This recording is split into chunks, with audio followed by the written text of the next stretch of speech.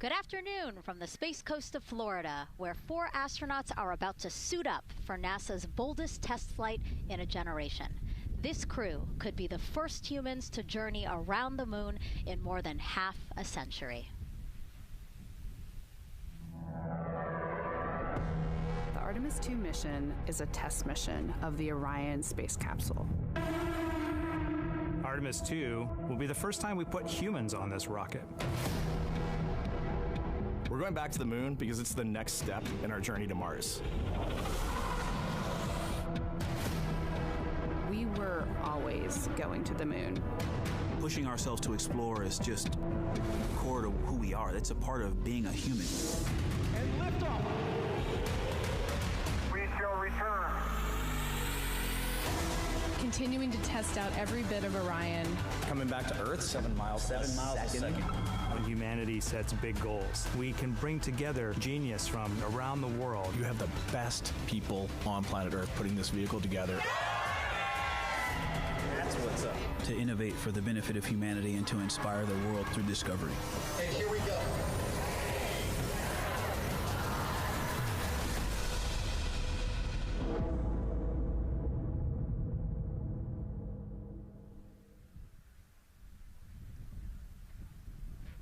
Welcome, and thank you for joining us live from NASA's Kennedy Space Center, where we are beginning a new chapter in America's human spaceflight story.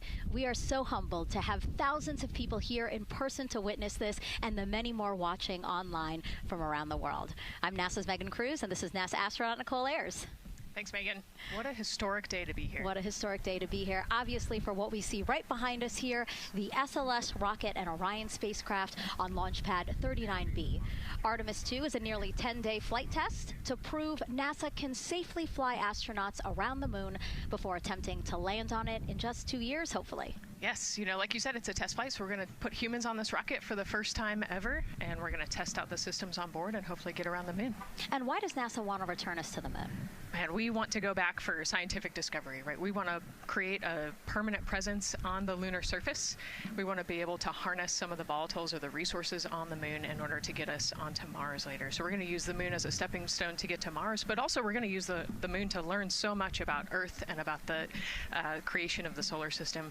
You know, the moon is this untouched witness mark for the Earth and the solar system. And what I really love is like all the things that we do to get us to explore our universe, all of that technology, all the jobs created to support that, it all benefits us here on Earth. Yes, definitely. I mean, getting this rocket into orbit takes, 8.8 million pounds of thrust, right? And it's the people on Earth who do that and who create that, the engineers, the scientists. There are so many people who make this mission happen. And so if all goes well, this crew could travel farther from Earth than any other humans before them and see parts of the moon no one has ever laid eyes on. And now, speaking of laying eyes, here we are in the suit-up room with the Artemis II crew. Yes.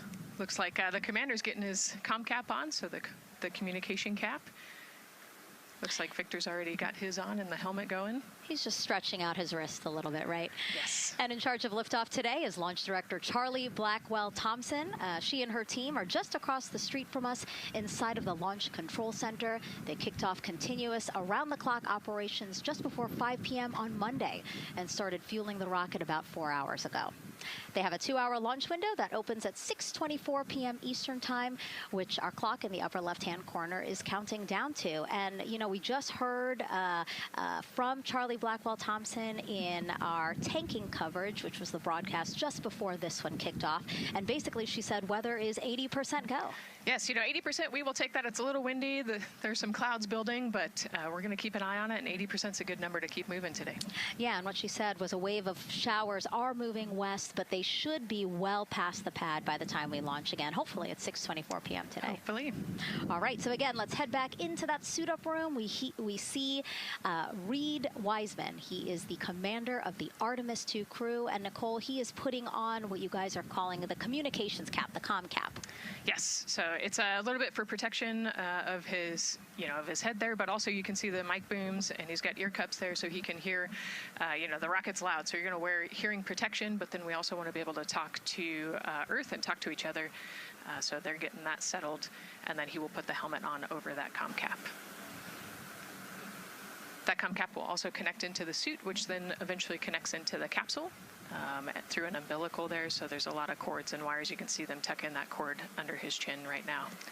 And so the suits they're wearing, they're called the Orion Crew Survival Suits, or OX suits.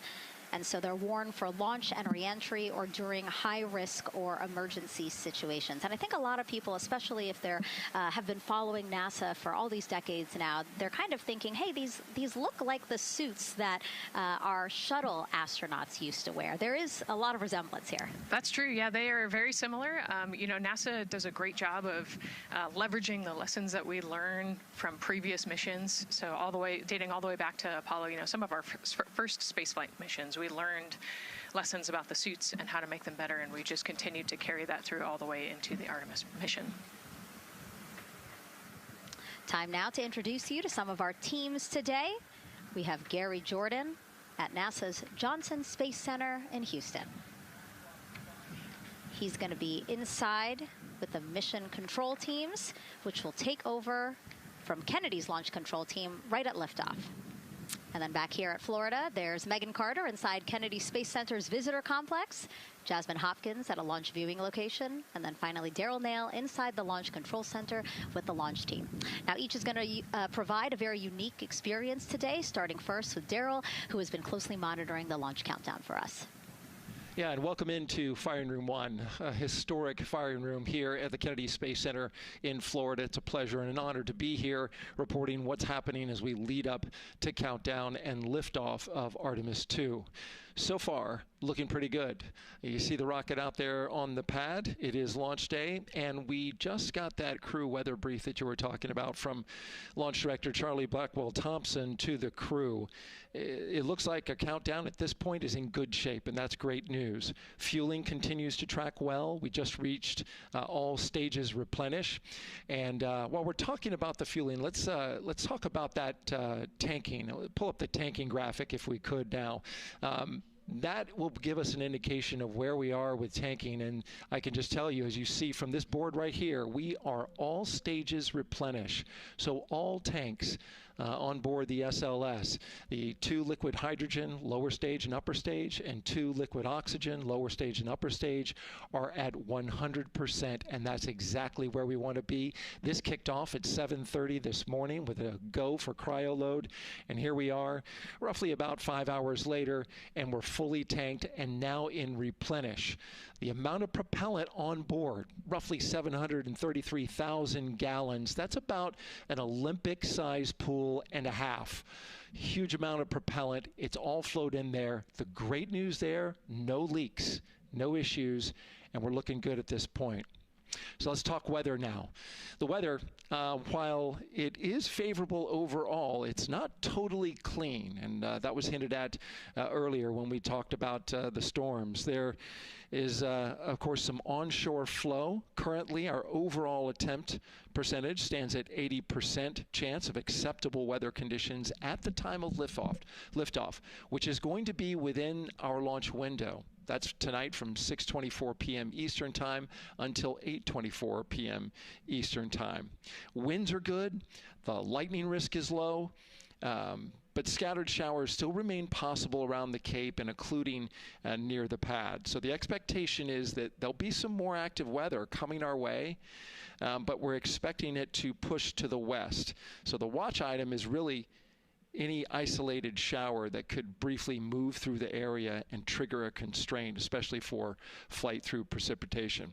Well, you're looking now inside the astronaut suit-up room, and of course we got the 4 astronauts there. They talked to Charlie Blackwell-Thompson today, and you know, everything looks good there. We're tracking one minor NC issue at this point. We'll talk, it's a non-conformance. We'll talk about that a little bit later in our next hit, but for now, again, looking good. And of course, our administrator for NASA is here in the firing room. He checked in with the launch director, chatted with her for several minutes, and he's here in the firing room, which is a good positive sign, of course, for the day.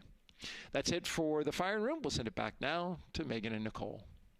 Daryl, thank you so much. Yeah, let's get back into the suit-up room here, where we now have a shot of all 4 astronauts, and it appears all of them are undergoing their suit leak checks. Can you talk to us about what that is, Nicole? Sure, yeah, you can see, as the suit expands, that we're going to pressurize those suits. So in the case that we need it, if we lose pressure in the capsule, those suits will protect the astronauts and keep them pressurized and keep them survivable. So these guys are going to hold their breath for about 10 seconds. Any movement in the suit could cause changes in the pressure, and so we want to get a really nice, precise, accurate measurement on the leak check. And so they'll hold their breath. Even just their heartbeat could potentially make some differences in those super sensitive sensors there. So you can see the red and blue valves there, the air in and air out, and it looks like Victor just had a good leak check. Yeah, and actually they do 3 leak checks, again, just to get an average reading to say, hey, we have confidence that these suits are holding the right pressure. As Nicole said, that tube that's going in,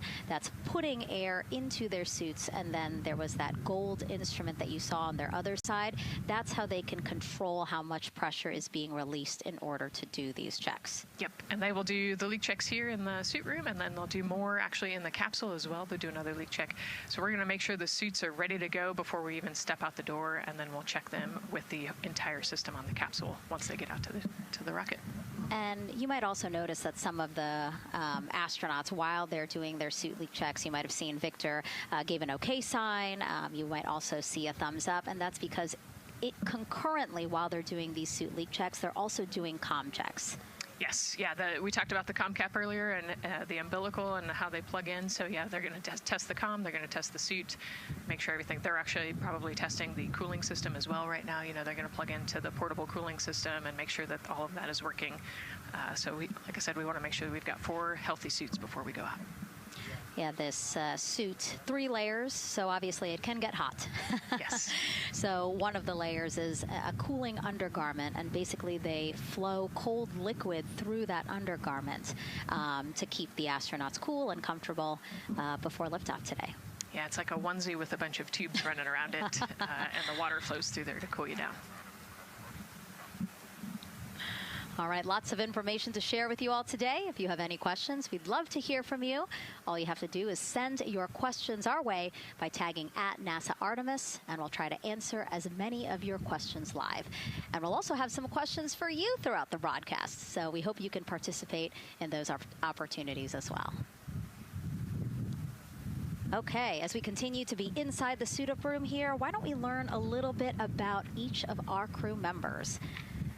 Right now, we are looking at pilot Victor Glover, but hopefully we can get a shot here of our commander, Reed Wiseman.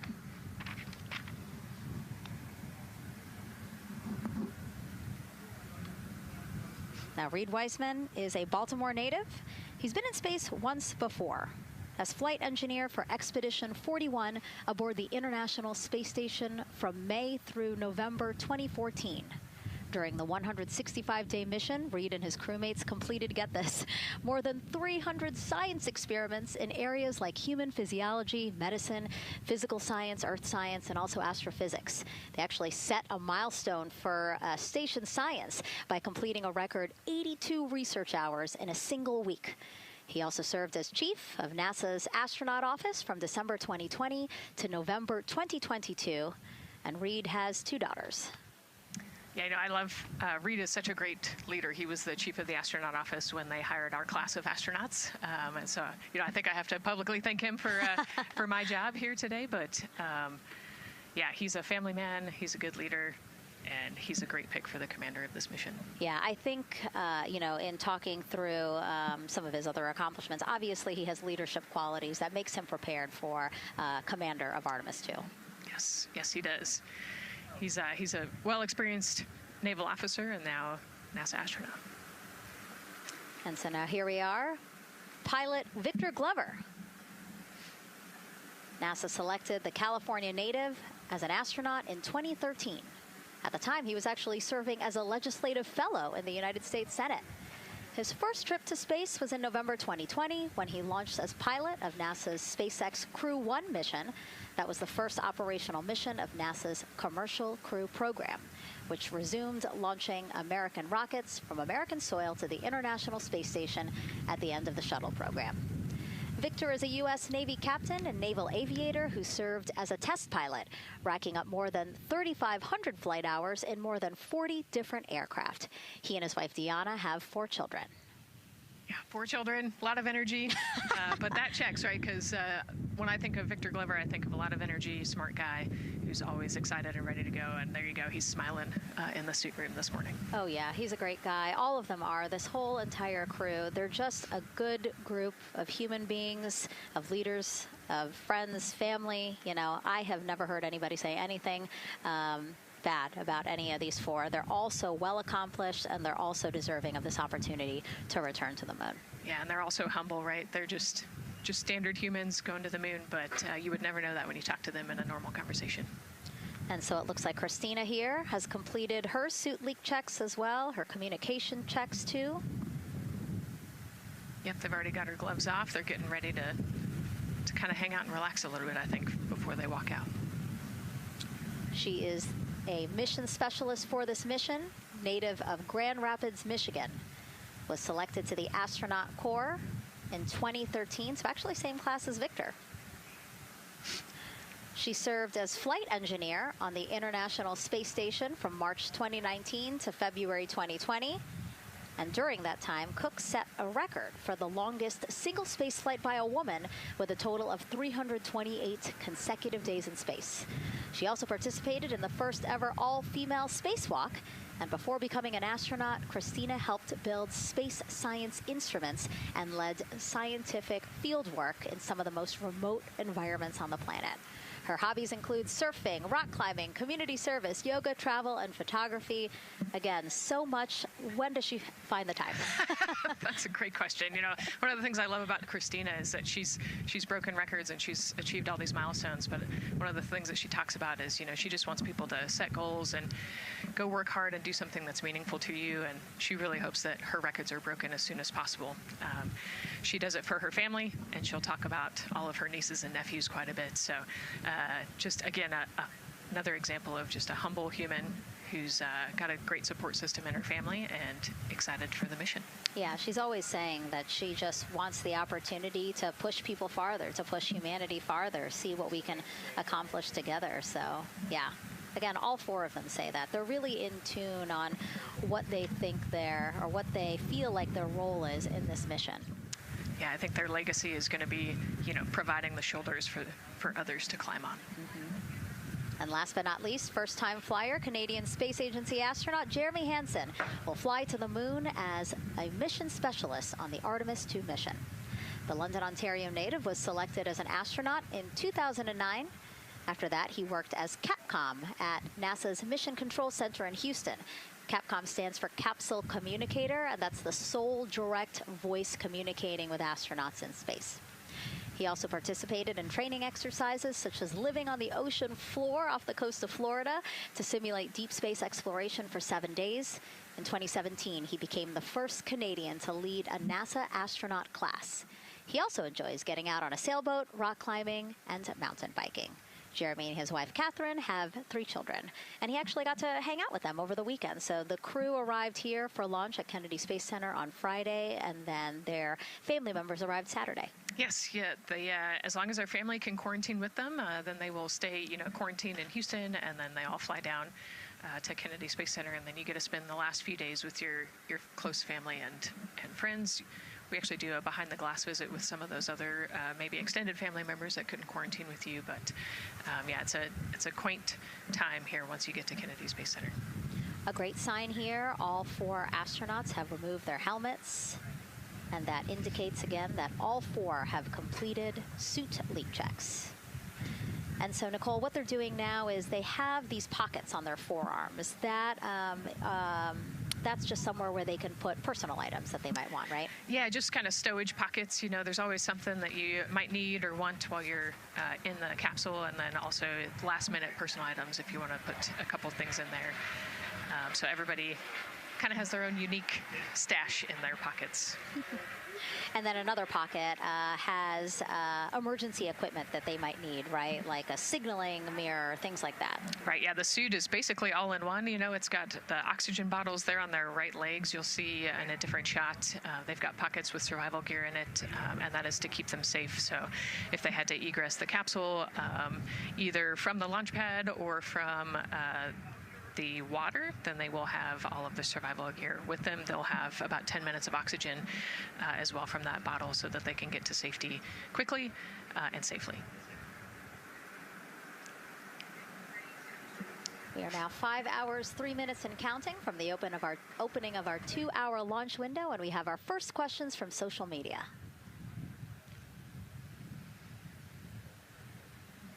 Question here from X. So to be clear, this is not a mission to land, but to orbit the moon. Thank you, and thank our astronauts. Nicole. Yeah, this is a great question. You know, I think it's important to highlight the mission of Artemis II, where we are going to go around the moon. We're going to see the far side of the moon. We're going to see parts of the far side of the moon that human eyes have never seen before.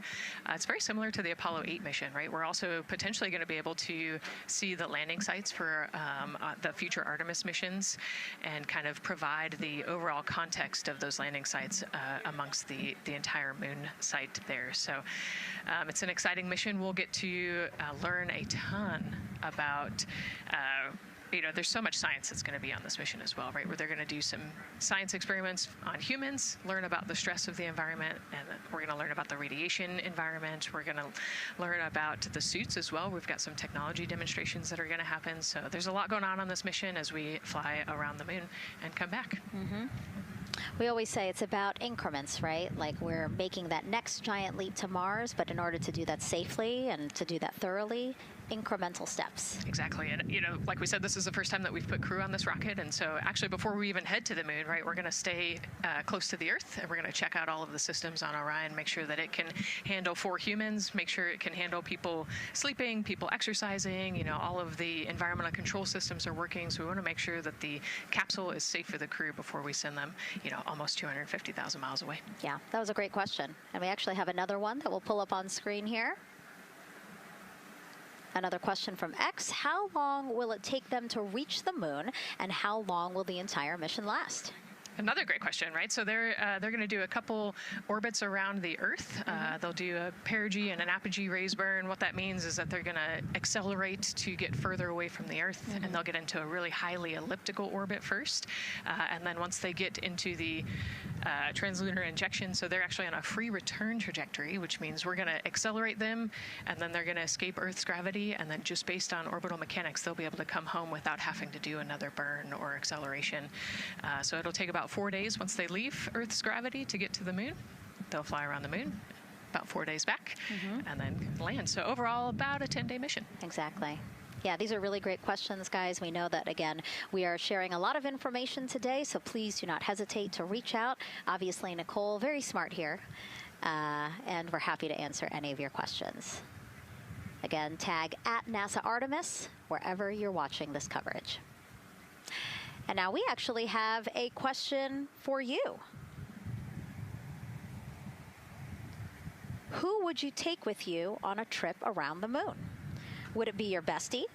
Would it be a pet, family member, or a seasoned astronaut?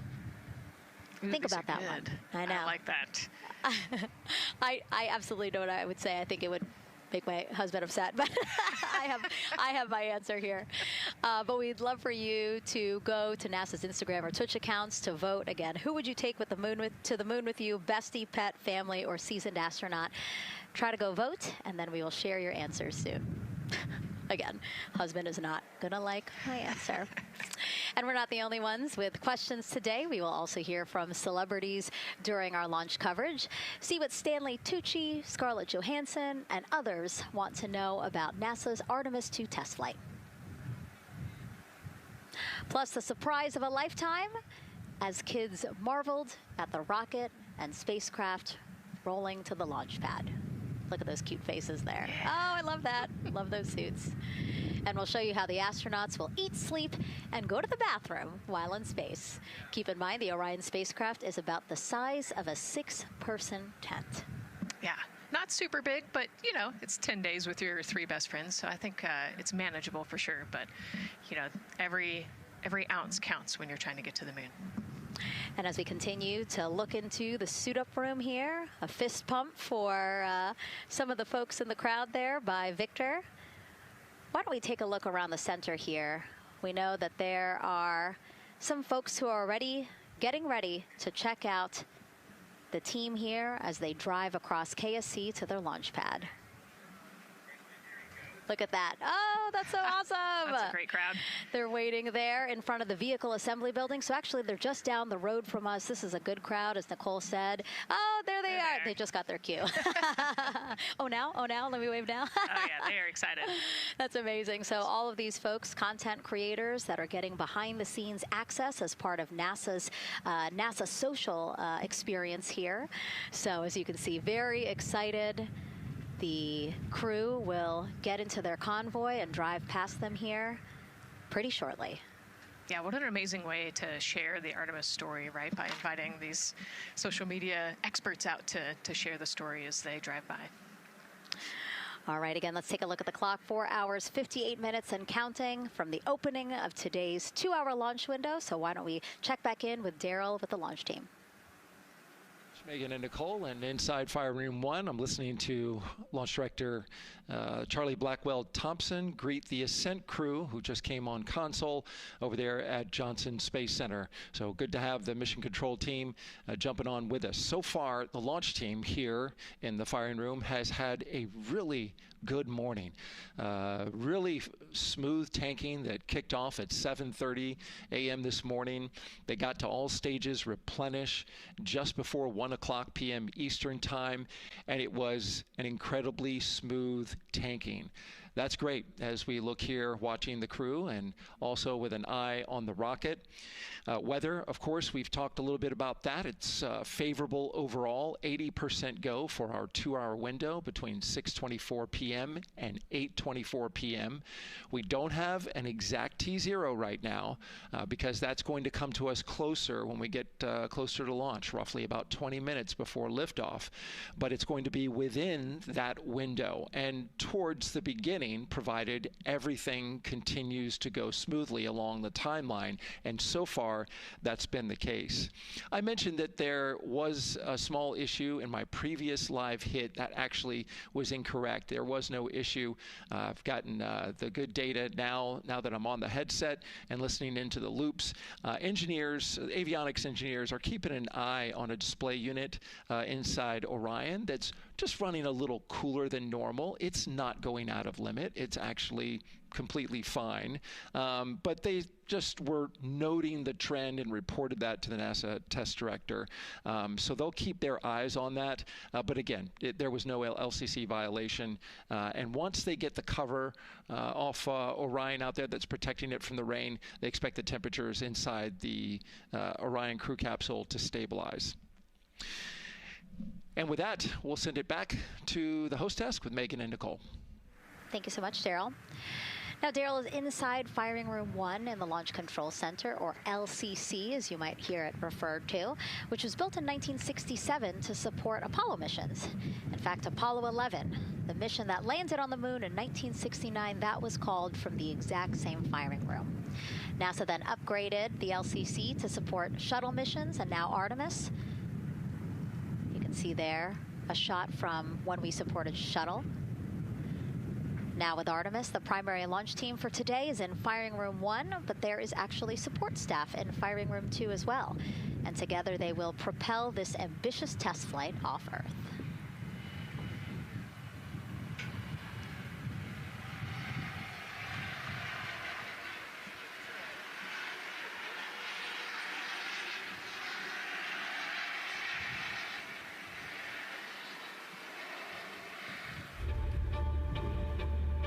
We're going back to the moon because it's the next step in our journey to Mars. We need to go explore the moon. There's vast regions of unexplored areas with the coldest, darkest places in our solar system. This is a test mission, and when we get off the planet, we might come right back home. We might spend 3 or 4 days around Earth. We might go to the moon. That's where we want to go, but it is a test mission, and we are ready for every scenario as we ride this amazing space launch system in the Orion spacecraft. But another reason we're going back to the moon is to fulfill NASA's mission, which is to explore the unknown in air and space, to innovate for the benefit of humanity, and to inspire the world through discovery. And when we succeed and when we accomplish the things that we set out to accomplish, that inspiration not only can set up new things to happen, but it also is a reminder in tough times that we're capable of doing great things when we work together. The thing I love about the moon is that it's not just a beacon for exploration and this platform of possibilities for incredible missions like this, but it has benefits. That's actually why we're racing towards it.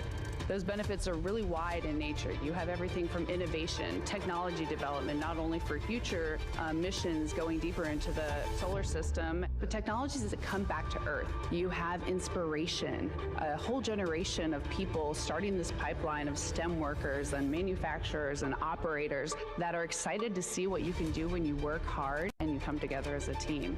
When I think about the 4 of us flying around the far side of the moon, seeing that Earth rise, taking images and video and sending them back to you, the feeling that I have inside is hope. We know that Artemis II is not the solution for humanity on planet Earth, but it is a contribution in the positive column. We hope that just for a moment that people will pause and say, wow, it's extraordinary when you look back upon the Earth with over 8 billion people, and you see this concrete example of what humanity can do, this extraordinary thing when we set big goals and we work together to achieve them. Now, Kennedy's launch control team takes us to liftoff, but then mission control at NASA's Johnson Space Center in Houston takes over. That's where we have our Gary Jordan embedded with that team. Hey, Gary. Hey, Megan and Nicole, it's great to be joining you from here in Houston, Texas. I'm in NASA's Mission Control Center, where the Artemis II Ascent flight control teams, led by Flight Director Judd Freeling, recently started their shift to monitor the Orion spacecraft integrity, the Space Launch System, and the crew to make sure all criteria is met to commit to today's launch and the mission ahead. The team you see here in this room today has been training extensively to prepare for the highly dynamic phase of flight that begins shortly after engine ignition. Teams here will be monitoring the flight of the Space Launch System, Orion, and of course the Artemis II crew on board as they make their way from the Kennedy Space Center into Earth orbit. The lead console positions will be in this room, called the White Flight Control Room, a room which traces its legacy to the Space Shuttle program, with the first shift supporting STS-70 in 1995, more than 30 years ago. Each console represents an expert in a particular discipline, whether it be communications, propulsion, crew health, life support systems, or trajectory. And each of these individuals has a support team in other rooms, each ensuring that no data point is left unchecked, no procedure is missed, and combining efforts as one Artemis team to ensure crew safety and mission success. After liftoff, Mission Control Houston will be staffed around the clock over the next 10 days until the spacecraft is safed for the recovery teams and the crew is extracted from integrity and brought aboard the recovery vessel. The roar of a powerful Space Launch System liftoff is just the beginning. The mission is, of course, a test mission, and the first with humans on board Orion and in deep space. The crew's job is to put the systems and capabilities of Orion to the test, taking us closer to a sustained presence on the lunar surface. It's great to see the crew gathered around the table. Megan, with that, we'll toss it back to you as we continue to monitor from here in Mission Control Houston. Back to you. Thank you so much, Gary. Yes, a pre-flight tradition that we have seen with our crewed flights and our astronauts, the card game, Nicole. Yeah, you know, this is a fun time for the crew. Kind of relax a little bit, play a card game with the chief. You can see Scott Tingle there is the dealer today. Looks like they're playing high card wins. So Victor won, he's out, now Jeremy's out. You know, there are 2 schools of thought on this game. Either you want to get rid of all your bad luck or go out on a high note. So it looks like the crew chose we're going out on a high note.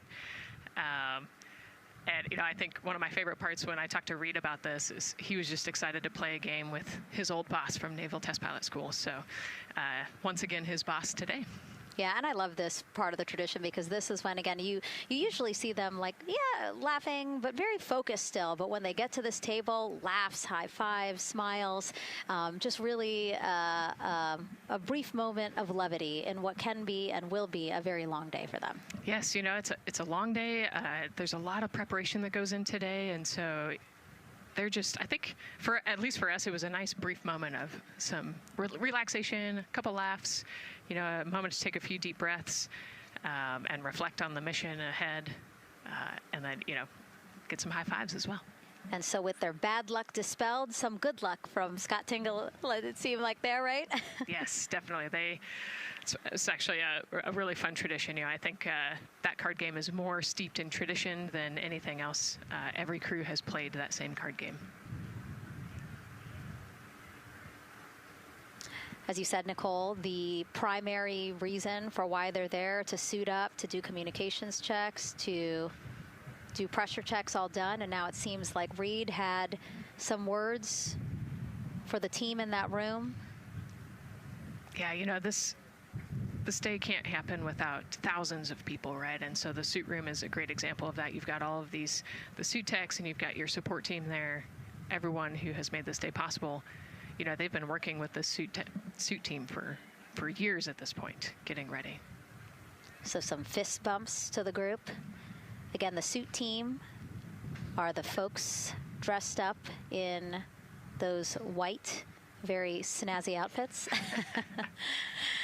Special outfits that we can talk a little bit more about later, but each crew member was assigned their own suit technician. So as you said, working very closely with the same person to make sure that the crew felt comfortable and ready in these suits as they lift off from Kennedy Space Center.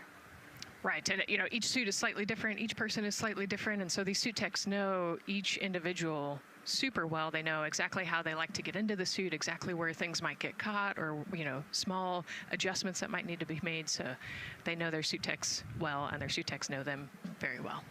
And so as we take a couple of pictures here, we really hope that you are learning a lot about the suits and the process of checking them out for a mission. But imagine the opportunity to get a hands-on demonstration from people who helped design these suits. Take a look.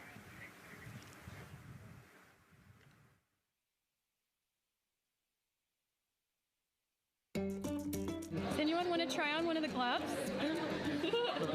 I love showing the kids the suit. I love how excited they get about space.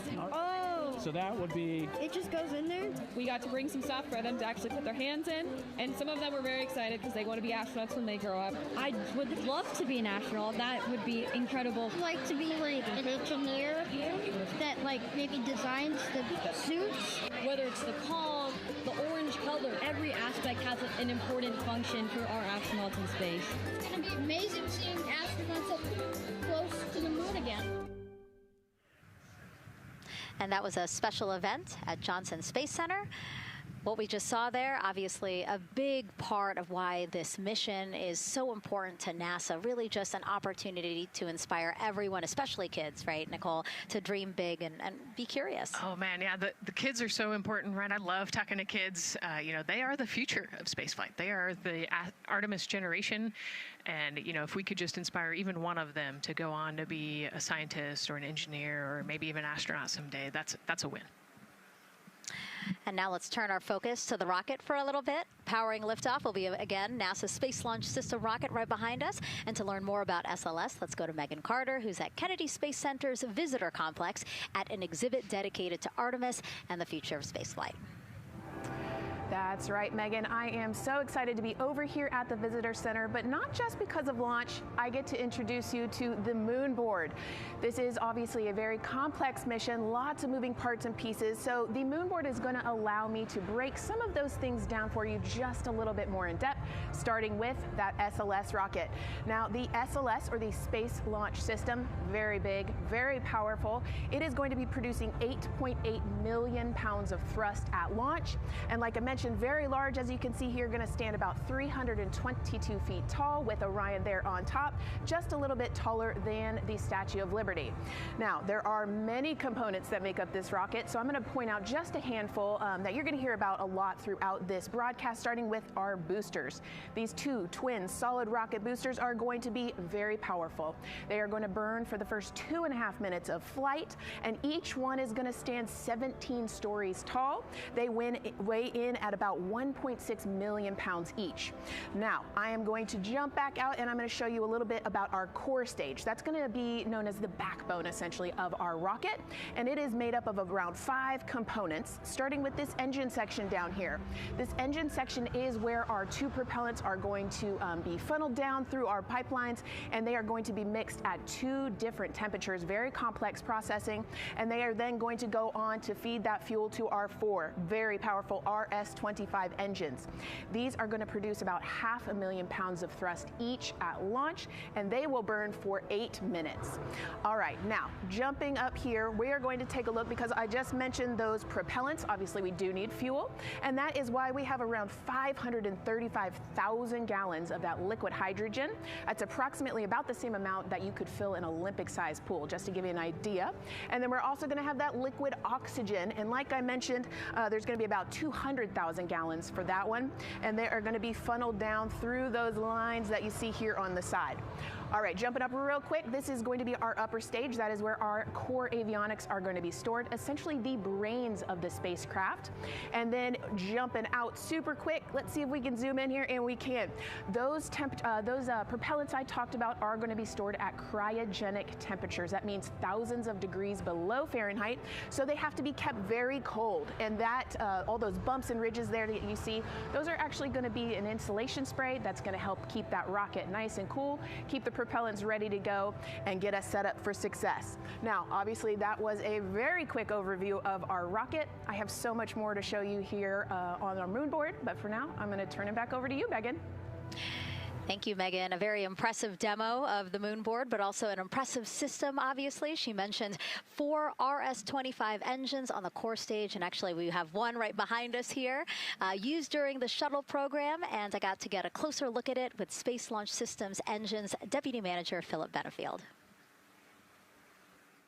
Okay, so Philip, in terms of size, shape, and function, what we see here behind us, exactly what we see on the pad. Absolutely, Megan, absolutely. So this is the RS-25 engine. Impressive. We have 4 of these on the bottom of the SLS rocket to propel the SLS rocket in Orion into low Earth orbit. And we've been seeing views of the pad throughout this broadcast, but you mostly only see the bell here. What's happening over here? Right, so this is generally what we call the power head section of the engine. So the purpose here is that it takes in the propellants from the vehicle tanks, the liquid oxygen minus 297 degrees, super cold stuff. The liquid hydrogen even colder, minus 423 Fahrenheit. There's 4 turbo pumps on the engine that pressurize that propellant up to 9,000 PSI in areas. It is all directed into the main combustion chamber where it is burned into hot gas that then is accelerated out the nozzle to produce thrust. When you say hot gas, what are we talking about? We're talking 6,000 degrees Fahrenheit gas. Wow, so we're talking really cold as liquids coming into the combustion chamber, and then it comes out as really, really hot gas. How do you design, how do you engineer something to control both extremes? Absolutely, it's very technically challenging. One of the main things here with the nozzle is that since you have the 6,000 degree Fahrenheit gas coming out, you have to cool that nozzle so it doesn't melt. And so the way the nozzle is constructed with these 1,080 coolant tubes. And so each of these coolant tubes flows a small amount of hydrogen. It keeps it cold, and so it doesn't melt during operation. Wow. I mean, all of the science that you're talking about, it is truly amazing that you guys designed this for shuttle, and yet you've reconfigured it, retooled it to be able to now support Artemis. What do you think about that? Yeah, I think that's really amazing, the fact that we were able to use the heritage hardware on the Space Launch System. The engine itself, developed through the Space Shuttle program, many upgrades to make it more reliable and improve the thrust as well. Perfect. Philip, thank you so much. I can't wait to see all 4 function. Same here. Thanks, Megan. Enjoyed it. And again, another idea and way that we are learning from what we've built upon and figured out all into this moment. Yes, with so much more thrust and capability, like we said, we learn all those lessons from previous missions, and we get to involve them here today. And here we are, the closeout crew in the White Room, getting ready for the astronauts who have just left crew suit up and are now walking down a hallway to greet some family and friends downstairs. Commander Reed Weissman, pilot Victor Glover, mission specialist Christina Cook, and Jeremy Hansen. Looking excited, ready. Now in that elevator to take them 3 floors down. Thumbs up, one more photo, one more photo. Oh, nope, a couple more people in that elevator. Those are important folks. They're going with them to the pad. Yeah, Bye, Reed. This is a fun elevator ride. Yeah. And, you know, actually you couldn't see them because they're off camera, but the support crew that's actually in crew quarters with us is right there waving goodbye and saying goodbye to you. So it's a really special moment to say thank you and say goodbye to the support crew at crew quarters. That's amazing. And so, again, they will ride down 3 floors, and then soon we'll walk out the doors that you see underneath the banner there that says their names. These doors, the same doors that astronauts who have launched from Kennedy Space Center have walked out of since the Apollo program. Yes, and you can see another tradition is putting your patch on that archway as well. So I'm sure they did that over the last couple days. They did. It's actually it's so hard to see because there's so many of them, which is also great, but it's on the door frame on the right-hand side, the very, very bottom. Awesome. Great crowd here. A shot now of everyone who is waiting to greet the crew as they walk out of the operations and checkout building here at Kennedy Space Center and will board their ride to the launch pad. Yeah, this is a really great shot, right? Because you get to see a little bit of what goes on there. So you've got the close family that were in quarantine with them up close. They get a wave goodbye one last time. You've got a little bit of media in the background, and then you've got some NASA employees and a lot of the program managers off to the side as well to wave goodbye one last time and wish them luck. Yeah, it's a really nice moment. Again, they have had some quality time with family, but this is their final opportunity to say, see ya in 10 days. Yep, the last wave. And so there are different pens of people, again, as Nicole was alluding to, specific to the quarantine rules that you followed in order to be able to have that access, have that closeness with the crew. And then on the bottom left-hand side of your screen, the Astrovan. And that is going to be the crew's ride out to the launch pad. This modified Airstream motorhome can seat up to 8 people inside. It has a TV and sound system, and we know they plan to watch a video during their trip out, right, Nicole? Yes. So I think Top Gun is on the menu, yes. And then also Point Break, because Christina surfs. So I think they've got a pretty decent entertainment planned. So I love that. It gets them in the headspace, the right headspace, to really just enjoy the ride to space. NASA's history with Airstream dates back to the 60s when the company created a crew quarantine vehicle for when astronauts returned from the moon. This picture here, President Nixon talking to the Apollo 11 astronauts inside said quarantine vehicle. Then during the shuttle program, Airstream created the first generation Astrovan, a 27-foot motorhome that transported astronauts across KSC to their launch pad. And again, that is what we're going to see today. A very similar picture. Again, the orange suits, the Astrovan, very reminiscent of what we have done before and how we got to where we are now. Yeah, and it's a pretty cool ride. You get about 20 minutes to get out to the launch pad and watch a movie, listen to some music. It's kind of an interesting, and then along the whole way here at KSC, all of the employees from Kennedy Space Center come out. You can see in the background of the shot you're looking at right now, all of those employees and everybody lining the streets, waving and wishing them luck.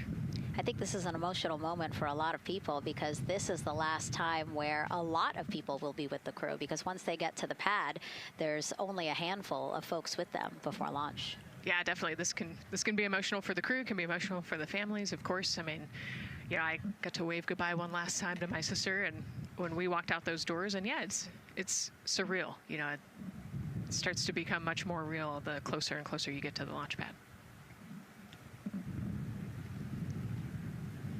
20 seconds now from when we expect the crew to walk out those doors. It must be really hard for them to patiently wait for these very specific milestones.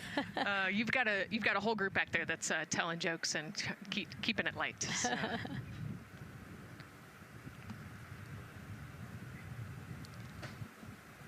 And here they are, NASA's Artemis II crew. Commander Reed Weissman, pilot Victor Glover, and mission specialist Christina Cook and Jeremy Hansen taking their first steps outside for their historic test flight. To a wonderful applause from the crowd. They're looking really excited. Some and big really smiles. Ready. I love that. It's a great day for us. It's a great day for this team. A few words from Reed. Great day for us, the team, he said. Thumbs up, more thumbs up. Of course, a lot of pictures. We hear some camera shutter clicks back there. I love the energy of this crowd. Let's go.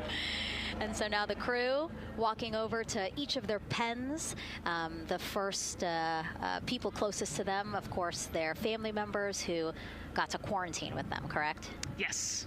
Yeah, so the ones that are close and waving, those are the immediate families, so spouses, partners, kids. And we're trying to give them some privacy so that they can have their conversations with their family members. Christina there, she has her husband. Victor has 4 daughters and his wife, they're there. Reed, his 2 daughters are there. And then Jeremy, his wife, 2 daughters and a son. You know, when you were standing in their shoes, Nicole, when you flew for Crew 10, what were you kind of talking about? Like, did you really think about this moment and what you might want to say? You know, they've all already done their real goodbyes, you know, in person. And so this is more just kind of, again, that last chance to wave, last chance to get one smile. You know, you see Christina there smiling. So this felt much less heavy and just, you know, waving and maybe cracking a joke or something, saying hi. So this was a really, really great moment for our crew. Reed's 2 daughters there. Reed spoke about when he told them that he was selected to be the Artemis II commander. And he said he was worried. He's a single dad, didn't know how they would react. And actually, he said he was overwhelmed by their support. He woke up the next morning with cupcakes baked by one of the daughters, moon cupcakes. Yes, I love this story. Moon cupcakes the next morning. Like, how awesome is that, right? Everybody needs their support system, and clearly he has that in his daughters. Christina said she took a bike ride with her husband and wanted to tell him when the moon rose, but that it was too foggy. But she said he was still very excited and happy for her. Yeah, the moon's still out there. A close-up now of, again, Commander Reed Weissman and Mission Specialist Christina Cook. To the right of your screen, as we pan left, we have pilot Victor Glover. Victor told his wife, and they told their 4 kids together, and he said that one of them just started yelling, "Let's go!" Yes, I love that. Again, the support from the family is awesome. And Jeremy said his wife and 3 children, super excited. He felt very supported. You know, he did have that tough conversation, obviously, of talking about the realities of this being a test flight, but he said they were super supportive. And now as he walks away, some kisses from Victor Glover to his family, hearts to Christina. Jeremy being a gentleman, pausing so that Christina can take a nice photo without him. Hearts too from Reed there.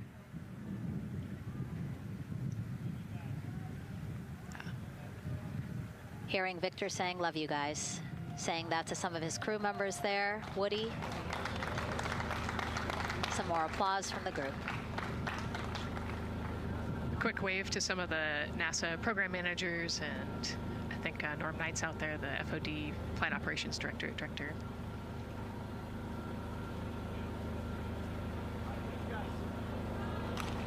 You heard Reed there saying, "Thank you guys," as the crowd picks up again with their applause, and the four of them step into their Astrovan.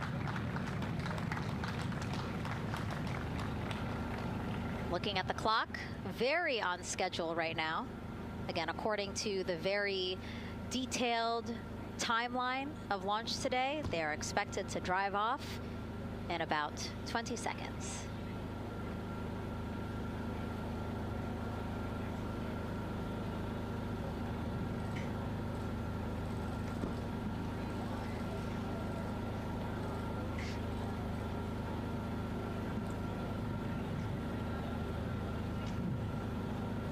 So far, we're marching toward the launch smoothly.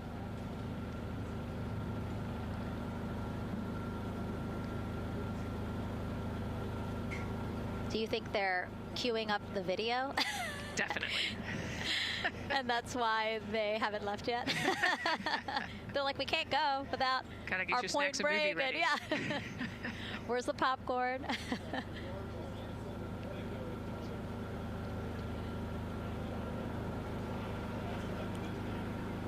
Again, good on the timeline. Of course, they do have these very specific milestones, but this is not one that has to be completely stuck to the second and the minute. Yeah, we will make up that time easily.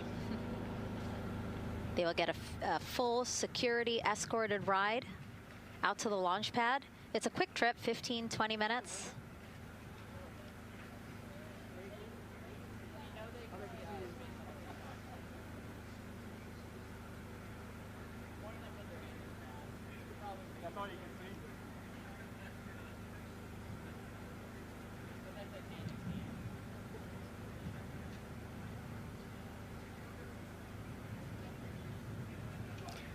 The closeout crew at the pad still just getting everything ready for their arrival.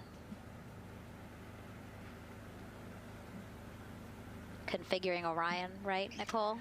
Yes, so they're probably laying out the seat restraints and getting all of the umbilicals set and ready to go so that when the crew gets there, they can ingress and start getting strapped in and connected to the capsule.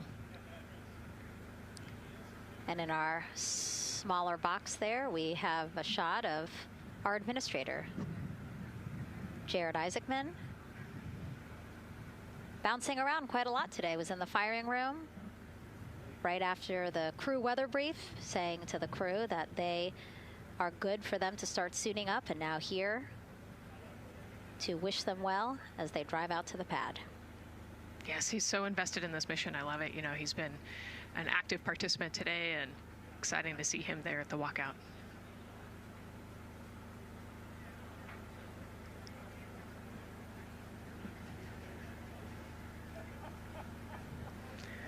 So in the van, they're probably getting hooked up to the portable cooling systems as well. So that's probably, that would be my guess on the slight delay here, making sure everybody's situated, connected to cooling, and ready to go before they take off. Right, because the orange boxes, we didn't talk about it when we were in the suit-up room, but if anybody noticed, there are these orange boxes, and that's what provides the cooling to those thermal garments. And so those boxes have been staged inside of the Astrovan so that once they got there, they can connect up again so that they're cool and comfortable on the way out. Right, so they were off cooling from the walkout, you know, said hello to their families in the 80-degree weather here in Florida today. So it can get really warm in the suit quickly if you're not careful. So we want to make sure everybody's comfortable before we drive off.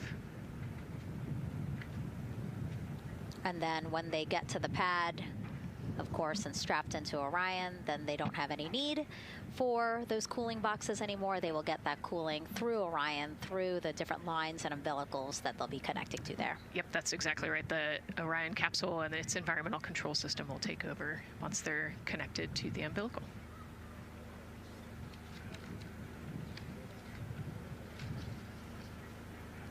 And so when we were watching them get into the elevator, I said, oh, there's a couple more people going in there. And they were, again, those folks in the white suits that we saw. Again, suit technicians. Yep. And there they go. And off they go. Reed, Victor, Christina, and Jeremy now on their way to launch pad 39B, where they will fly to the moon.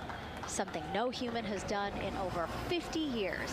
They may also set a new record as the farthest humans have ever been from Earth, a record set by the Apollo 13 crew almost 56 years ago today.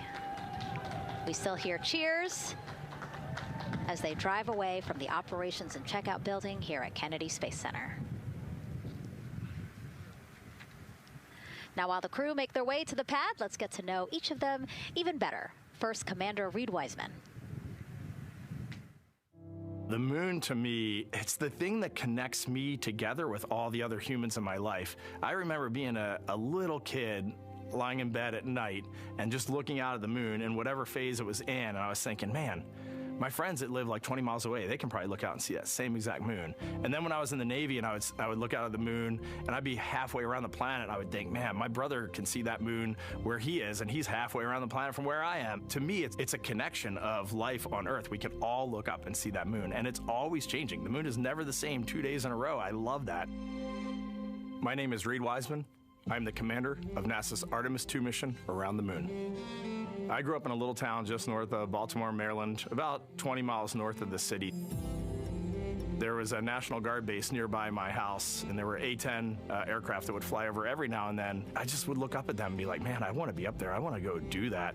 And then my brother went to the Naval Academy, and I would go every year and watch the Blue Angels fly during commencement, and that just started to grow and grow and grow. For a while, I wanted to join the Air Force, and then I realized Navy flies as well, and they fly from ships in the middle of the ocean, and that was it. Like, done deal for me. That is exactly what I wanted to do for my career. Flying is freedom to me, especially when you're in a jet aircraft coming off of an aircraft carrier in the middle of the Pacific Ocean. Nearest land is over 1,500 miles away. So when you come off of that aircraft carrier, you are truly just alone with yourself out there. It is a magical experience to be out there all by yourself in an aircraft over the Pacific. Just it's free. I think anybody who accomplishes something that they set their mind out to, there's no one thing that does it for them. It's a combination of everything. I mean, the way my parents raised me, the way my brother and I, the way our relationship developed over time, my friends, being in the marching band, going to college, setting my own course, learning how to live on my own, being mentored along the way, being, kept on the path to success, but being given the freedom to, make excursions and fail every now and then and regroup and carry on. I think all those things come together in the end to get you where you are. I've had to overcome, I'm a human being. I've had to overcome a lot of fears. I'm pretty scared of heights. I joked about that on the International Space Station, but it turns out I'm only scared like at the edge of a building. When you're up on the International Space Station, even though you're 250 miles up, I never had that feeling of falling or that I was, at risk up there. I just kind of loved the feeling of floating and looking down at Earth. There have been challenges all throughout my life. By far, the biggest challenge was losing my wife in 2020 to cancer and now raising two daughters who are grown up now, but that's been the biggest challenge by far I've ever had to face. It is not easy. Being an only parent, trying to work a full-time job, and raising two kids is something that I think about every single day. I'm very proud of the work I've done. I haven't always done it well, but I've always shown up and tried as hard as I possibly can. And now Artemis II pilot Victor Glover and his journey to this history-making moment. I do wonder what it's going to be like when we are really far from Earth and can see it. The sensation of being so far away from everything that you know. I had that sensation on the space station the first time I got to sit in the cupola for a really long time.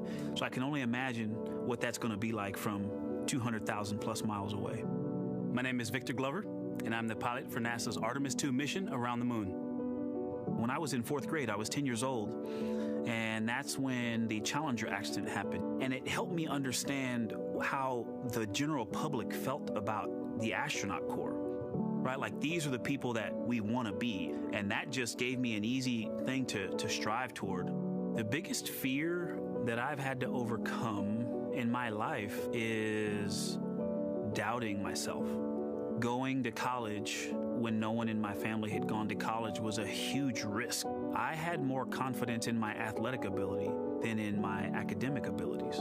I could play football with those college students that I saw on TV, but my classmates that I saw in the lab and around the University Union, I didn't know if I had what they had. I think addressing that self-doubt was a part of, swinging for the fence and trying to go get an engineering degree, not just go to college, but get an engineering degree and then go do something challenging and technical like flying. Apollo is known for sending humans to the moon. Artemis has an opportunity to continue the Apollo story, but I actually think it's important for this story to stand on its own. Artemis is a new program, and we're trying to do new things. And it's great to compare and contrast. When you look at our spaceship, you can see parts that were designed, built, and integrated in another country. When you look at our crew, you see that our crew is international. There are also men and women. And I just think that comparing and contrasting makes the story even richer. The piloting role specifically, I will have an hour and a half or so where I get to fly the spacecraft by hand. We haven't flown that many spaceships. And so the ability to fly one actually in space on a test mission is just a really unique opportunity. I can't tell you how I'm going to feel when we fly by the moon and see the moon up close and the Earth from 250,000 miles away, but I don't use the word excited because I'm focused. What we do, this is very serious and it's very risky, and we are all intimately familiar with that risk. And so if we go out there and we're successful and we can pass that baton on to Artemis III, that's something to really be excited about. Great to hear from Reed and Victor in their own words about how they feel about this mission and their role in it as the convoy turns this corner here onto the road where the vehicle assembly building is and where the group that we showed you earlier today, ready with their flags. Wow, that group has expanded exponentially. Love this. Yes, this is great. So many people. Flags, oh my gosh, I love it. Oh, this must feel so special to the crew to see all of these people here to wish them well. Yes, this is heartwarming. Look at how many people there are. Everyone is so excited about this mission. Signs, people have made signs. I feel like the Astrovan has slowed down a little bit, to really take in the moment. Wow. That's amazing there. Again, crowds continue going as we are now passing the historic vehicle assembly building. This is where the Space Launch System rocket was assembled and stacked with Orion. Its history, of course, goes back to the Apollo days, but today it is home to the Artemis missions to the moon and beyond. Gosh, still people lining the route. Yep. I love that. I do too. It leaves me kind of speechless, you know, just to see all the support, all of the people who want to know that they're thinking of them, they're with them, and the fact that this crew specifically has always said we are going for all by all. This must be really special to them. Yes, and that's just here on Kennedy Space Center. Imagine the rest of Florida right now. Yep. Mission specialist Christina Cook, who holds the record for the most consecutive days in space by a woman. Let's take a look at what she has to say about this mission. I tell a story, which is one that my dad told me before the Apollo missions when he was just a very little boy. He was looking up at the moon with his mom, and his mom said to him, "Don't worry, Ronnie, we'll never get there." Fast forward maybe 70 years later, it's his daughter that's actually going there. And I think that long arc is something that we can all learn from. The idea that the seemingly impossible becomes possible if you just believe in it and are willing to work hard and come together to achieve it. My name is Christina Cook, and I'm a mission specialist for NASA's Artemis II mission around the moon. When I look back at my dreams as a kid, I definitely never thought I would actually get here. I was very pragmatic. Even though I'm a dreamer, I knew that the odds were way against me again, so I might as well do something I'm loving in the meantime. I definitely loved science and math in school and, did pretty well in those things, but I also loved being active. I was always outside. I loved things that made me feel small. I loved looking at the night sky, oftentimes between the pine tree branches, or I loved the ocean.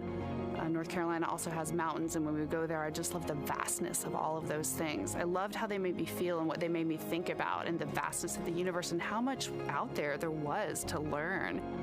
I'm drawn to exploring. I'm drawn to challenges that involve both mental and physical, and I'd much rather be solving problems wearing a whole lot of equipment and in a harsh environment, and that's just something I've carried with me ever since I was a kid. Thinking about the fears or challenges that I've had to overcome, there are just so many. I mean, basically, it's just been, that has been the journey. I always say to people, do what scares you, and that means I have to follow my own advice. So doing what scares me meant getting on a plane and going to the Antarctic, getting on a plane and going to study abroad in Ghana, applying to become an astronaut, opening the EVA hatch in the airlock and going out of it into the darkness, strapping myself onto a rocket. And so for me, I think that no matter what the challenge, recognizing that if people believe in you and you believe they believe in you, the challenges seem always a little bit easier. To me, the moon, it represents history. It is a witness plate. Everything that's ever happened to the moon is still written on the moon. Every single person has looked at the moon their entire lives.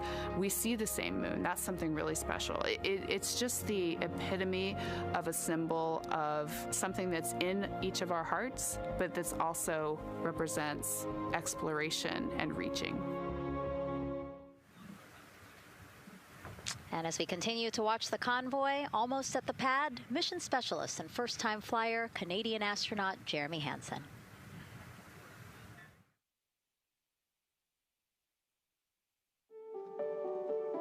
I have this very distinct memory of seeing an image of an astronaut standing on the moon. It's burnt in my brain because I went back to it so many times in my childhood, and I would look at that image, and I know it had a huge impact on me that humans had walked on the moon. My name is Colonel Jeremy Hansen. I'm an astronaut with the Canadian Space Agency, and I'm a mission specialist on NASA's Artemis II mission around the moon. My elementary school years, I grew up on a farm outside of London, Ontario. I spent as much time as I could with my dad on the farm. I learned the value of hard work, for example. If I wanted to go to work with Dad, it was going to be a long day, and I was going to have to not complain, or I wasn't going to get to go the next day. I had a treehouse. I had a vivid imagination. And I changed my treehouse into a spaceship. I made all these dials and controls. I had circuit breakers for switches that I found in the barn. And I was exploring space in my imagination. The most important thing I did to get to where I wanted to go in life, which was flying fighter jets and eventually becoming an astronaut, is I shared those desires with other people. And it turns out, just like you don't go to the moon on your own, if you could, I would have done it a long time ago in my treehouse as a kid. You have to go as a team. I think the biggest impediment to achieving my goals was, of course, myself.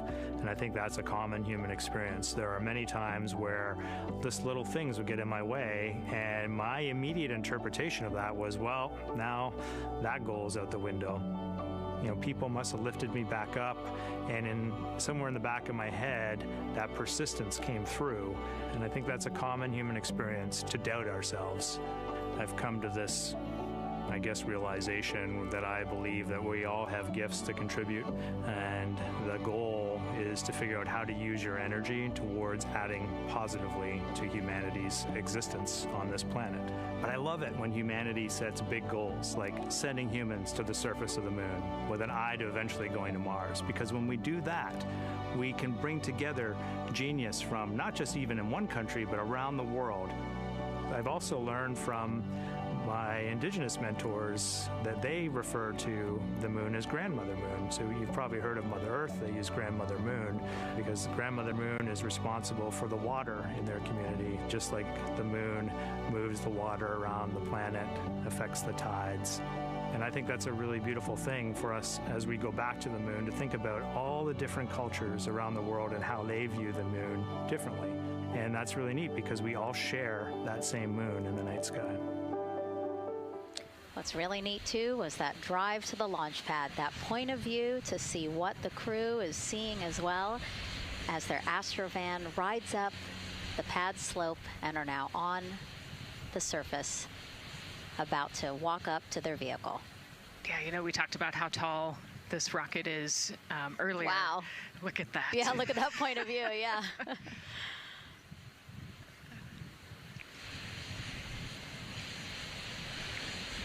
Pad 39B, another historic place here at Kennedy Space Center. Construction began in 1964, finished 3 years later. Apollo 10, the full dress rehearsal for the moon landing. That was the first mission to launch from this pad. Yeah, you know, we've used this pad for a lot of missions. You know, we modified the pad in the 70s and 80s, and then the shuttle missions actually launched from here as well. And then, of course, Artemis I took off from this launch pad, November 2022. And now here we are about to see the Artemis II crew get out of the Astrovan and make their way up the mobile launcher to the 274-foot level, where they will embark on their first crewed test flight of the Artemis program. You know, I think that button in the elevator actually says space when you hit it. It. Yeah. Really? At least on 39 Alpha it does. So I imagine it says something similar here. Again, let's take a look at the clock as we wait for the crew to get out. 4 hours, 10 minutes and counting until the top of our 2-hour launch window today. Let's head back across the street to Daryl, who's following the launch team every step of the way. All right, thank you, Megan and Nicole. And here inside Firing Room 1, we had a nice moment. The launch director, Charlie Blackwell-Thompson, NASA's first female launch director, standing up from her console, taking her cell phone and snapping photos as the Artemis II crew that she had just given the go to leave the astronaut crew quarters, driving by, and of course going up the causeway until they got there to the pad. And now we see them coming out of the Astro van there and getting ready to ascend the launch tower. Well, we got a weather brief before they went out to the pad, and of course LWO gave a go. There could be some rain out there at the pad. It's already rained out there already. If you're in the area and you're watching right now, well, certainly you know that there's some rain in the area. There's going to be spotty showers that are going to be coming ashore here, and we expect that throughout our rest of our countdown. But we also are getting forecasts that there'll be some clearing as we get closer to our launch window. Big wave from Reed Wiseman there, and a thumbs up as the crew goes into the elevator to ascend the launch tower to go up to the level where they'll walk across the crew access arm and get into the white room. One of the things that you're going to start to hear now is from the crew themselves. We're going to be airing the Orion to Earth loop, which is the communications that's going between that crew and the launch team here as they walk them through configuring their various consoles as well as getting ready. A nice moment here, and I'll just pause to just look and see as the crew walks across the zero deck, as they call it, which is the deck that's right there even with the engines, and they're taking a moment to go over there and stand up and gaze up at the 322-foot tall SLS rocket. This was part of the plan for the Artemis II crew, and potentially a rocket that could help them make history to go farther from Earth than any crew has before. The farthest distance from Earth when they launch will be roughly around 248,000 statute miles. They're expected to go about 4,000 miles farther than the Apollo 13 crew did. And now they've headed to the elevator to go up. Again, I was talking about the loops. You're going to be hearing from the crew as they discuss with the launch team getting various systems ready to go. And then closer to liftoff, we'll hear the operational launch team loop brought forward ahead of the critical pre-launch polls and then the start of terminal count. And that should be right around L-25 minutes, right before the NASA test director gives their poll and the launch director gives her management poll, which happens at L-17 minutes.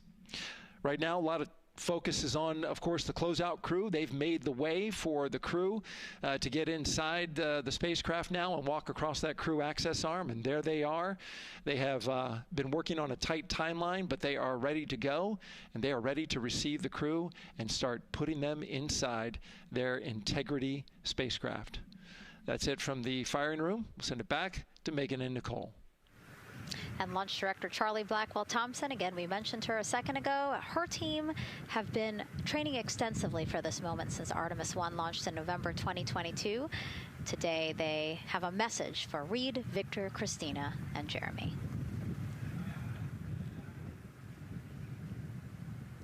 Today, you carry the work of thousands and the hopes of millions. Every test, every simulation, every long day and night have led to this moment. This team is ready. The vehicle is ready, and you are ready. From the ground to the moon, Godspeed, Artemis II! I love that. I just love seeing all of the people who have contributed to this mission and the fact that this is what they've been working for, and now it's culminating today. Yeah, thousands of people have worked on this mission, and you know, we saw there from the launch team, but human spaceflight is like the ultimate team sport, is what I like to say, and that's just a great example of our team wishing our astronauts good luck. That shot there that we were just looking at was aimed at the elevator doors, again, to catch the astronauts as they make their way up to the 274-foot level of the mobile launcher. The mobile launcher is the structure you see there.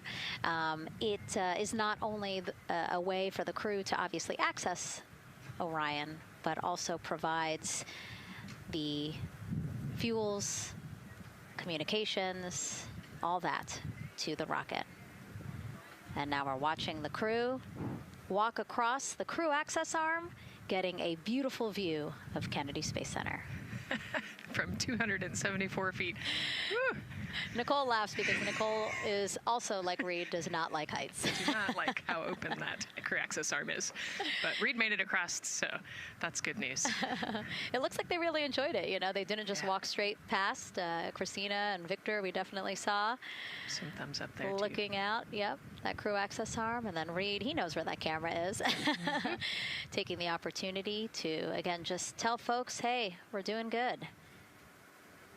Ready for it. Yeah. And it looks like they're actually probably signing their patch. Yeah, there's a wall with patches there, and so each crew signs when they get up for their launch. And so this is probably actually the first time a crew is doing this in the White Room of Launch Pad 39B. Don't quote me on that, but I think the signing started with the commercial crew program. So there's a lot of that in the White Room over at 39A, but again, this is 39B. Yep. And so now in this room here, the White Room, again, we will see the crew don or put on their communication caps again, their helmets, their gloves, and remove coverings that they had on their shoes. Yeah, so they want to protect the suits while they're walking out and up to the White Room, and now they'll finish reassembling those suits. Put the boots on, put the gloves on. You can see they're working their comm caps now, and they'll work the helmets eventually as well. And so as we watch this process unfold, why don't we take a couple of questions from you guys? What is the most difficult thing about preparing for a flight? Nicole, that question's obviously for you. Ooh, this is a great question. You know, I think we get such good training. You know, this crew's been training for years. And so they know this rocket and this capsule inside and out. They know all the dangers. They know how to react to anything. So I actually think, you know, preparing your support system and your family, I think launch day is actually tougher for your family than it is for you. And you know, we've heard the crew talk about the difficult conversations that they've had with their family to prepare for this historic test flight. And so I think, you know, the closer and closer you get to the rocket, the fewer and fewer things from Earth you keep. You know, they left their suitcases at crew quarters this morning. They left their cell phones, their laptops, everything. And so you are just a human in a spacesuit about to get on a rocket with all of your loved ones watching. And I think that can be probably one of the most difficult parts about today. And while you were answering that question, Nicole, we did get a chance to check. Yes, this is the first time a crew has signed the wall of the White Room, again, here at Pad 39B. Let's take another social question now. All launch windows happen to be in the evening. How come? Obviously referring to the April opportunities specific to Artemis II. Right. You know, this is a complicated answer. I don't know that I would have the exact mechanics behind it, but it has a lot to do with orbital mechanics and where we are in terms of the Earth and the Moon relationship. And, you know, like we said, we're trying to get on that free return trajectory. And so it has a lot to do with when we can do the perigee and apogee raised burns and the translunar injection. So there's a lot of math that goes behind these launch windows and why they shift and move, and why we just so happen to be in the evening for the April launch windows. Yep. You did answer it well. All right. And before we asked you guys a question, who would you take to the moon with you? Would that be a bestie, a pet, family member, or seasoned astronaut? Overwhelmingly seasoned astronaut. So, Nicole, you and I are going to the moon. Was that your answer as well? That was totally my answer. Again, like, I thought my husband would not like that answer because he'd want to come along too. But I think if asked, he would also say seasoned astronaut. So that's fair. You know, like we said, there's a lot of training that goes behind it. These guys can react to anything that comes their way. And so, yeah, if you don't have all that training, maybe you do want someone that's a little bit more experienced. Yep. So, correct answer, everyone. And now we have another question for you. What do you want to know about living in Orion? What the crew eats, how the crew sleeps, how to fly the vehicle, or how free time is spent? Another great question. Yes, I'm excited to see what they say. Yeah, so head to NASA's Instagram or Twitch accounts to vote, and we'll share the results as soon as possible.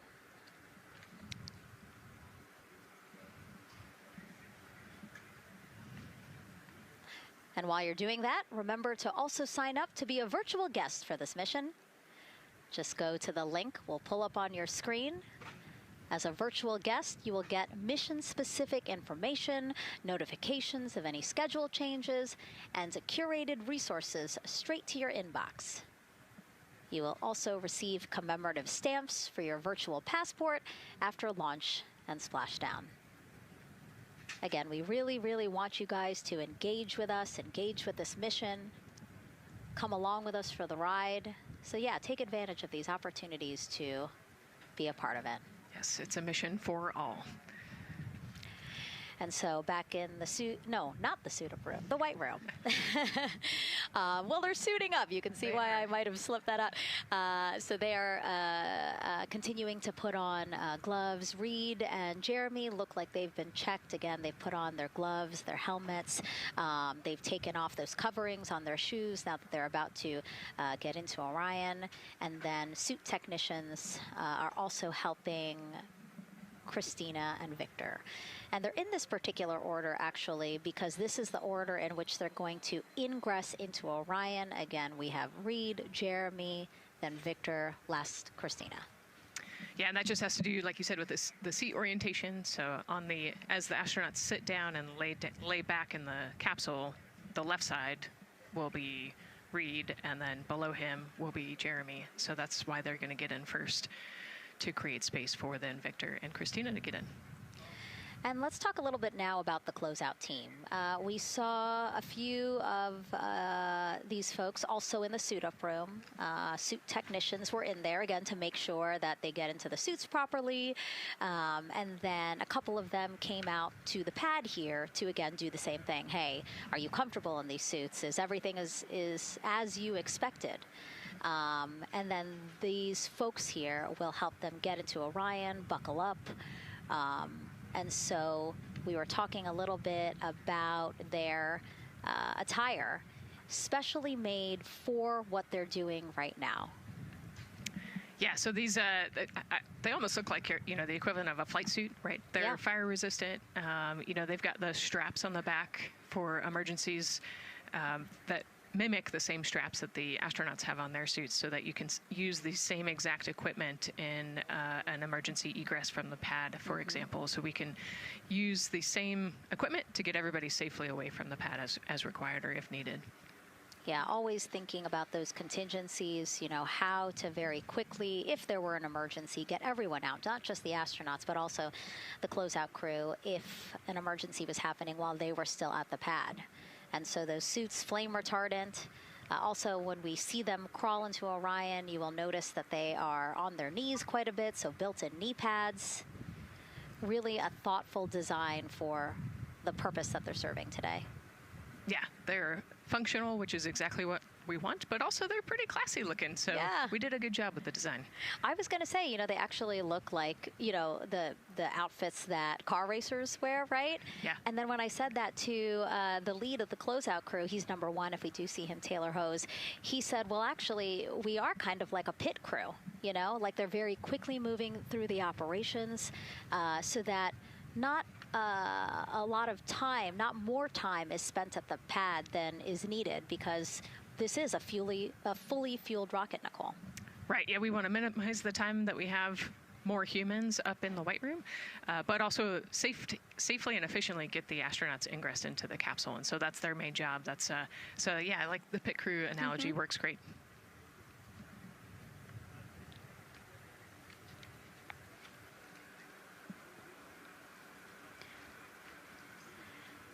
And so, Nicole, as we get ready to see them ingress, I know you'll be, again, an invaluable source as we talk through this part of the launch countdown because you've been inside a mock-up of the Orion spacecraft. And I know that because you texted me a photo that you took, this selfie in the mock-up, and little did you know I was going to put it in this broadcast.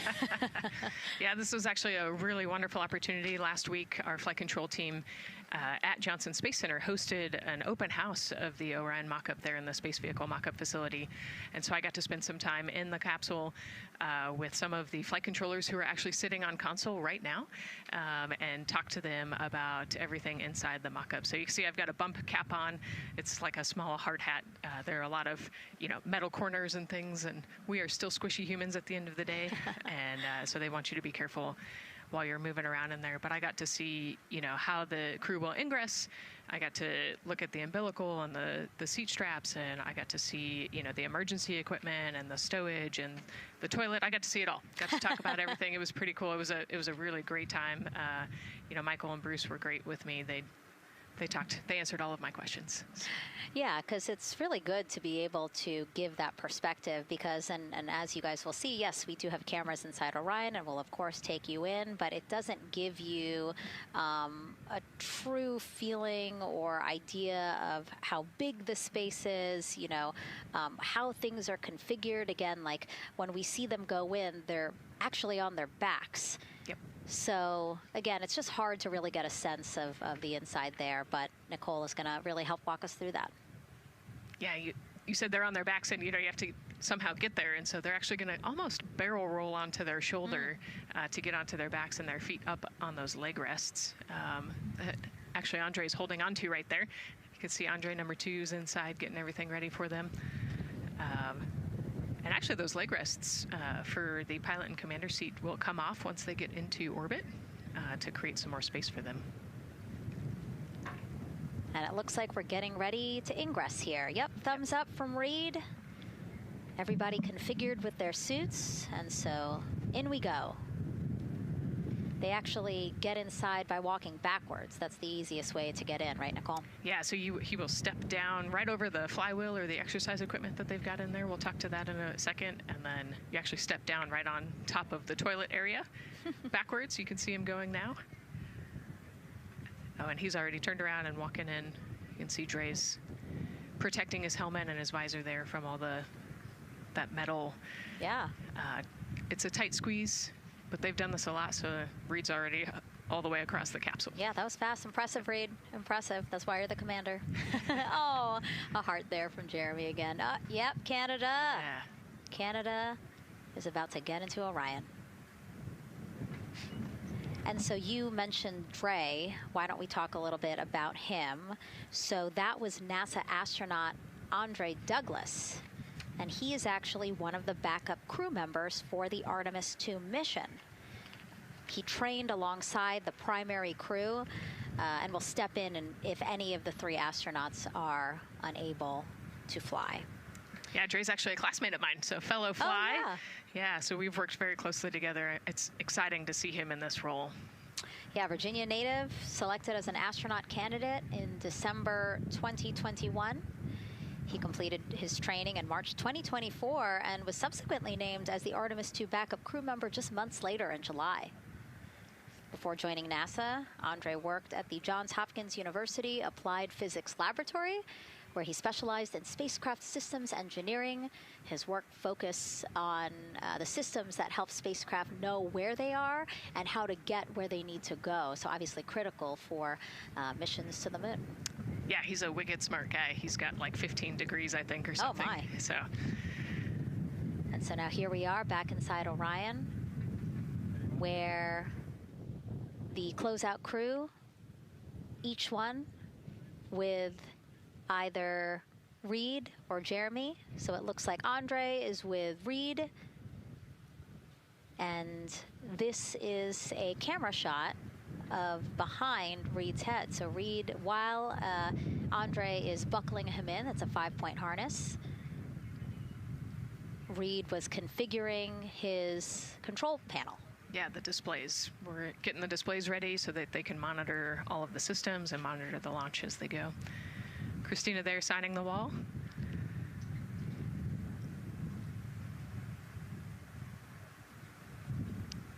Got to put away the pen.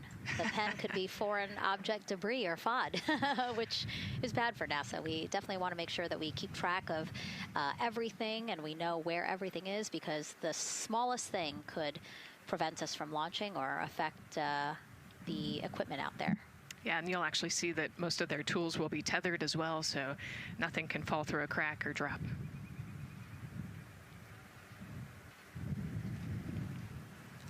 And so as soon as Jeremy and Reed are good to go in their seats and connected to their communication umbilicals, as Daryl had said before, we will start hearing the loops, the audio mission loops, specifically Orion to Earth 1, which is the communication loop that the crew communicate on to the different teams supporting launch today.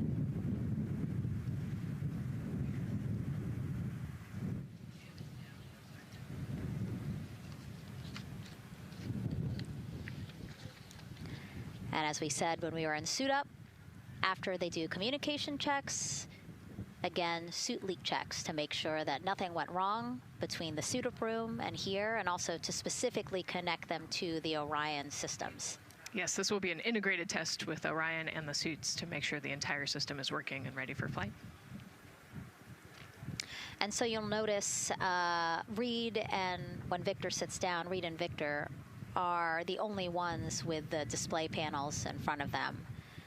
Jeremy and Christina will actually share a personal computer device, and that will be on Jeremy's leg, and that's how they'll continue to follow along with telemetry and data.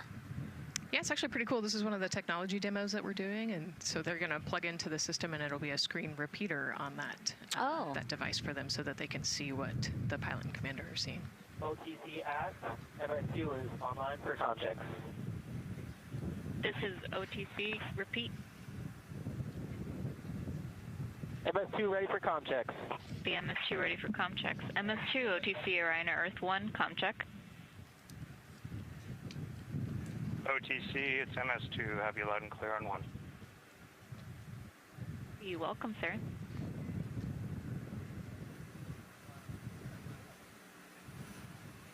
And so that was the Orion test conductor speaking with Jeremy Hansen, again, mission specialist 2 for this mission. So his communication check over, you heard him say 1, Orion to Earth 1, has been completed, a successful test.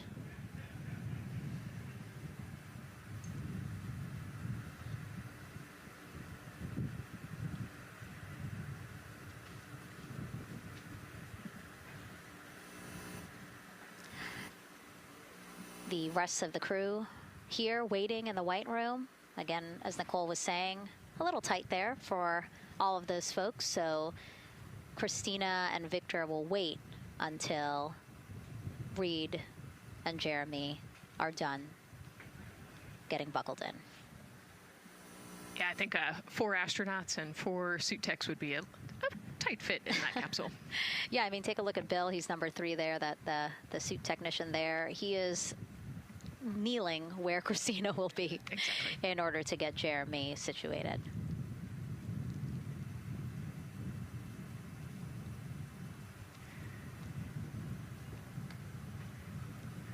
OTC ask, commander's ready for comm checks. OTC copies.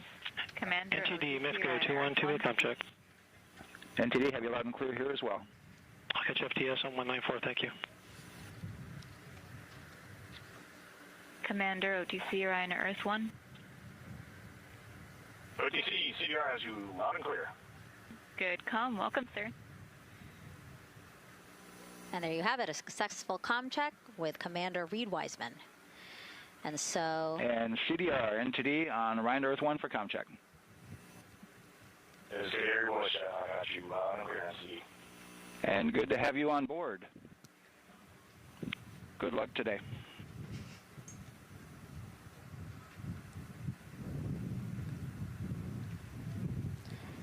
And so now these two closeout crew members will finish up what they're doing here. Again, Nicole, walk us through what is happening here. They're connecting umbilicals, is what we said. Yeah, they're strapping them in, so they're getting their restraints connected. It's a 5-point harness with a quick release, and then they're connecting the umbilical, which has actually 4 different connections. So it's got the air in, air out, the water for cooling, and then the comm as well, the communication cable. So they're going to make sure that all of those connections are good to go, make sure the crew's receiving the cooling and the air, and then we heard the comm check as well. So they're just making sure the umbilical connection was good to go, getting them strapped in and ready, and then they will move on to Victor and Christina. And so while we wait for that to happen, why don't we get another check of the launch countdown milestones with Daryl and the launch team.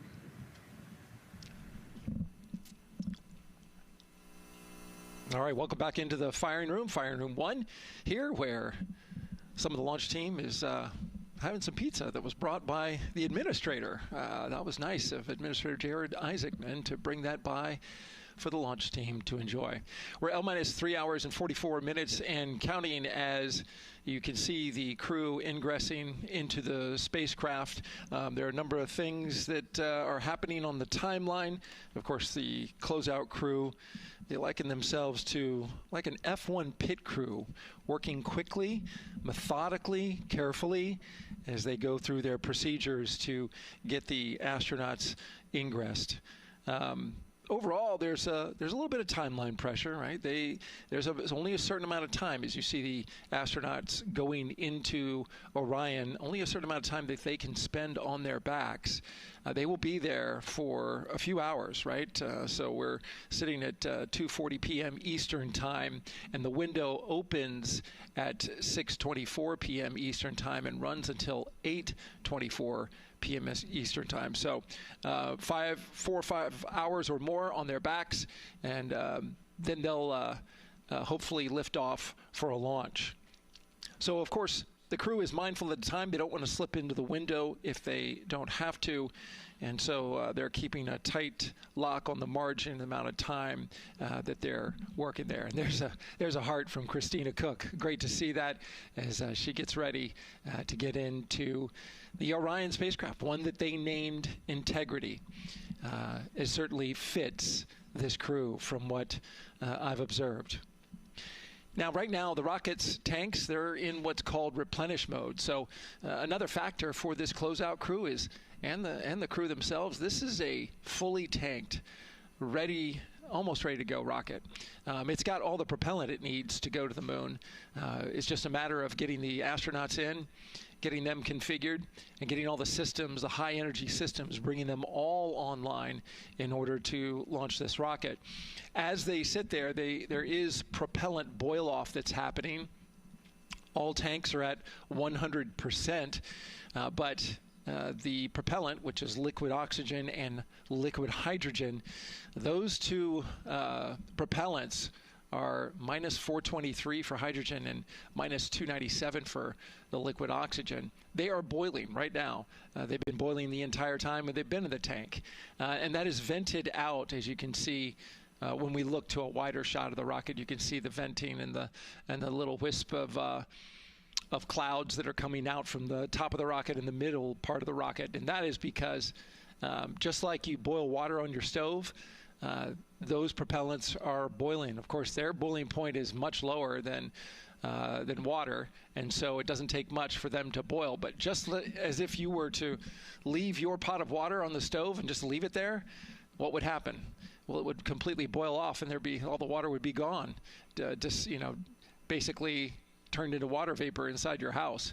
Well, it's the same case here. So we are continually replenishing the rocket with propellant, liquid hydrogen and oxygen, running from those propellant lines that you see there going into the rocket. So that continues to go well.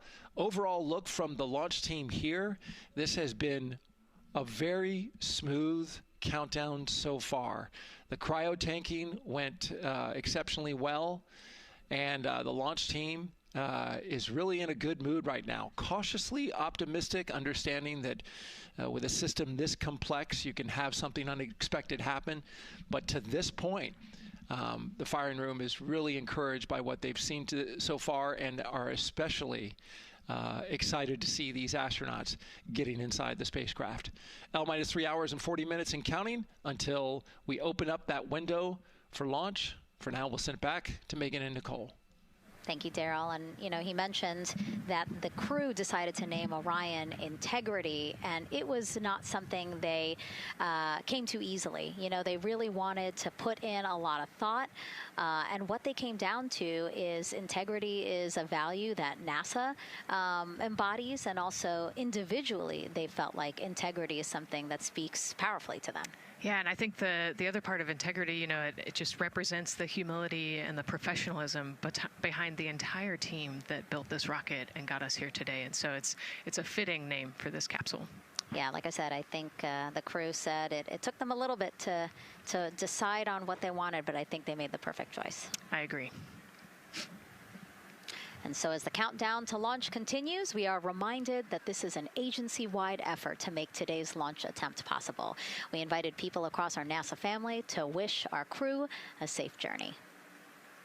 Go Team Artemis! Go Team Artemis! 3, 2, 1, blast off! Have a great flight. Godspeed. We'll get you around the moon and home. If I had a message for the crew, be safe, to have fun, to remember that we're all down here rooting for them. I want to wish my friend and former student, Victor Glover, and the entire Artemis team best wishes and a successful flight. Have fun. Take some really cool pictures. Can't wait to see you when you get back. From the Earth to Sky team connecting NASA science to public lands, go Artemis. We will see you in the Pacific, and you can count on us being there. Greetings from NASA Langley's historic gantry facility, where Neil learned to land on the moon and Orion learned how to swim. We are with you all the way to splashdown. Let's go fly from the Orion Human Engineering team. Woo! Like a full moon, your future is bright. Have a safe journey from the multimedia team in Cleveland, Ohio. We hope to see you guys back safely in San Diego, maybe singing some karaoke. Yeah, right, maybe. He knows exactly what he wants to do. After he's like, yep, karaoke. I love that people submitted videos. This is something that we actually asked as part of the broadcast. We were like, you know what, I think it'll be really fun. And the overwhelming amount of people who wanted to record something for the crew was really heartwarming. Yeah, this is the first time in over half a century that we're sending people back to the moon, and everybody is excited about it. Kindergarten to congressmen and all over the world, everyone is ready for today and excited to see this launch. And so here we are again, still inside Orion with the closeout team, putting some final touches on, it looks like Victor's configuration there. Again, making sure that his harness is set and that he's connected to cooling, he's connected to communications, and he's connected to any other umbilicals that he needs to be connected to for Orion. Again, we are sharing so much information with you, and we hope you find it educational and fun. But we do know you guys still have some questions, so why don't we take another one now? Tell us what the moon is like!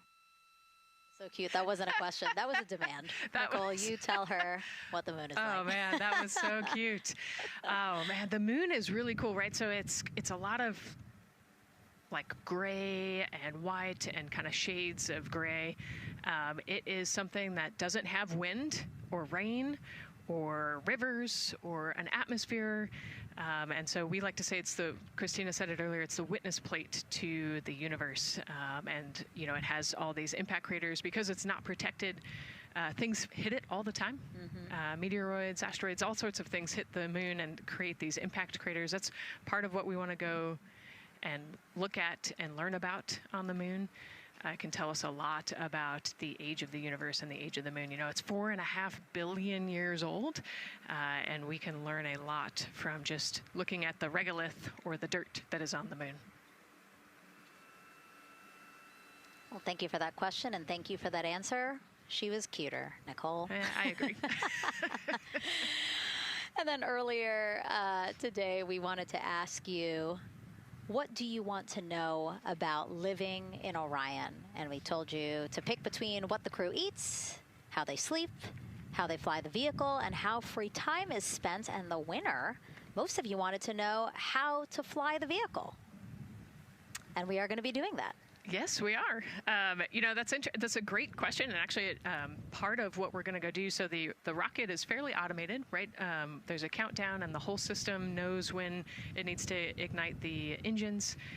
But we are going to do some manual piloting throughout this mission.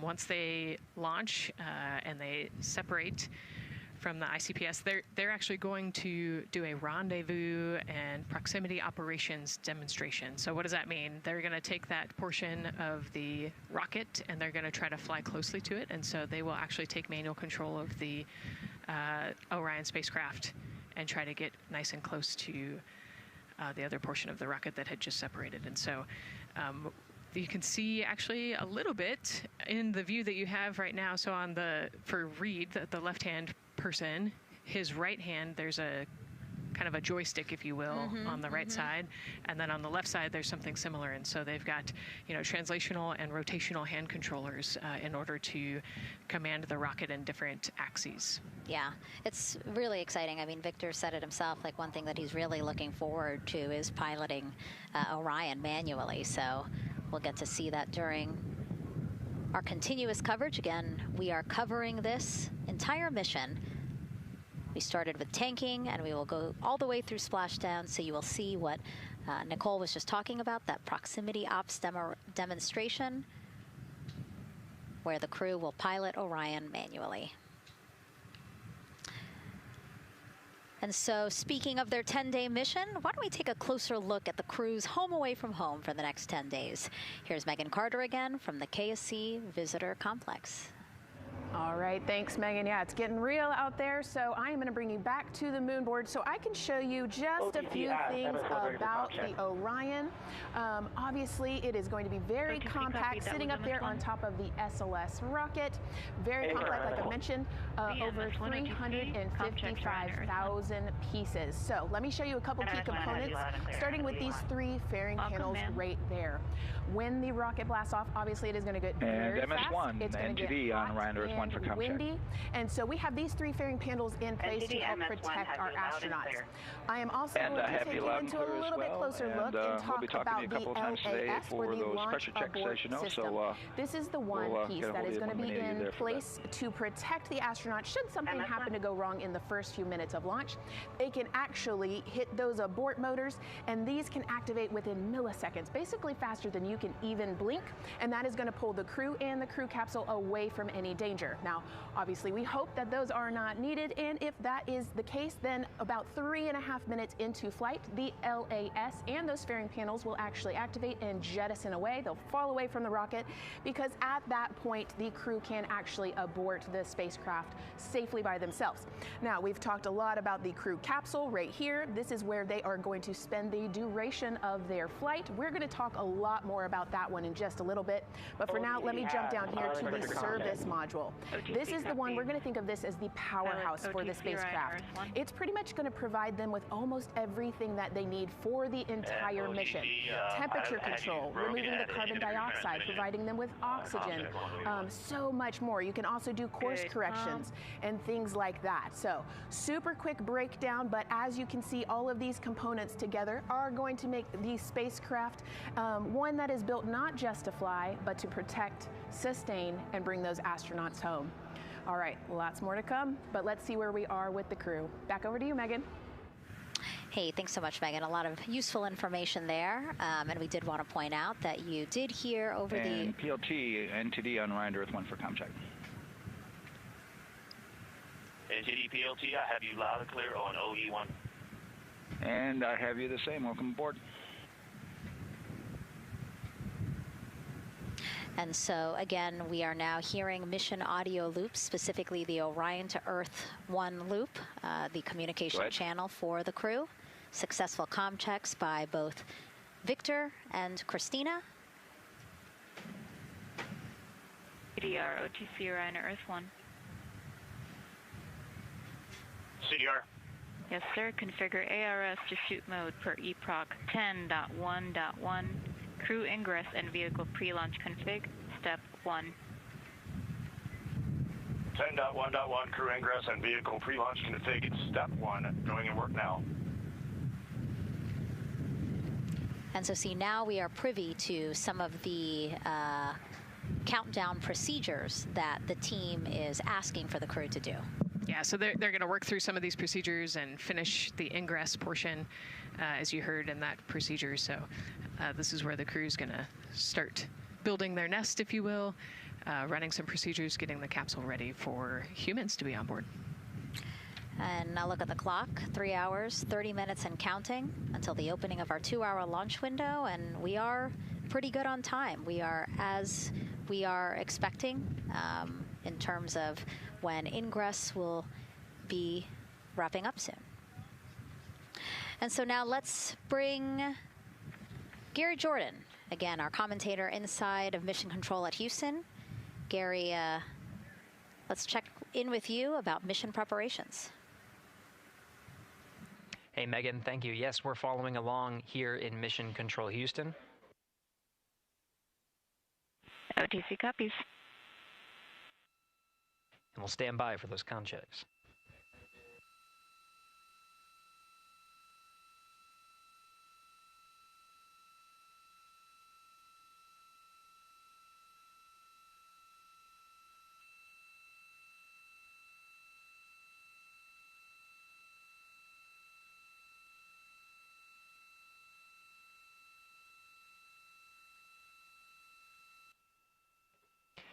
And again, we're waiting for those comm checks.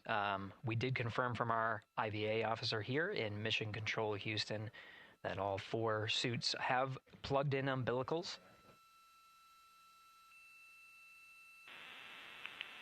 And CDR, NTD. Go ahead, NTD.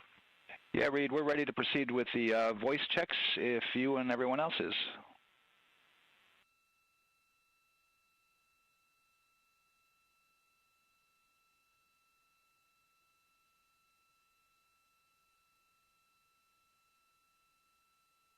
NTD, integrity crew is ready for voice checks.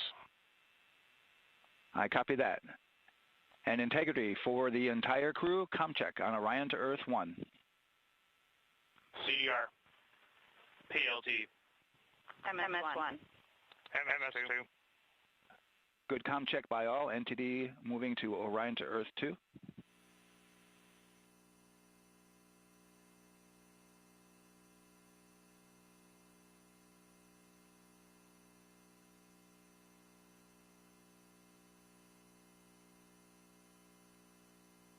CDR. PLT. MS1. MS2.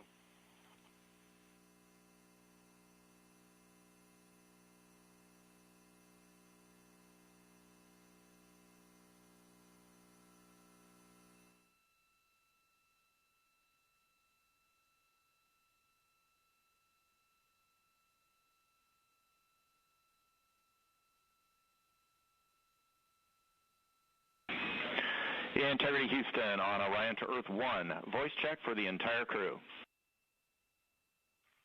CDR. PLT. MS1. MS2. Houston has all 4 crew loud and clear on OE1. Stand by for 2.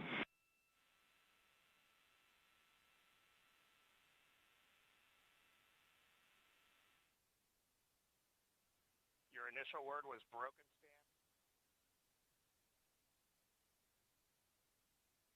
MS1. MS2. For crew, loud and clear on OE2. We'll use 1 for the default. Houston out.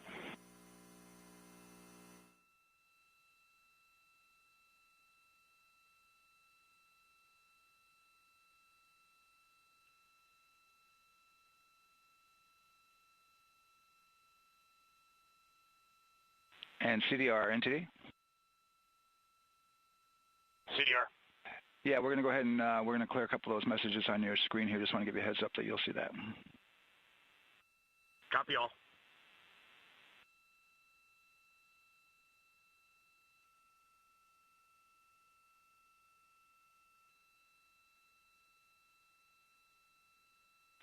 CDR, OTC, Orion, Earth 1. CDR. Yes, sir. Perform crew suit leak checks per 10.1.1. Crew ingress and vehicle pre-launch config steps 2 through 4. Annunciation of LCC O-ARS-001 will occur. 10.1.1 crew ingress and vehicle pre-launch config steps 2 through 4. Going in work now.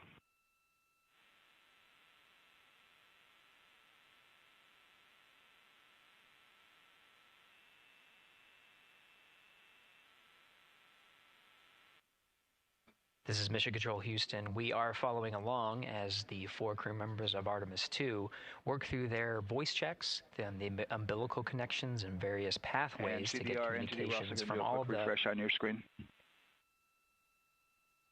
CDR. Yes, sir. We're going to look to do a quick refresh on your screen if you guys are okay with that. Hey, firm, just let us know when we can continue in 10.1.1. We'll go hands off.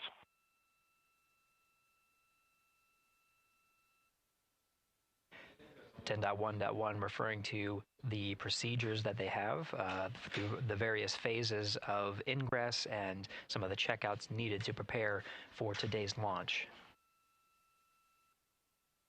Here in Mission Control Houston, the IVA or Intravehicular Activity Officer will be confirming the leak check status and watching as the suits pressurize to once again confirm that the suits are in a good configuration ahead of launch. Of course, for the teams here in Houston, launch is just the beginning. The first flight day is jam-packed with activities. Shortly after main engine cutoff, Integrity will enter into a coast phase while still attached to the in-rim cryogenic propulsion stage, or ICPS, and prepare to deploy the solar arrays. With power being generated, Integrity prepares... Go ahead, NT. With that refresh, and you got to go to proceed with your 10.1.1. Picking up 10.1.1, step 2.3 through 4.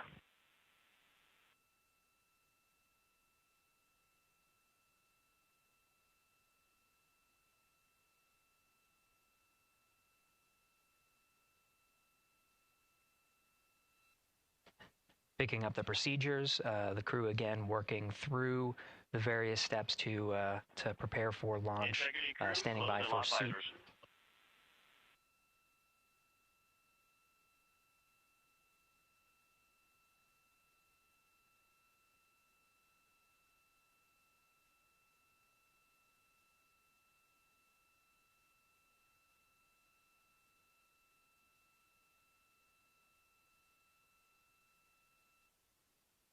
This is Mission Control Houston. With visors closed, the pressurization tests can commence. We'll stand by for word of a good leak check on all 4 of the crew member suits for the Artemis II mission. Again, this is the very beginning of a very busy flight day for our 4 crew members. After launch, they have a series of burns to prepare for. The first major burn being the perigee raise maneuver that allows them to continue in low Earth orbit, and the next being the apogee raise burn that puts them in a high Earth orbit. This is an orbit that takes them around the Earth for nearly a day, 23.5 hours to be precise, and allows the teams, including the astronauts and the flight control teams, to check out critical systems ahead of committing to the next day's translunar injection. But before they even call it a day, Integrity will separate from the ICPS, and the crew will command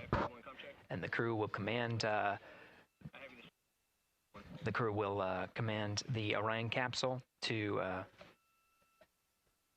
separate from the ICPS and turn around and approach the upper stage, but not dock. This is to test Orion's in-space maneuvering capabilities and provide further confidence in docking to another lunar space vehicle like the Human Landing System that will be part of the Artemis II mission ahead of future moon landings.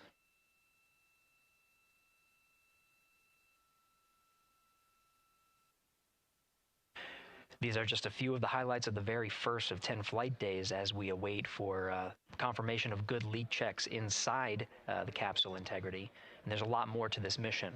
A reminder that this is, of course, a test flight. The purpose here is to demonstrate procedures, systems, and life inside Orion on a mission around the moon for the first time, and give further confidence in the capabilities that are charting a return to the lunar surface.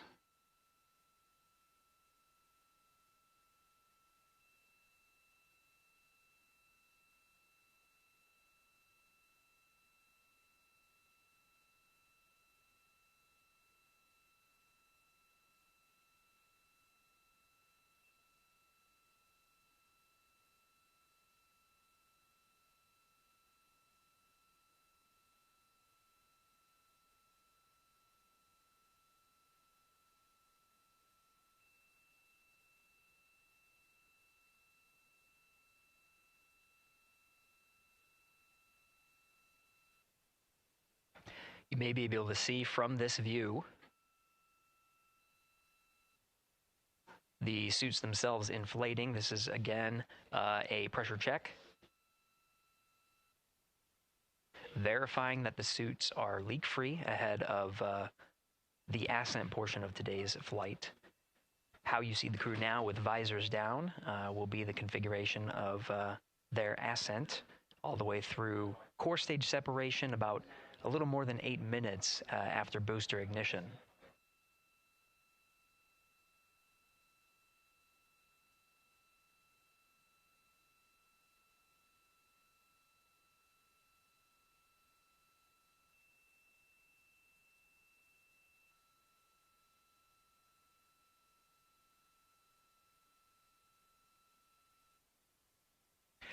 All right, here in Mission Control Houston, we are continuing to follow along, standing by for confirmation of good leak checks. In the meantime, there are no showstoppers here in Mission Control Houston, and we continue to monitor the countdown to launch. Megan, we'll send it back to you over at the Space Coast. Hey, Gary, thank you so much. Yeah, as we wait for confirmation of a successful leak check for all 4 astronauts, why don't we go back to Daryl, again, who has been following along with the launch countdown as we inch closer to the opening of our 2-hour launch window. All right, thank you, Megan. And yes, getting some good communication. It's great to hear from the crew inside, even though it is as simple as a comm check. It's really good to hear their voices as they move through those various comm checks and then get ready for their suit leak checks. Fantastic views inside Orion that you're looking at now. Give you an update on the weather outside. We're still 80% go for our 2-hour launch window, which starts at 6:24 p.m. Eastern Time and closes at 8:24 p.m. Eastern Time. That's the good news. The bad news is that we've got some rain showers that are starting to head in. Looks like it may miss the pad. Wouldn't matter if it rained on it or not, though. It's received some rain earlier today. Water isn't going to hurt anything out there at this point. But the rest of the area might be getting a little bit wet, which may include the hostess, so keep an eye out for that.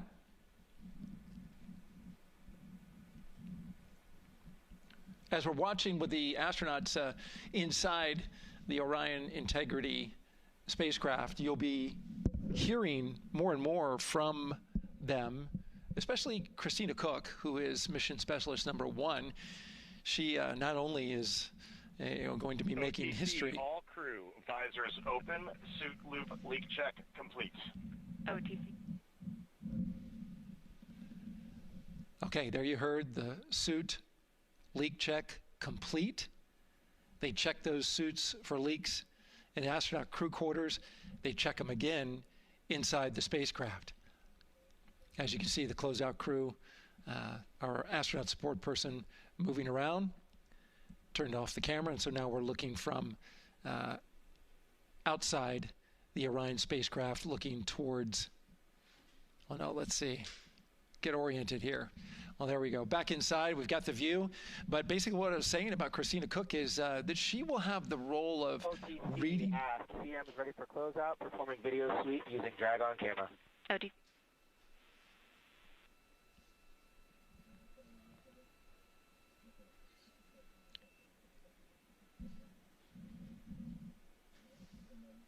She will have the role of reading out a pressure reading that tells the team that...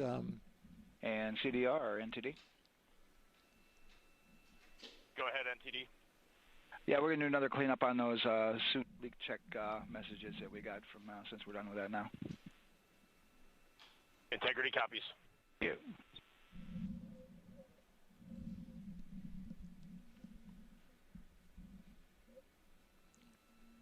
And that's communication going between Orion Commander Reed Wiseman and NASA Test Director Jeff Spaulding.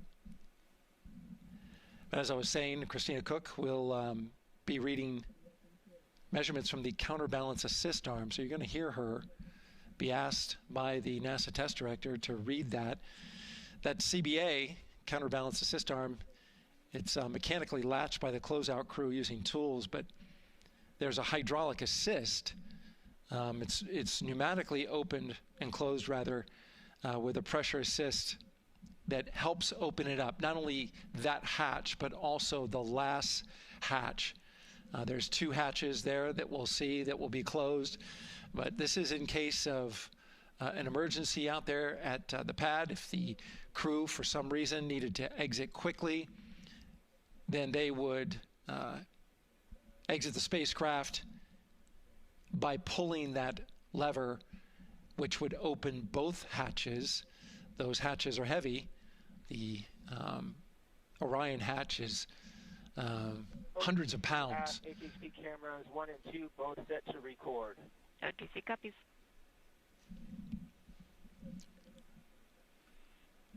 And just an update on the launch countdown, continuing to monitor the team's communications here in Firing Room 1. Everything going really smoothly so far. We don't have any significant open constraints to launch at this time, so we continue counting down. And for now, we'll send it back to the host desk with Megan and Nicole. Thank you so much, Daryl. And so we heard some of the communications over Orion to Earth 1, and it sounds like we are now moving into the hatch prep and closure phase. We will now start to see the closeout crew getting out of Orion soon so that they can start getting ready to, again, close up Orion, close the two hatches, and then get out of the pad. Yeah, the closeout team will take the hatch seals off, and they'll inspect the seals, make sure everything's ready to go, and then do a few last-minute configurations before they close that hatch. And then, like Daryl talked about, then Christina will have a role in looking at the CBA there. So. Mm-hmm. Yeah, you might have heard them say over the loops again that drag-on camera. So basically, it's a camera that they can move around, and you might have seen it in a couple of our shots already. But they will take that camera and literally go and inspect the seal that. There's two seals, actually, two seals that go around the entire area of the hatch just to make sure that everything looks good. And that camera feed is being directly shown to NASA teams who need to monitor that. Yeah, they want to make sure there's not a single hair or piece of dust on those, make sure that there's no damage and everything's ready to go so that the seal, they will do a leak check on this hatch seal as well. Mm-hmm. Make sure it passes. Yeah, and we'll know they're doing that because we will actually see one of the closeout crew members with a hand pump, and they will pressurize, again, just the seals, and they have to see if it will hold pressure for just a minute. And if it does, then they will go ahead to pressurize the entire Orion spacecraft, and then that again is to make sure that the spacecraft is holding the right amount of pressure. And that one's a lot longer. It'll take them like 8 minutes. Like it takes time to pressurize it, then they have to hold pressure, and then it takes time to depressurize it. Right, and they want to measure the difference in pressures at the beginning and end of that and make sure that it holds the right amount of pressure so that when they get to the vacuum of space, obviously the capsule holds its pressure. Yep. Okay. Well, again, as we continue to watch operations that are happening at the pad inside of Orion, why don't we go over to Banana Creek? It's one of our viewing locations here at Kennedy Space Center. They will have a spectacular view, and we actually have NASA's Leah Martin there chatting with a big group of people surrounded by a lot of folks on bleachers there. Hey, Megan, yeah, tons of people out here today, thousands of people gathering at Banana Creek to enjoy NASA's next big mission and humanity's next great leap today. It's a gorgeous day, and I'm joined here actually by some people who are probably the only people on center who are a little bit more excited than me to see this rocket lift off. Where are you from, and why are you here? So we're from the University of Tennessee, Knoxville. We're a group of 7 aerospace senior engineering students traveling here with Josh Dobbs, former quarterback of the University of Tennessee, with his extraordinary Dobbs Foundation. Now, you were actually telling me a little bit earlier, you're here local, you're from Orlando. What's it like being an aerospace engineer and then having the opportunity to come back here to the Space Coast and see this mission lift off today? It is absolutely amazing. I feel like the little 9-year-old girl inside me is so excited. Like, I'm from around here. I grew up watching launches in my backyard, and so this seems like such a full circle happy moment for me. Now, you are an aerospace engineer looking hopefully to join the workforce in the future. How does it feel to be here and see firsthand what that work does? It's just so cool to see what I've been working for the last 4 years and then the 12 years before that just actually be physically happening in front of me. It's something I never dreamed of as a kid. And I'm actually joined here by the pastronaut himself, Mr. Josh Dobbs. Now, you have a history with NASA as well. You did an externship here. And how did that kind of play into your passion for aerospace and then the foundation that actually provided this opportunity for these students today? 100%. So I spent a month here around the Artemis I mission, which was a tremendous opportunity to learn about the space program and also what's next. And so to be back here for Artemis II, and unfortunately, Artemis 1 went in the middle of the season, so it's surreal to be here for Artemis 2. And with my foundation, like, the goal is to be able to take advantage of the opportunities that I've had and pass them along to the future of the industry and give them the opportunity to see what all their hard work can accumulate into. So it's an honor to be here. We're really appreciative of all the engineers and all the hard work that's gone into this moment, and we're excited to watch history happen today. Absolutely, and as a group, I think if you guys had one well wish for the team today, what would you say? I think we can all join together and maybe say, go Artemis? Go Artemis. That was a fun interview, and again, just so neat to see all the people who are here. I mean, still hours before liftoff. Not even hours before liftoff, but hours before a 2-hour launch window. So people just really committed to being here and seeing it in person. Yeah, you can see the Banana Creek is already buzzing. Yeah. There behind Leah. You could hear the chatter in the background. It's an exciting time. Yeah, you could tell that it's a lot louder than we noticed because we just have very good mics. But, you know, she's obviously yelling over a huge crowd there. So super fun, super exciting. And yes, I hope that we all get to see liftoff here shortly. Okay, so as we know, Victor, Reed, Christina, and Jeremy will have their hands full during their mission. So for some of their test flight objectives, let's go back to Megan Carter at the moon board. All right, as we have seen from those camera views, their capsule is very compact, obviously. So let me show you a few cool things about this piece. The Orion capsule is going to only be about 16.8 feet in diameter and a whopping 10.5 in height. Think of it about the same cubic feet as 2 minivans. So obviously every piece of that capsule has been planned with purpose. And a really great example of that is going to be these seats that we have seen that live view of. Now, these seats are going to be out for launch, re-entry, and splashdown, but in between, they are stored in between to give them more room for daily activities and things like that. while they are on board, obviously they are going to have a lot of things to do.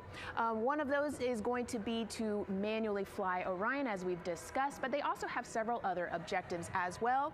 And they are going to be doing lots of system checkouts, checking out the service module, making sure everything is working correctly.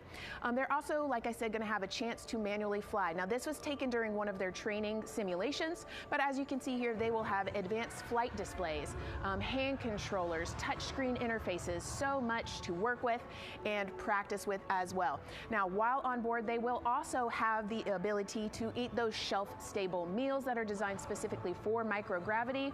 I think I saw somewhere that one of their meals is going to be mac and cheese and brisket, so that makes the Southern in me very happy. All right, but they are going to have also some time to look at some things like power and propulsion. They will have 3 key propulsion systems that are going to help power Orion as well. And speaking of power, I want to bring you back to the service module real quick because I wanted to point out these 4 solar panels. These are going to take about 18 minutes to unfold like giant wings, and they're going to stretch 62 feet from end to end, and these are going to help power the service module and in turn provide what the crew needs for their journey. So as you can see, spacecraft is built specifically for what we need and to guide them and get them home safely. All right, back over to you, Megan. Thank you so much, Megan. You know, it's taken thousands of people many years to get to us to where we are today. Let's meet some of the people of Artemis who've made this flight test possible. I am the Artemis Launch Director. I'm the Orion Crew Survival System Manager. I am the Artemis II Chief Training Officer. I'm the SLS Launch Integration and Mission Operations Lead. I am the Recovery Director. And I'm Boeing's Core Stage IPT Leader at Kennedy Space Center. And I am the Artemis II Entry Flight Director. And I'm the Closeout Crew Lead for Artemis II. Our job is to design the spacesuits that the crew will wear for the Artemis II mission. The team here at Johnson Space Center in the Orion Crew Survival Systems Lab does pretty much everything involved with processing the suits, designing the suits, qualifying the suits, testing them for the Orion mission. The role of the Chief Training Officer is to manage both the planning and the development of how we are going to train our astronauts and run our simulations for our flight control team for the mission, and then go implement that plan. Recovery team is responsible for 3 things. So recovery is what we call our nominal recovery situation, where we go recover the crew and the capsule at their designated landing site. Rescue is in case we do need to rescue the crew or they landed somewhere else that we did not plan. And then the retrieval is us getting the capsule if they did land somewhere where we did not expect them to. My job on SLS is to manage the operations architecture on the SLS program. One of the specific things that we do is support launch operations. It means a lot to be a part of this Artemis team, to show the next generation and seeing what may come. I am responsible for our core stage processing at Kennedy Space Center. My team is responsible for that core stage, and it's our responsibility to make sure that core stage is safe, built correctly, and there's going to be 4 of our astronauts, and it's going to get them to their ride around the moon. I've been a flight director for over 10 years now. I worked on the Artemis I mission, and after that mission completed, I was assigned as the entry flight director for Artemis II. I can't wait to see the hatch open after splashdown. That's when we know that our mission will be complete and the crew will have safely returned to the moon and back to Earth. Closeout Crew is responsible for getting the astronauts up to the white room, getting their helmets and gloves on, getting them into the vehicle safely, connecting all their umbilicals, making sure they're ready to go for launch, and then closing the crew module hatch. The reason we do this is to expand mankind's knowledge. If I can be a part of that, doing anything, I want to do that. The launch director role really is to step back and kind of take that big picture view of launch. How are we doing on any NCs? How are we doing on our timelines, our procedures? Artemis II is a beginning. It's going to inspire a new generation. It's going to uncover science. It's going to serve as a pathway to places that we have never been before. And to meet more people of Artemis, you can head to the link we're going to put up on your screen there. just, again, really nice to see all the faces that have put in the work, the time, the hours, the dedication to get us to today. Yeah, so many professionals that worked so hard on this mission.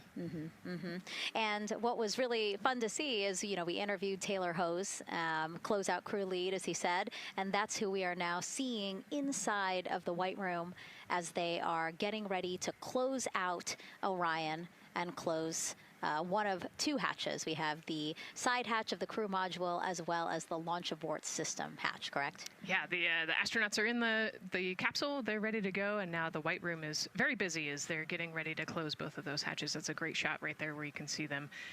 Almost looks like they're doing that hatch seal inspection that we talked about.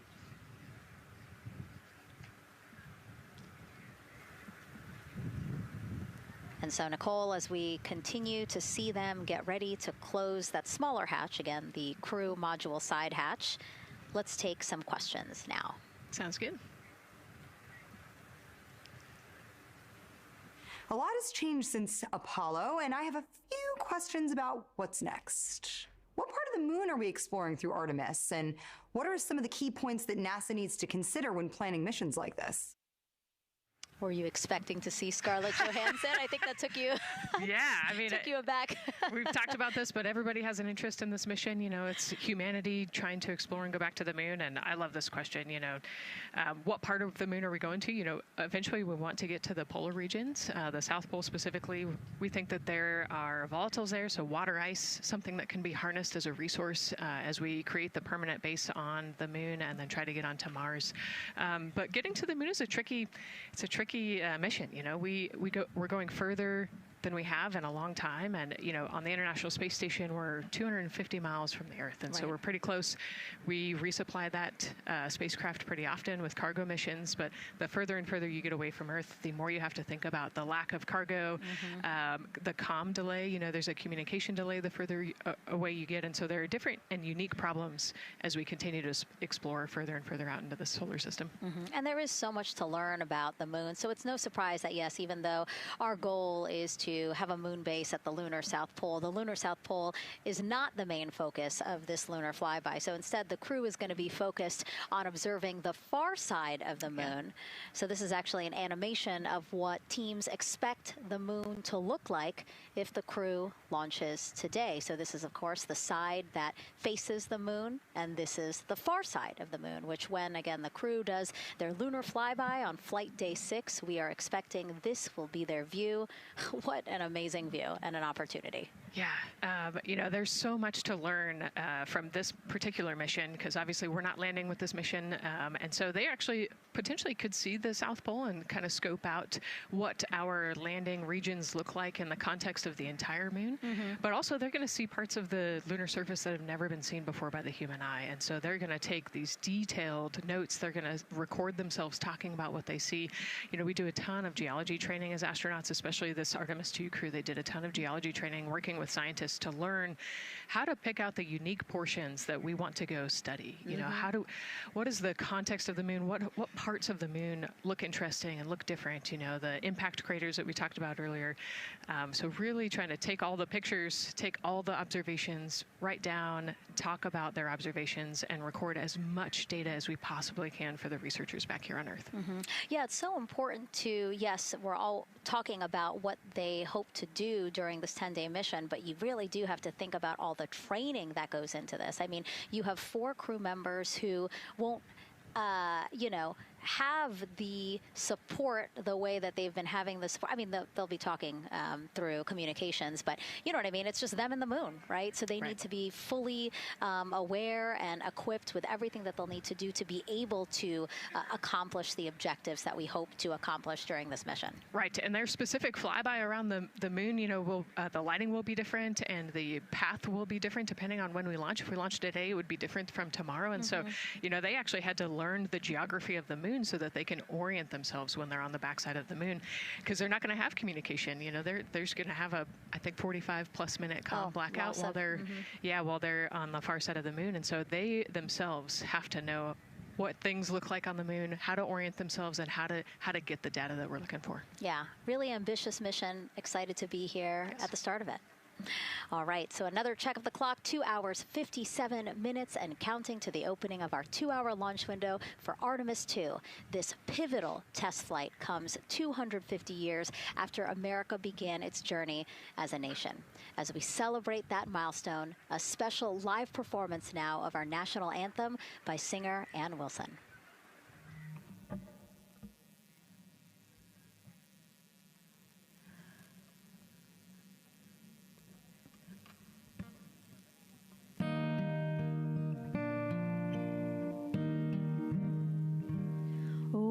Say, can you see by the dawn's early light what so proudly we held at the twilight's last gleaming, whose broad stripes and bright stars through the perilous fight, o'er the ramparts we watched, were so gallantly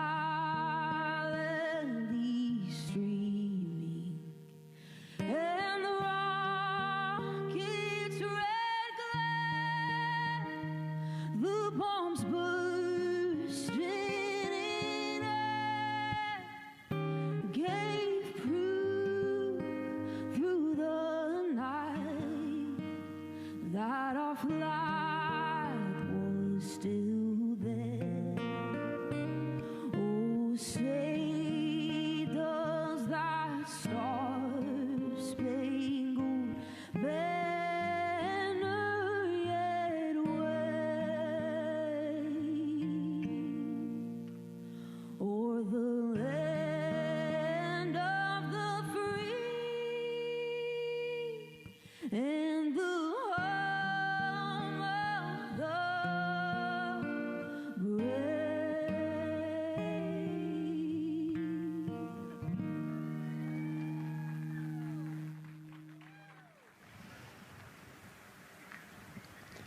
A beautiful rendition. Honestly, I'm a little emotional, a little speechless. Yeah, that was gorgeous.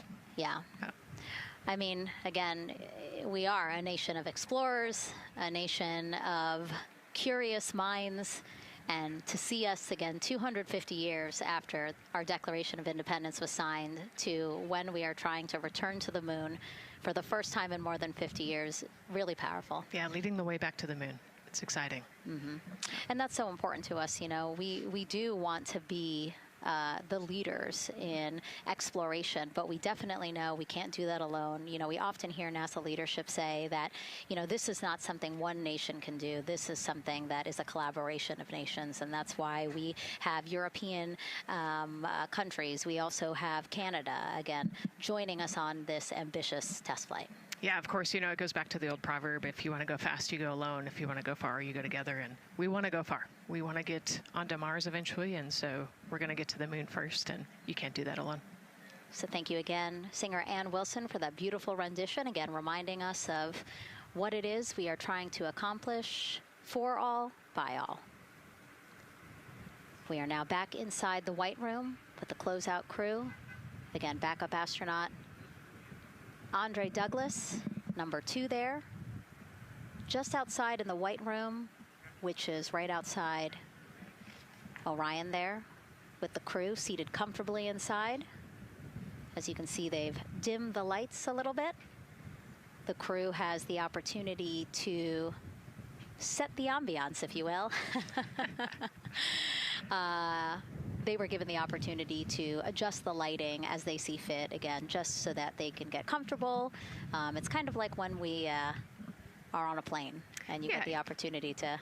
Sure, yeah, you don't want the bright lights in your eyes. Also, you want to be able to see the screens well, or see the, you know, the tablet on Jeremy's knee well, so they're going to adjust the lighting to what makes sense for the mission. And we saw in that very quick shot there, our best camera view of the 2 hatches is actually that drag-on camera, like we were saying, that kind of moves around. So sometimes it's hard to show that. So there you have it.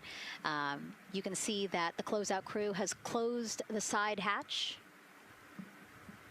And so right now, that's a panel that they have to close out in order to then close the next hatch, which is the launch abort system hatch. And so, Nicole, can you just quickly, again, talk to people about the two hatches, again, crew module first, and then the launch abort system hatch? Yeah, so the crew module hatch is the one they're working on right now. They just got closed. You can see he's torquing those bolts down. And that is the hatch that completes the Orion capsule. And then you have the launch abort system, which actually is kind of almost a shell that goes around the capsule and holds onto the capsule during launch. And it has its own separate engines that can pull the capsule away from the rocket safely in the case of an off-nominal data point. So it's actually looking at roll rates and attitude and thrust and all sorts of different data in order to make sure the launch is safe. And if it's not, then the launch abort system will pull the crew module away and get them into a splashdown zone safely.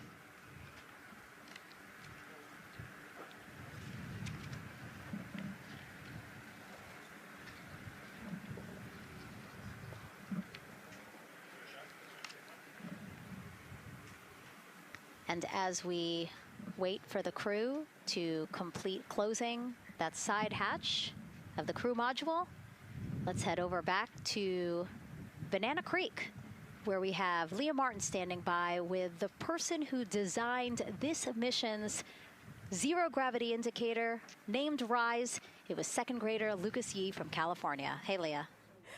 Hey, Megan. Yes, of the many special guests we have with us today, I think one of our most exciting guests is Lucas, who's joining us, like you said, all the way from California. He and his family actually worked this as a group project to design the zero gravity indicator. Lucas, can you tell us a little bit about your design? Yeah. So you named him RISE. Can you tell me why you picked that name?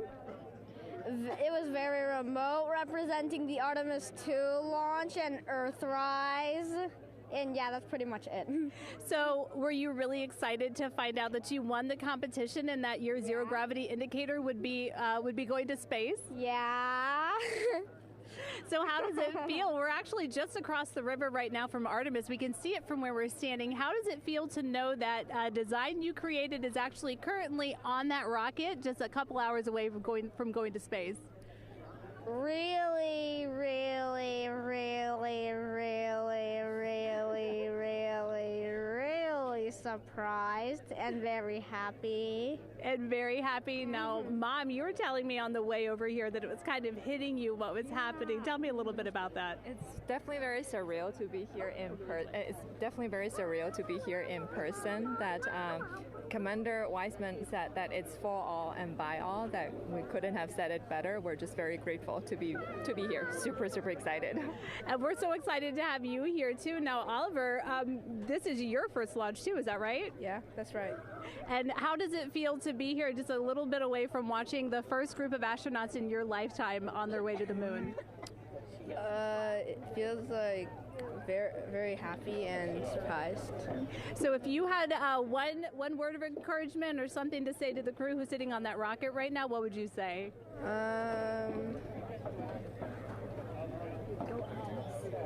What? Go Artemis. Go Artemis. Go Artemis. Thanks so much, Megan. I would say have a nice trip.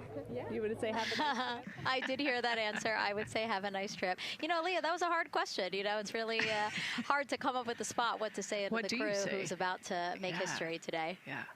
And so the Artemis II crew, again, ZGI, zero gravity indicator. It's a plushie, a soft toy that is brought in to the spacecraft with astronauts so that it can be a visual indicator for when we have reached the weightlessness of space, right? Yeah, you saw a little replica there that Lucas had, and then in some of the views in the cabin view, you could see it swinging and hanging earlier. So I think actually Jenny was the one who installed it into the capsule. Oh, really? Yesterday, yeah. So. Oh, we have to unpack a lot here. We got to talk about Jenny, who we will get to here in a second. But then, yes, we will also go back into the capsule so that we can show you where the ZGI is now. But the ZGI was chosen by the crew after a contest where the crew asked for submissions. They got submissions from around the world to, again, design their ZGI that is going with them to the moon. It's kind of like any other road trip. You need clothes, food, a map, your favorite toy. Really. Except this toy has a job to do up there because this is a zero-gravity indicator. While not a scientific instrument, this safe and soft object tells the strapped-in astronauts that they've reached weightlessness. For Artemis II, the crew wanted a one-of-a-kind ZGI, so we asked you to come up with it.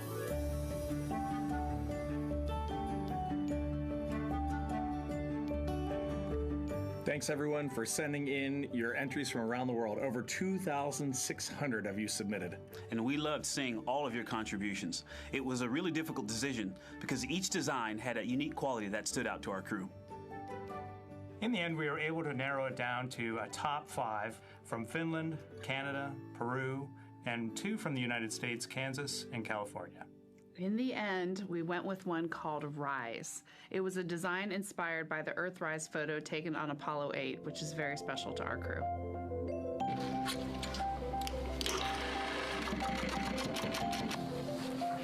With the winner chosen, next came the task of bringing it to life here in the Thermal Blanket Lab at NASA's Goddard Space Flight Center.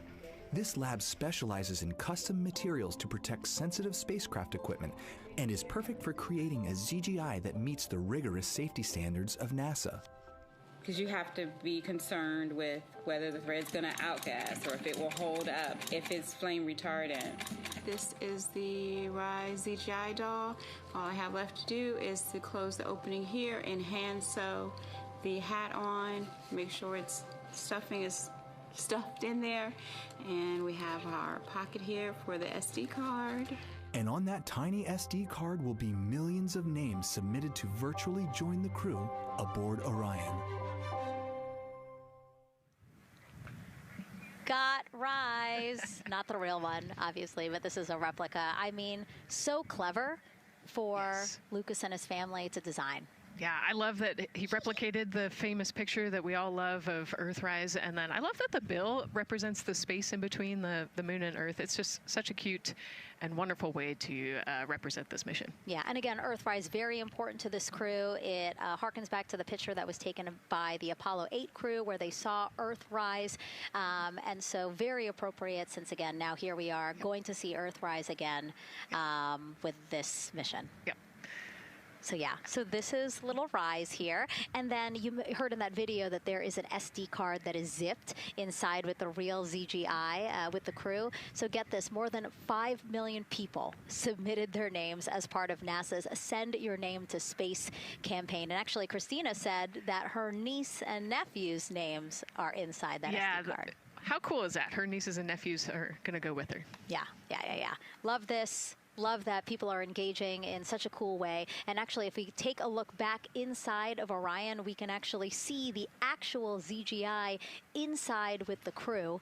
As we said, the purpose of a zero gravity indicator is to show when we've reached the weightlessness of space. Now, I know that it's probably dark in there because, as we said, the crew decided to just dim it a little bit for them. But here again, as we see, Reed on your left, Victor on your right. Below Victor, or next to Victor, again, because they're on their back, it's a little weird. It's a little hard to explain their orientation. But between basically Victor and Christina is where Jenny Gibbons has placed the zero gravity indicator. And Jenny, who, again, Nicole just brought up, Jenny is one of the backup crew members. So we mentioned how Andre is the backup crew member for the NASA astronauts. Jenny is the backup crew member for Jeremy. Yeah, Jenny's one of our Canadian astronauts, and yeah, so she's been also helping with preparations for today and helping get the White Room ready, get the capsule ready, and she's actually going to be a Capcom for Artemis II as well. Yeah, she's from Calgary, Alberta, completed astronaut training in 2020, mechanical engineer, combustion scientist, and actually before becoming an astronaut, she was an assistant professor. So again, another very well-accomplished person on the team. And I know the Artemis II crew has really enjoyed working alongside both Andre and Jenny. Yeah, actually, Jenny was our EBQ mentor when I went through our AskCanner initial training, so she helped us with all of our spacewalk training, which was kind of cool as well. Okay, and there we have Andre again, number 2, with the rest of the closeout crew team there. Why don't we get another check with Daryl and see how the launch countdown is going?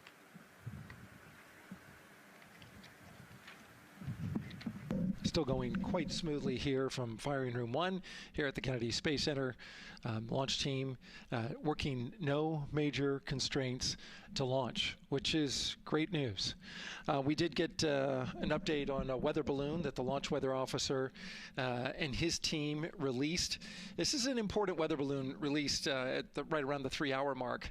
And what it told us is that winds are around 10 to 11 knots in the upper parts of the atmosphere. That's important information for the launch abort system. Should the astronauts need the LAS, this would, of course, pull the Orion spacecraft off the top of the rocket in case there were an emergency, and then take them offshore to a water landing in the Atlantic Ocean. And so the winds are pushing onshore. And because they're pushing onshore, the launch weather officer is keeping a close eye on the strength of those winds, because if the Orion were to come off the top, and it's powered by 3 rocket motors which can propel it or pull it especially fast off the top of the rocket, it would go up into the air thousands of feet and then splash down in the water. And if you've got wind pushing against it, you don't want that spacecraft to come back and land on land. So they're watching that very closely because of the onshore flow. That onshore flow is also what's giving us a little weather action down to the south of us along what's called the beach line, 528. We got a whole lot of people out there. We're getting ready to watch the Artemis II historic launch. Well, they just got a good soaking. Line of rain showers, I should say, passed through that area and soaked the place. Certainly rain is a possibility, spotty showers from time to time, but overall the launch weather officer tells us that we are trending towards getting that stuff to all push to the west the closer we get to our launch window. A reminder, that window is from 6:24 p.m. to 8:24 p.m. Eastern Time. We don't have a specific T0 at this moment. There's a lot that needs to be calculated before we get there. We also need to get through the rest of the countdown on time. As of right now, we are right on time. The launch countdown is going exactly as planned. That's not something that we saw certainly in Artemis I. There was a lot of flexing in the timeline during those 3 launch attempts back in 2022. But so far today, on our first launch attempt, we're really enjoying some really solid countdown work, some solid operations by the launch team so far. And to quote our friend Lucas, who created Earthrise, we all really like that. We'll send it back to the host desk. Thanks so much, Daryl. Yes, we really like that, and we really like Rise and Lucas. So thank you for that. That was really cute. Okay, so again, here we are in the big box here. We have our full view of the rocket, looking glorious on there with, again, some clouds, but still weather is good for launch today. And then we have the closeout team continuing to do work in the White Room.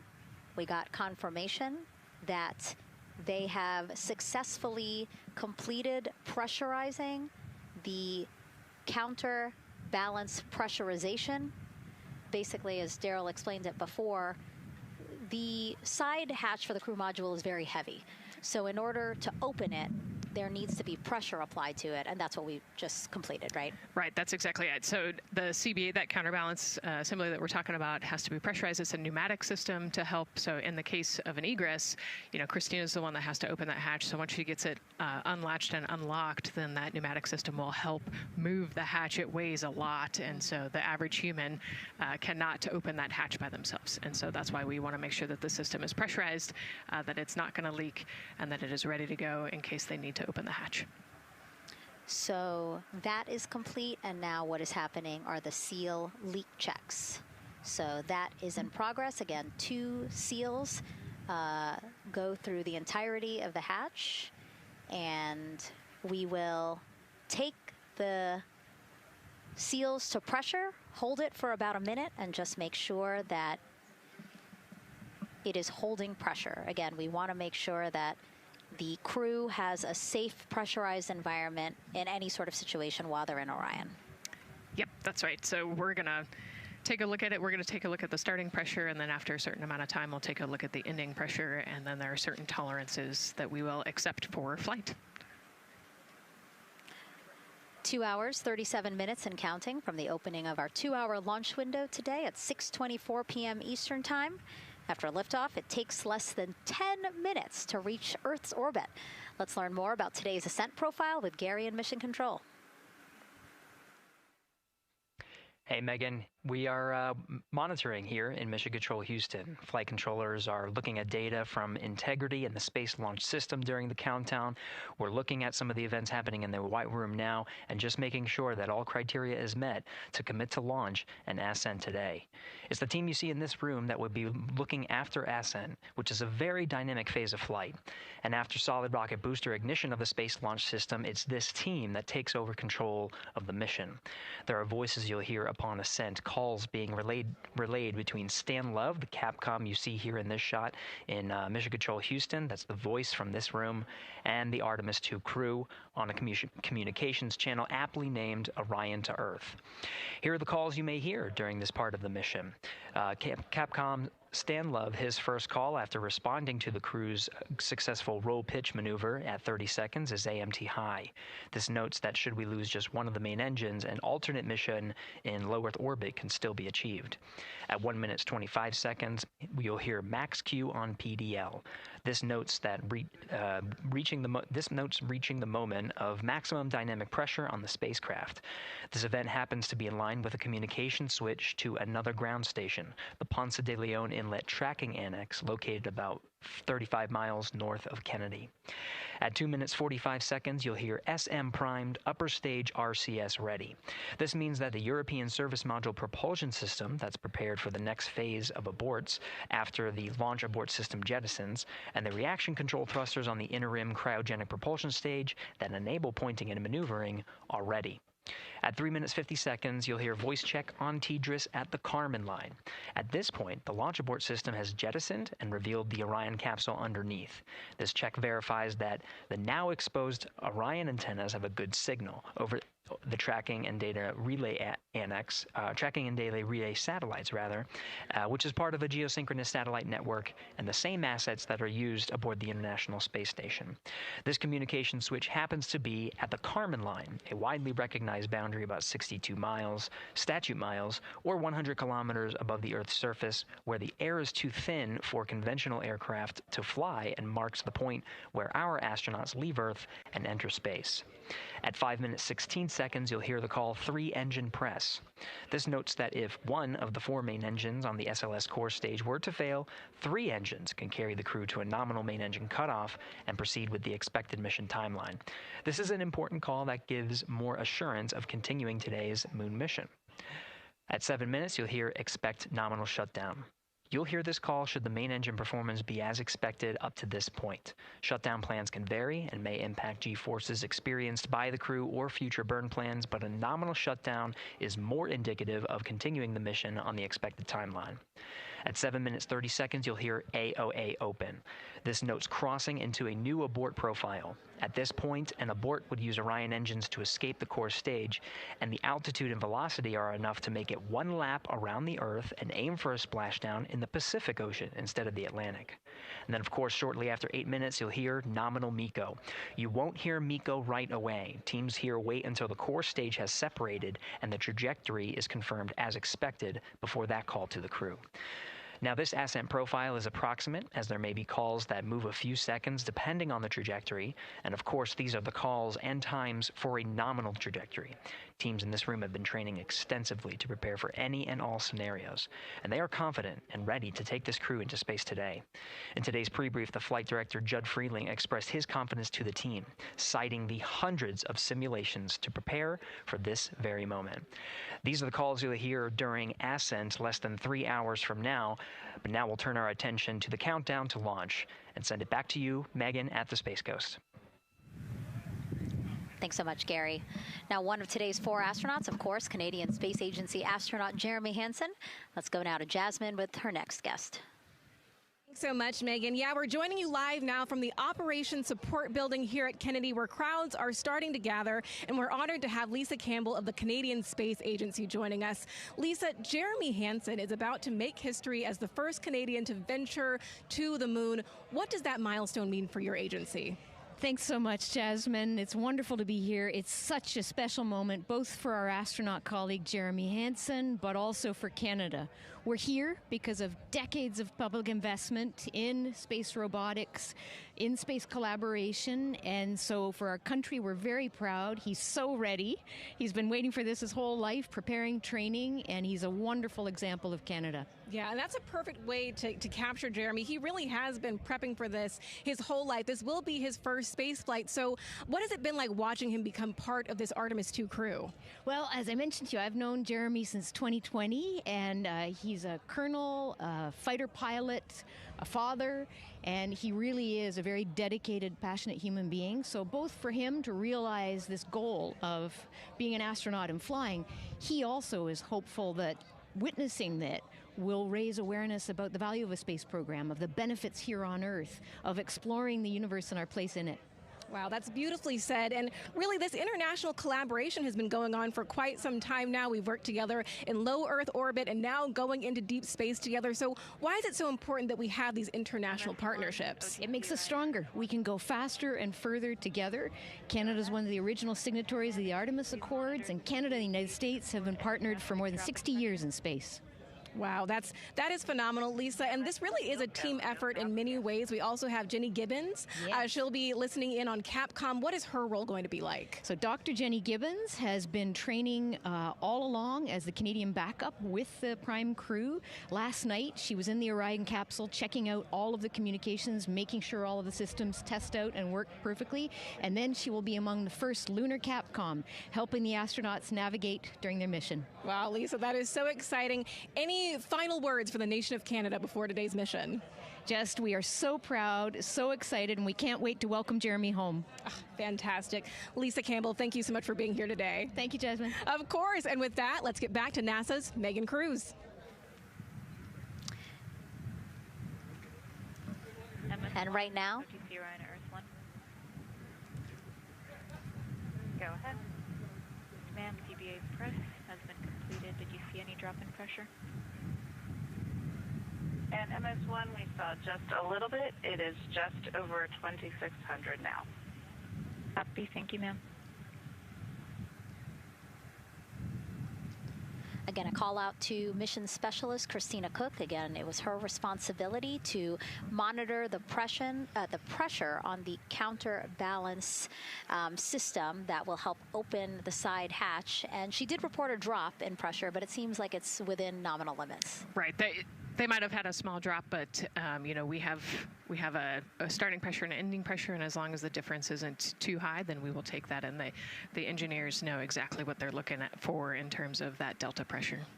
And so again, that milestone on the checklist of things that have to happen before they launch today, that is complete. The crew, again, still inside comfortably as the closeout crew team work to close the side hatch. Again, a separate seal leak check, followed by a full cabin leak check, and then they will close the last abort system hatch. Lots to do still in the White Room and marching down the countdown timeline well. And so Bill, again, number 3 there, he is holding a silver flex hose. That hose is what will be connected to Orion in order to do that cabin leak check. So again, it does seem like we continue to march down through the milestones in this countdown.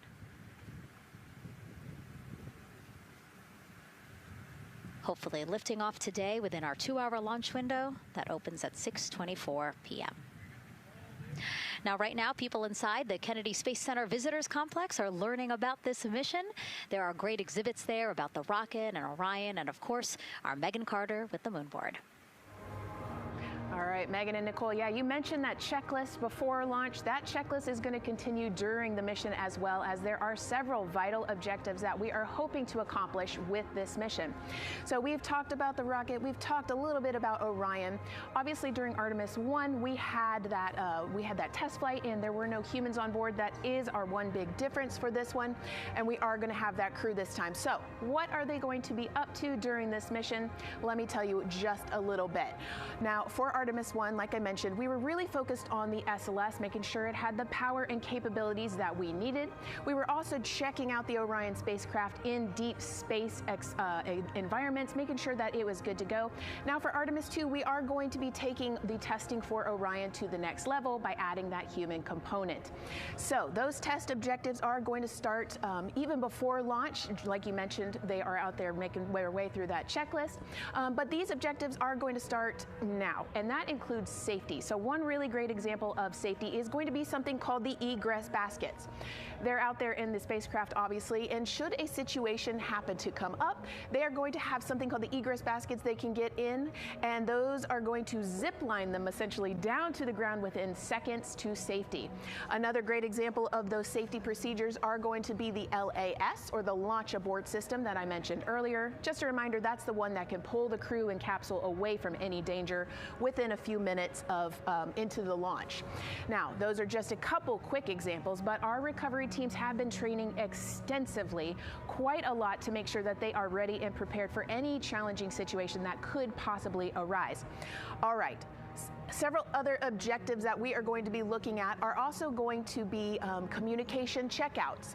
That is going to be vital. I know we talked a little bit earlier about all the maneuvering that they're going to be able to do, but we want to make sure that they have full communication ability from space to ground so that we can fully support them here.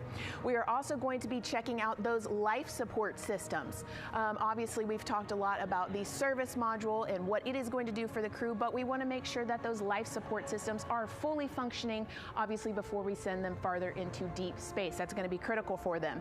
So on top of being able to maneuver the spacecraft and check everything out, we are also going to be making sure that everything is fully functioning. So as you can see, big part of this mission is to make sure that the spacecraft, the hardware, and all the operations are working, and that the data is going to make sense. And speaking of recovery, we are also going to have the opportunity at Splashdown to recover that launch or that flight data, and we're going to be able to take that back, analyze it, and make sure there are if there are any enhancements we need or changes we need to make before our next missions, we'll be able to do so. So lots to do. They're going to stay very busy, obviously. And with that, I will turn it back over to you, Megan. 2 hours, 25 minutes and counting, and the crowd, check it out, continues to grow at our Banana Creek viewing location. They will have a great view of launch, and we will go back now to Leah Martin, who's standing with her next guests. Hey, Megan, yeah, we're surrounded by thousands of people, some here local from the Space Coast, but we actually have quite a few people who have traveled a pretty far distance to be with us today. I'm actually joined here by a group from the International Space Station Ambassadors Program who have come from all over the globe. Saku, you're here from Japan, you've come Val from Mexico, and then we have brother and sister Cosma and Jesco here who are visiting from Germany. You actually told me that you participated in the NASA Rover Challenge in Huntsville. How was that experience, and how is it kind of participating there in Alabama and then being here today?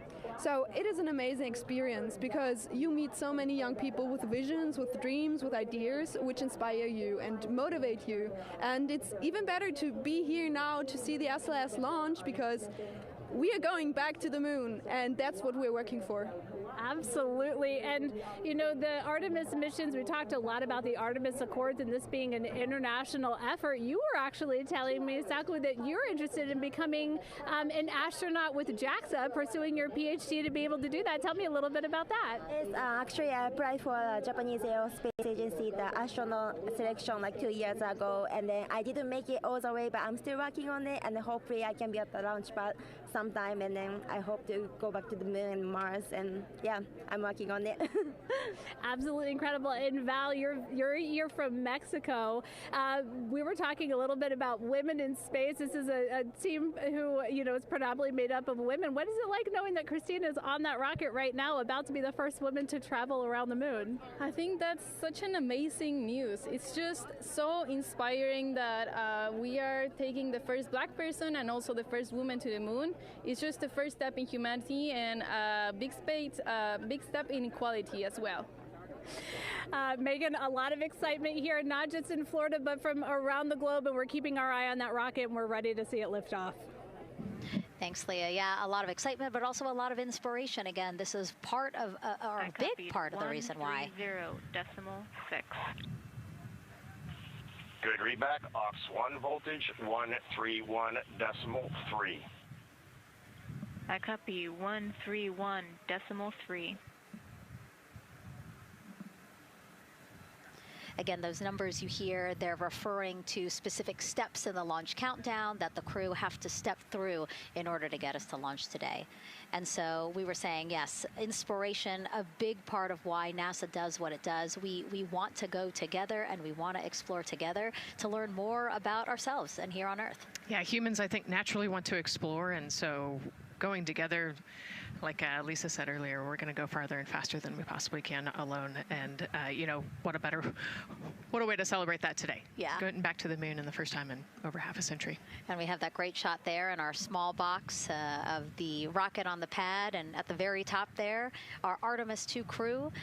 Right now, we know that the crew has begun the closeout crew has begun doing that cabin leak check. So they are currently pressurizing the cabin, and it sounded like it would take about 6 to 8 minutes for them to get to pressure, and then they have to hold that pressure for 5 minutes, right? Yes, that's correct. Yeah, so there's quite a bit of volume. We talked about it being a 6-person tent. I think it's 330 cubic feet. Don't quote me on that number, but they have to, like we talked about, take that initial pressure, wait 5 minutes, and take the second pressure.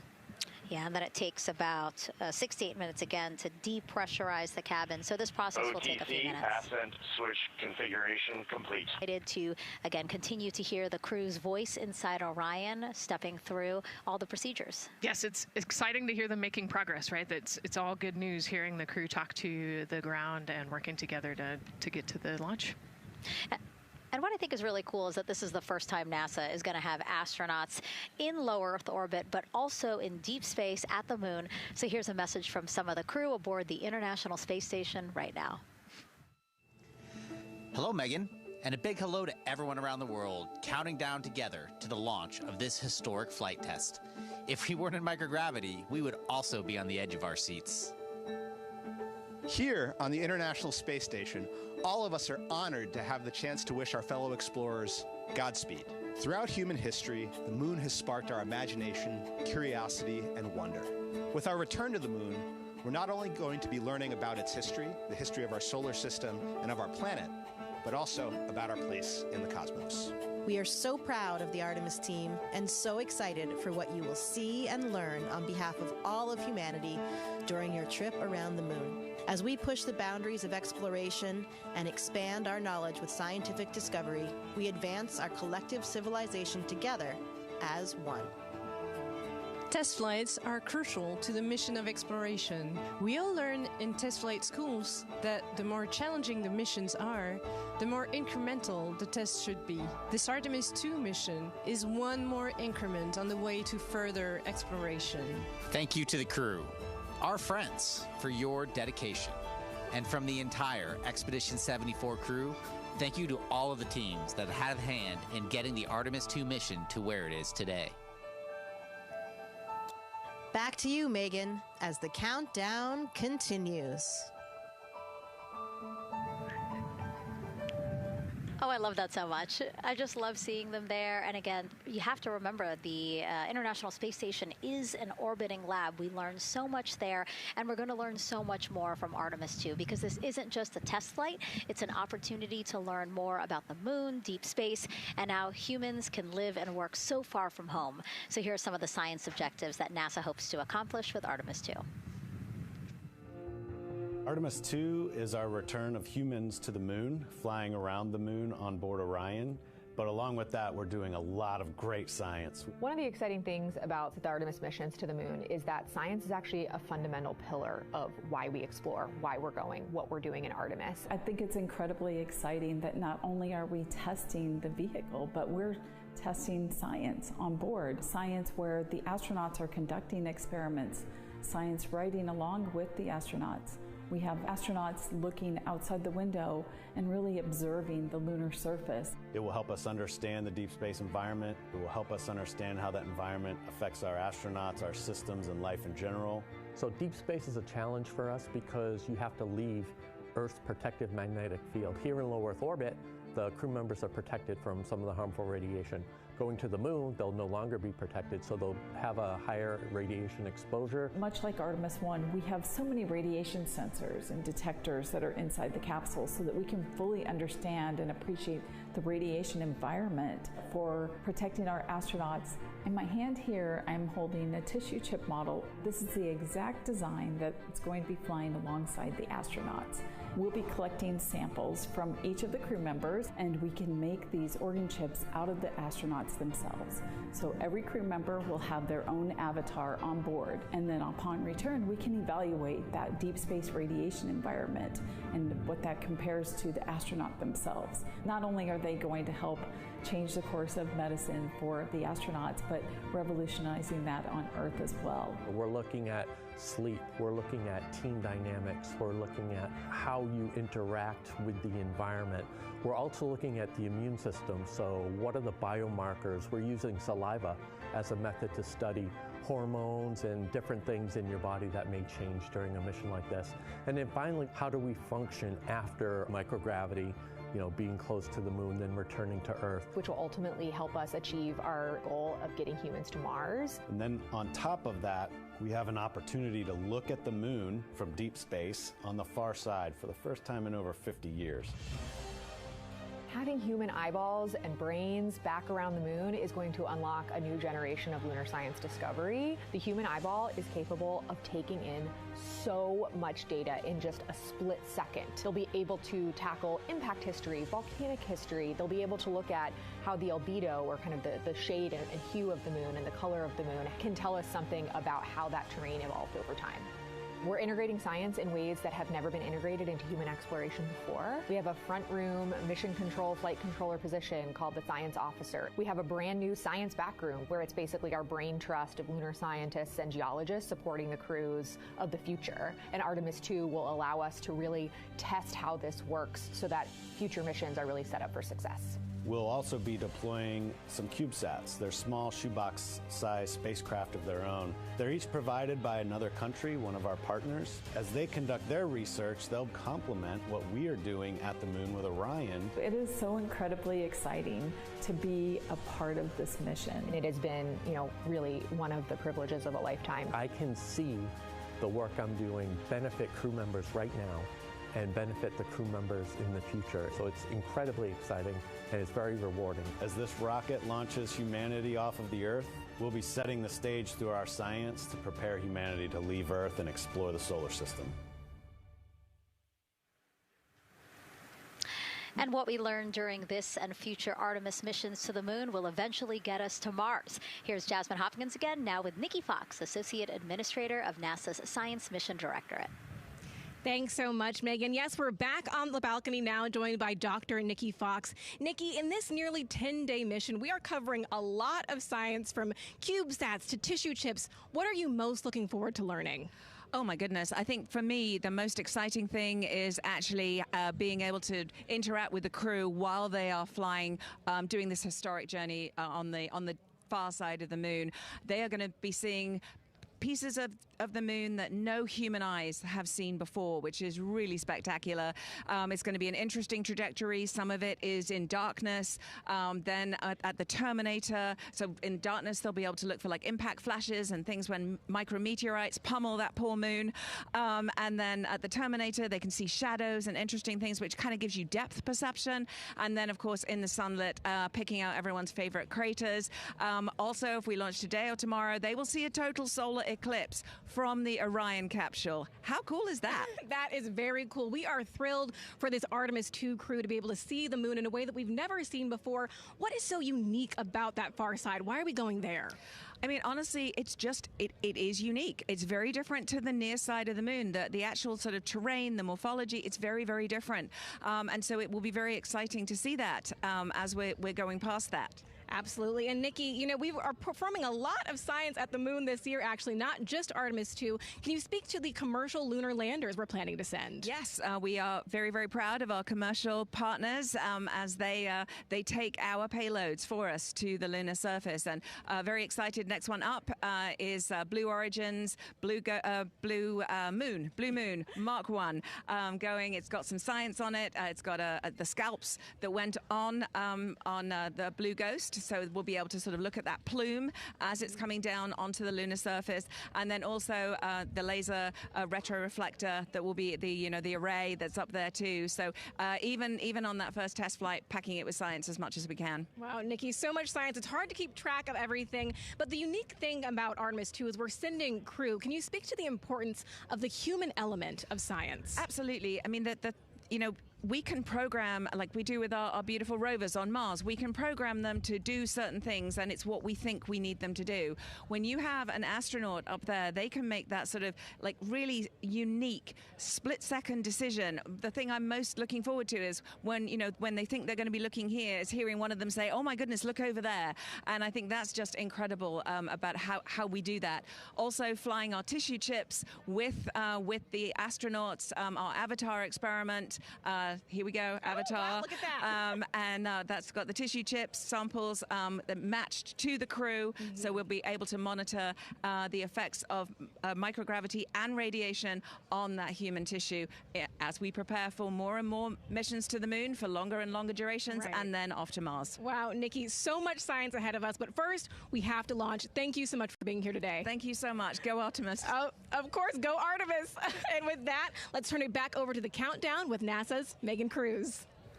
Nikki is so fun. She has so much energy and so much passion about the science. And again, yeah, it's just so important to remember that so much science is happening with this mission. It's not just to test out the hardware and the life support systems. Yeah, you saw the science video, and then we talked to Nikki. Man, there's so much going on, right? We talked a little bit about the lunar observations that we're going to do.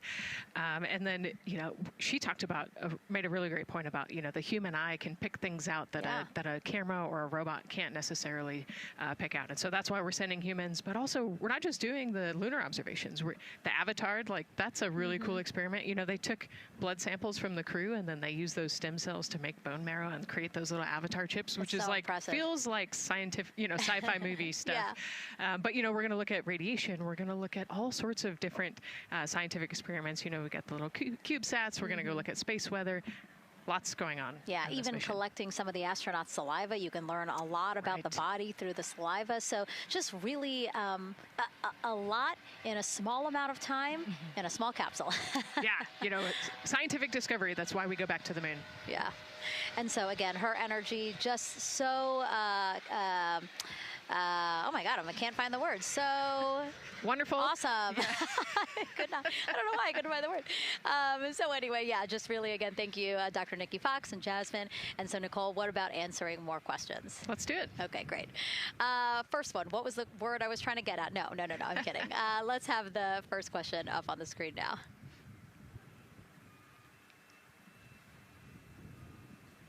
I know we got them. I see him being asked. And CDR OTC Orion Earth 1. Go. For your awareness, scrubber cycling is about to be restarted. Integrity copies.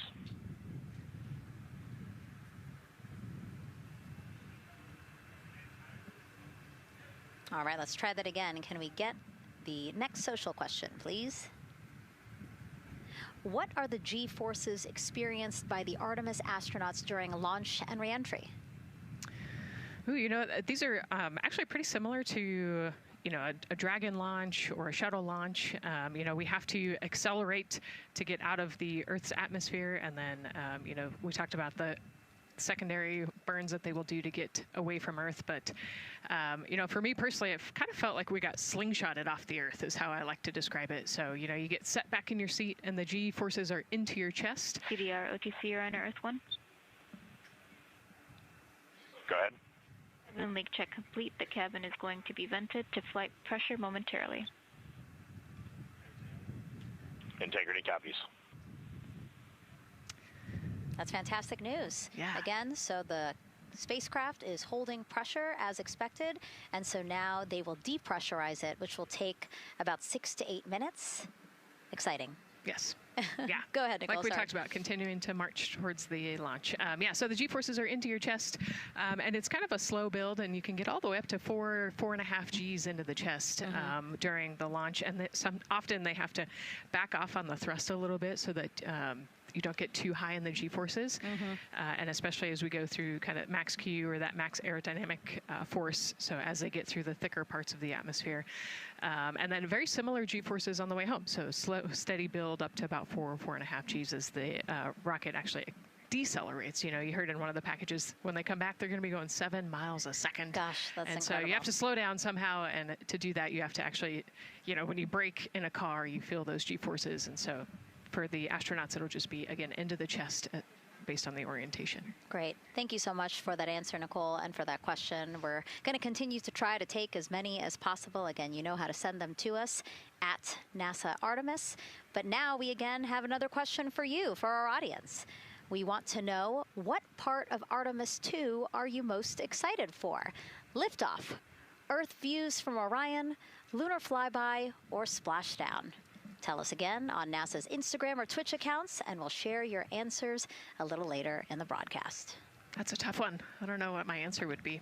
I know. I don't know either. I'm excited for it all, but that's a cop-out. All right, now let's head back over to Banana Creek. Again, the crowds there, really excited. People coming from all over the country, from around the world. Why don't we get another check with Leah Martin to see who she's caught up with now? Well, Megan, we were a little while ago talking to some students from around the globe. Today, we're actually talking to some local students who are from right here, locally, Merritt Island in Titusville.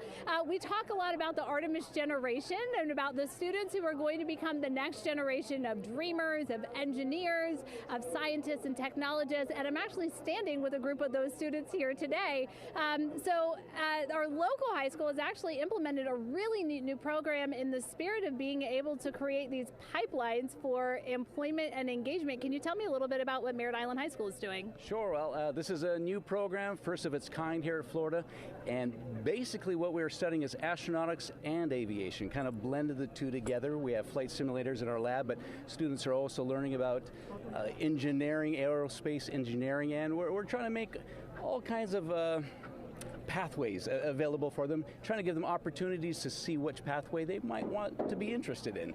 So, yeah, it's just a great opportunity for them to learn about space. We just finished doing a whole model rocket build where the students took CAD software, developed their own rockets, put them together, and launched them right from our school. So it was very exciting. Incredible. And then another local high school, Titusville, you guys also have a similar but slightly different program. Yes, we do space mechatronics with advanced manufacturing, preparing students to build and manufacture things to automate, do automation to build things on Mars and things like that, or locally too. Now, you told me that you're actually trying to figure out a little bit what you want to do when you're done. You're a freshman in high school. What things are you learning in your class here that are really kind of tweaking your interest in the aeronautics field? So we're building a lot of things with like metal and how we're supposed to do it on the rockets. We're also doing computer programming, which would help with NASA and like programming and coding. Absolutely. And you were actually telling me that I think were telling me that you're interested in becoming a pilot. We talked a little bit about the pilot who is on board the rocket right now. How is this program preparing you for your future? I mean, it's teaching me everything that I know about aviation, and it's really inspiring that I get to learn it in a classroom, like locally as well. It's amazing. I love it. And then you were also telling me you're taking this class. What's the most interesting thing you've learned? I really like the whole design part of it, like actually like engineering, like because I want to be an engineer. Engineering the products we use when we build stuff, that's definitely my favorite part, learning how to use those kind of softwares. Absolutely. Well, Megan, when they're seasoned NASA employees, you'll be able to say that you saw them here first when they were still in high school. Back to you at the desk. I can also say that they have fans. Nicole Ayers here. As soon as that girl said that she wants to be a pilot, Nicole went... Yeah, why is that something that's so thrilling for you to hear? I mean, I love when kids in high school have goals and they set their goals high and they want to go do something. You know, the kid who wanted to be an engineer or a pilot, like, I love that. You know, find something that you're passionate about, go work hard at it, and go get good at it. Yeah, and speaking of passion, I mean, we definitely have a whole bunch of people here passionate about what NASA is doing here. Again, the lawn behind us just filled with media from around the world, making sure that they can help tell our story to everyone who is interested in hearing it. So back here in Florida, of course, we have NASA leadership also keeping a close eye on launch operations. Let's go now to Jasmine Hopkins, who is standing by with Lori Glaze, Acting Associate Administrator of NASA's Exploration Systems Development.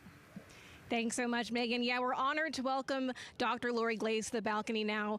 Lori, this is our very first time having crew on an Artemis mission. How does that feel, and how does that change our overall approach to the mission? It's a really good question, and it really came home today when we were watching the crew walk out, and then we saw them get into their van and go out to the pad, and we've been watching them getting into the crew module. And so we've really put an enormous amount of rigor into assuring the safety of our crew. One of the most important things on this mission, different from Artemis I, is we now have environmental controls and life support systems. One of the most important things we're going to do on this mission is test those out and make sure that we can keep our crew healthy and safe throughout their mission. We also on this mission have an activated launch abort system, which we had the system for Artemis I, but it wasn't active. But we definitely had that active on this mission. We want the ability, again, if something goes wrong, to be able to have that ability to abort and get them back to the ground again, safe. Absolutely, Lori. I mean, as you're driving home, safety is paramount here at NASA, and your program is responsible for all of these Artemis elements. We have the Space Launch System, Orion, ground system. So how do you get everybody cohesively on the same page for a day like launch? And that's a great question, and it's really been wonderful to watch our teams working together. We have the ground systems, which are kind of the bookends of our mission. The ground systems help prepare us to get the rocket ready to take off. They're doing all of the loading of the tanks right now and getting the crew into Orion, and then at the back end they'll be there to recover the crew when they land in the ocean. But they know that their job is to make sure that that rocket is ready to go and that the crew module is ready to go. And then the rocket itself, the space launch systems, they know that their job is to deliver the crew module to the right point in space so that they can conduct their mission. And then again, they have to make sure that everything is ready, that they set them on the trajectory that is going to bring them around the moon and set them up to land in the right place in the Pacific Ocean. And that's their job, and they know how important that is. And they have to work closely with Orion, which again, they also have to work with all the other teams to make sure that everything's working together. And then on top of that, our flight operations teams, all the people on the ground, they're all working together. They know this mission doesn't work unless every single part of the mission works. Right. Lori, there are so many things that have to work together today. We can't wait to see what happens next. Thank you so much for being here. It's my pleasure. Thank you. Of course. And with that, let's take it back to the countdown with NASA's Megan Cruz. Yeah, and speaking of the countdown, 1 hour, 59 minutes and counting until the opening of our 2-hour launch window at 6:24 p.m. Eastern Time.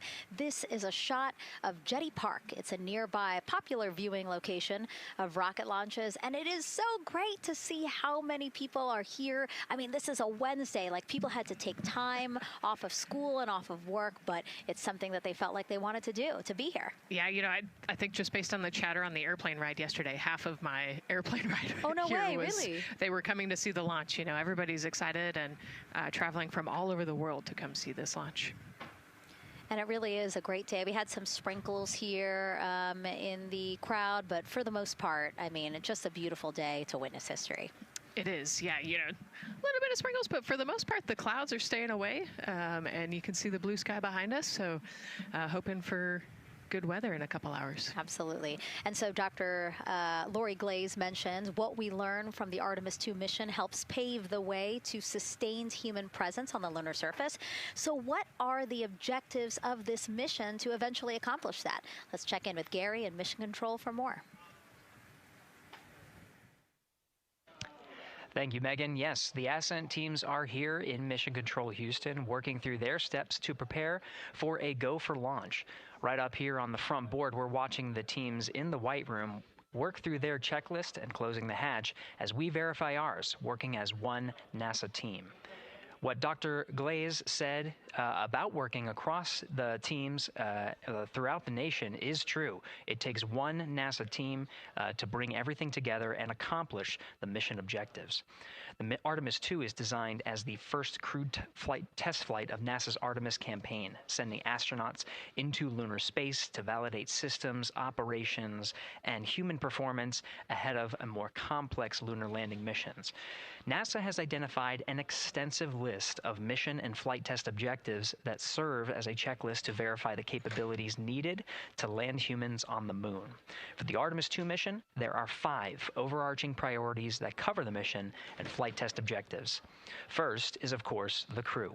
As the first crewed mission inside the Orion spacecraft, this mission serves to demonstrate the capability of safely sustain the flight crew throughout the mission, including launch, the deep space component, and return.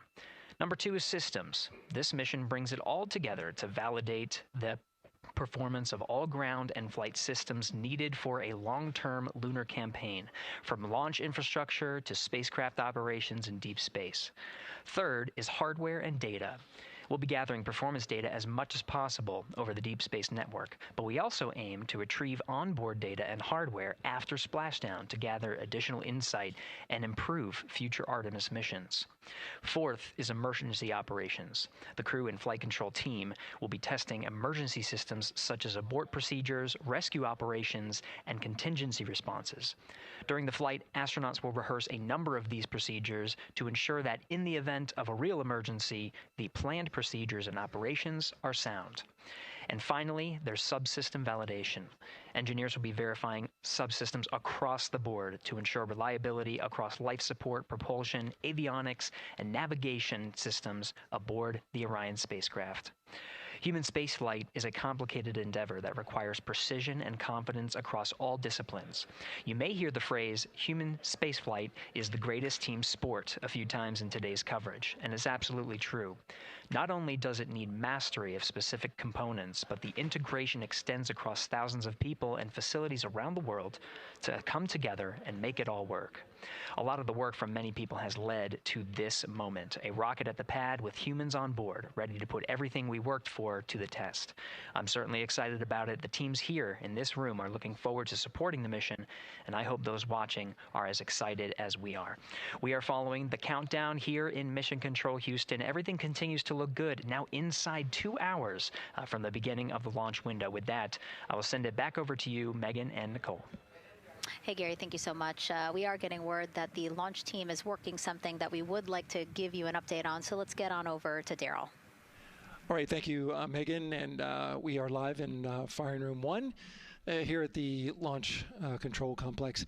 Yes, we are currently not working any constraints with regards to the rocket or the ground systems. But the launch team has been made aware of an issue that the range is working. And currently they're monitoring that work that is going on over at the range. We understand that that issue is related to the flight termination system. Now, the flight termination system, just to give you a quick explainer, every rocket has a flight termination system. It's the system that the Eastern Range here uses in order to send a destruct signal to a rocket in case it veers off path. So it's a very critical, important safety component in terms of how the range keeps the public safe here. We understand that the flight termination system, they're working an issue. And so as they continue to work that issue, they've asked for some assistance from the launch team to help verify some of the work that they're doing on their FTS system.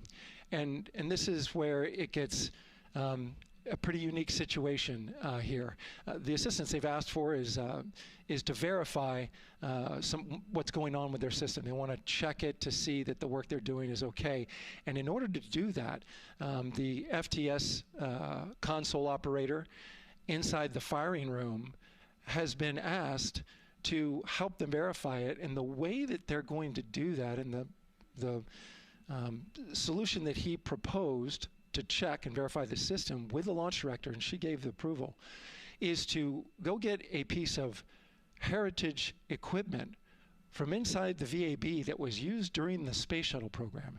And this equipment is able to receive commands by the range through the flight termination system.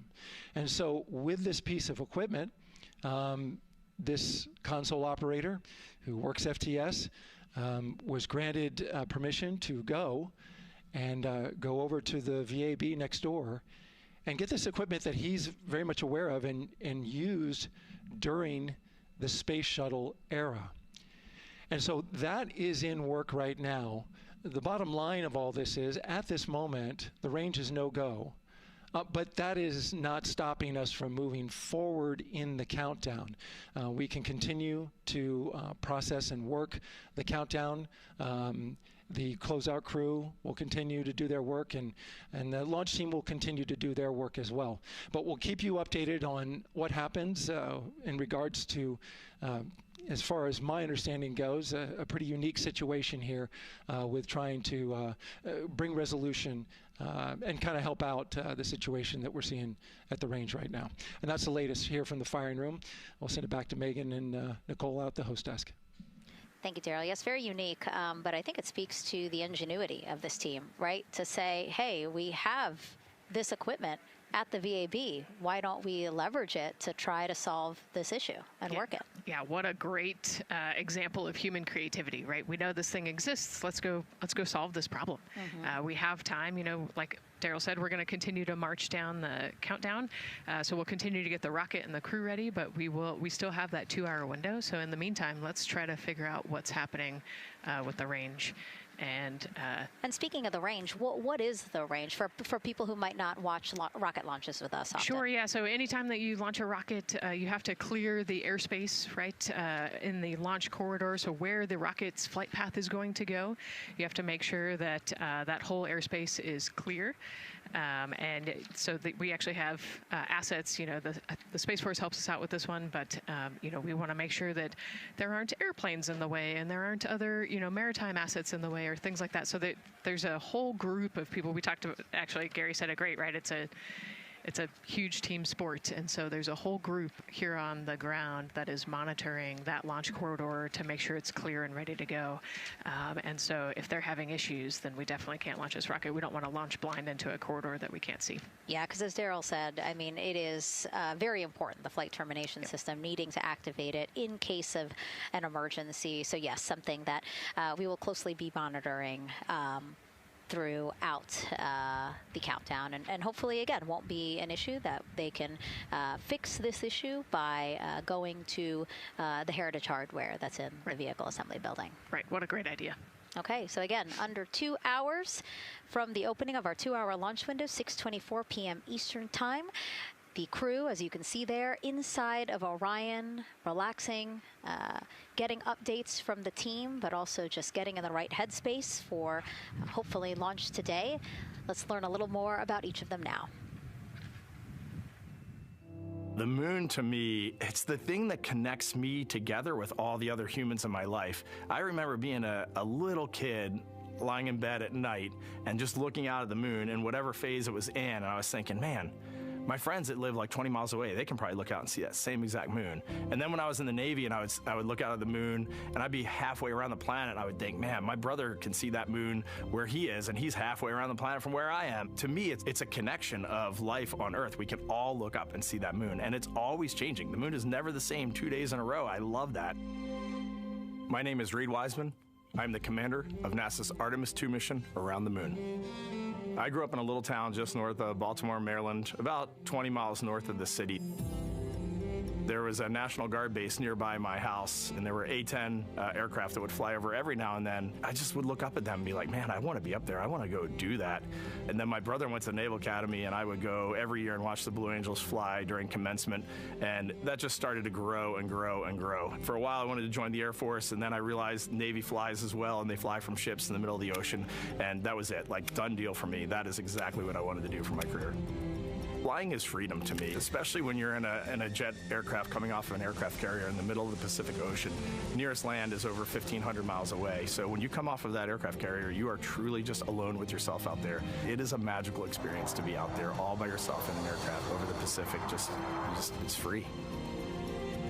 I think anybody who accomplishes something that they set their mind out to, there's no one thing that does it for them. It's a combination of everything. I mean, the way my parents raised me, the way my brother and I, the way our relationship developed over time, my friends, being in the marching band, going to college, setting my own course, learning how to live on my own, being mentored along the way, being, kept on the path to success, but being given the freedom to, make excursions and fail every now and then and regroup and carry on. I think all those things come together in the end to get you where you are. I've had to overcome, I'm a human being. I've had to overcome a lot of fears. I'm pretty scared of heights. I joked about that on the International Space Station, but it turns out I'm only scared like at the edge of a building. When you're up on the International Space Station, even though you're 250 miles up, I never had that feeling of falling or that I was, at risk up there. I just kind of loved the feeling of floating and looking down at Earth. There have been challenges all throughout my life. By far, the biggest challenge was losing my wife in 2020 to cancer and now raising two daughters who are grown up now, but that's been the biggest challenge by far I've ever had to face. It is not easy. Being an only parent, trying to work a full-time job, and raising two kids is something that I think about every single day. I'm very proud of the work I've done. I haven't always done it well, but I've always shown up and tried as hard as I possibly can. I do wonder what it's going to be like when we are really far from Earth and can see it. The sensation of being so far away from everything that you know. I had that sensation on the space station the first time I got to sit in the cupola for a really long time. So I can only imagine what that's going to be like from 200,000 plus miles away.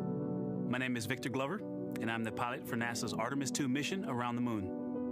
When I was in 4th grade, I was 10 years old, and that's when the Challenger accident happened. And it helped me understand how the general public felt about the astronaut corps, right? Like, these are the people that we want to be, and that just gave me an easy thing to strive toward. The biggest fear that I've had to overcome in my life is doubting myself. Going to college when no one in my family had gone to college was a huge risk. I had more confidence in my athletic ability than in my academic abilities. I could play football with those college students that I saw on TV. But my classmates that I saw in the lab and around the University Union, I didn't know if I had what they had. I think addressing that self-doubt was a part of, swinging for the fence and trying to go get an engineering degree, not just go to college, but get an engineering degree and then go do something challenging and technical like flying. Apollo is known for sending humans to the moon. Artemis has an opportunity to continue the Apollo story, but I actually think it's important for this story to stand on its own. Artemis is a new program, and we're trying to do new things. And it's great to compare and contrast. When you look at our spaceship, you can see parts that were designed, built, and integrated in another country. When you look at our crew, you see that our crew is international. There are also men and women. And I just think that comparing and contrasting makes the story even richer. The piloting role specifically, I will have an hour and a half or so where I get to fly the spacecraft by hand. We haven't flown that many spaceships. And so the ability to fly one actually in space on a test mission is just a really unique opportunity. I can't tell you how I'm going to feel when we fly by the moon and see the moon up close and the Earth from 250,000 miles away, but I don't use the word excited because I'm focused. What we do, this is very serious and it's very risky, and we are all intimately familiar with that risk. And so if we go out there and we're successful and we can pass that baton on to Artemis III, that's something to really be excited about. I tell a story, which is one that my dad told me before the Apollo missions when he was just a very little boy. He was looking up at the moon with his mom, and his mom said to him, "Don't worry, Ronnie, we'll never get there." Fast forward maybe 70 years later, it's his daughter that's actually going there. And I think that long arc is something that we can all learn from. The idea that the seemingly impossible becomes possible if you just believe in it and are willing to work hard and come together to achieve it. My name is Christina Cook, and I'm a mission specialist for NASA's Artemis II mission around the moon. When I look back at my dreams as a kid, I definitely never thought I would actually get here. I was very pragmatic. Even though I'm a dreamer, I knew that the odds were way against me again, so I might as well do something I'm loving in the meantime. I definitely loved science and math in school and, did pretty well in those things, but I also loved being active. I was always outside. I loved things that made me feel small. I loved looking at the night sky, oftentimes between the pine tree branches, or I loved the ocean. North Carolina also has mountains, and when we would go there, I just loved the vastness of all of those things. I loved how they made me feel and what they made me think about, and the vastness of the universe and how much out there was to learn. I'm drawn to exploring. I'm drawn to challenges that involve both mental and physical, and I'd much rather be solving problems wearing a whole lot of equipment and in a harsh environment, and that's just something I've carried with me ever since I was a kid. Thinking about the fears or challenges that I've had to overcome, there are just so many. I mean, basically, that has been the journey. I always say to people, do what scares you, and that means I have to follow my own advice. So doing what scares me meant getting on a plane and going to the Antarctic, getting on a plane and going to study abroad in Ghana, applying to become an astronaut, opening the EVA hatch in the airlock and going out of it into the darkness, strapping myself onto a rocket. And so for me, I think that no matter what the challenge, recognizing that if people believe in you and you believe they believe in you, the challenges seem always a little bit easier. To me, the moon, it represents history. It is a witness plate. Everything that's ever happened to the moon is still written on the moon. Every single person has looked at the moon their entire lives. We see the same moon. That's something really special. It's just the epitome of a symbol of something that's in each of our hearts, but that's also represents exploration and reaching. I have this very distinct memory of seeing an image of an astronaut standing on the moon. It's burnt in my brain because I went back to it so many times in my childhood, and I would look at that image, and I know it had a huge impact on me that humans had walked on the moon. My name is Colonel Jeremy Hansen. I'm an astronaut with the Canadian Space Agency, and I'm a mission specialist on NASA's Artemis II mission around the moon. My elementary school years, I grew up on a farm outside of London, Ontario. I spent as much time as I could with my dad on the farm. I learned the value of hard work, for example. If I wanted to go to work with Dad, it was going to be a long day, and I was going to have to not complain, or I wasn't going to get to go the next day. I had a treehouse. I had a vivid imagination, and I changed my treehouse into a spaceship. I made all these dials and controls. I had circuit breakers for switches that I found in the barn, and I was exploring space in my imagination. The most important thing I did to get to where I wanted to go in life, which was flying fighter jets and eventually becoming an astronaut, is I shared those desires with other people. And it turns out, just like you don't go to the moon on your own, if you could, I would have done it a long time ago in my treehouse as a kid, you have to go as a team. I think the biggest impediment to achieving my goals was, of course, myself. And I think that's a common human experience. There are many times where just little things would get in my way, and my immediate interpretation of that was, well, now that goal's out the window. You know, people must have lifted me back up, and somewhere in the back of my head, that persistence came through. And I think that's a common human experience, to doubt ourselves.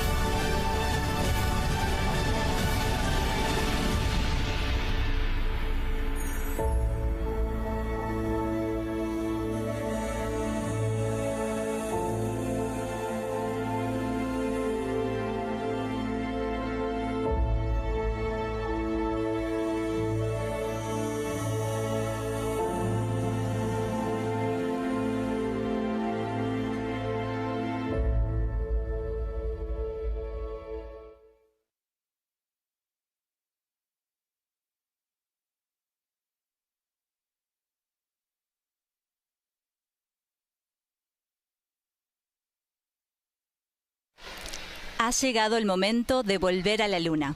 Más de 50 años después del último viaje del programa Apolo, hoy lanzaremos una tripulación de 4 personas a la órbita lunar en la misión Artemis II.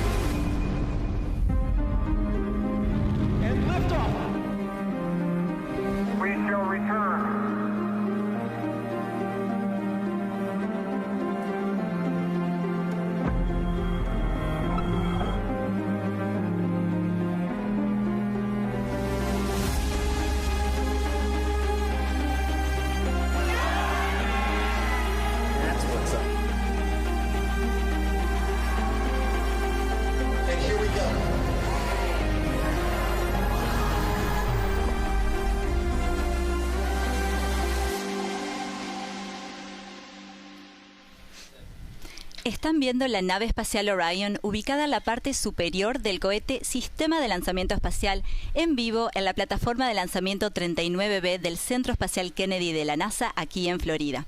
La escotilla de Orión ya ha sido cerrada y los 4 astronautas de la tripulación de Artemis II están en sus asientos listos para su vuelo histórico hacia la órbita de la Luna.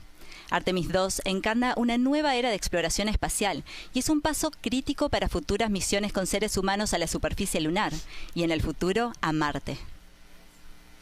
Bienvenidos y gracias por acompañarnos en vivo desde el Centro Kennedy, donde miles de personas se han reunido para presenciar este lanzamiento histórico. La emoción se puede sentir en el aire.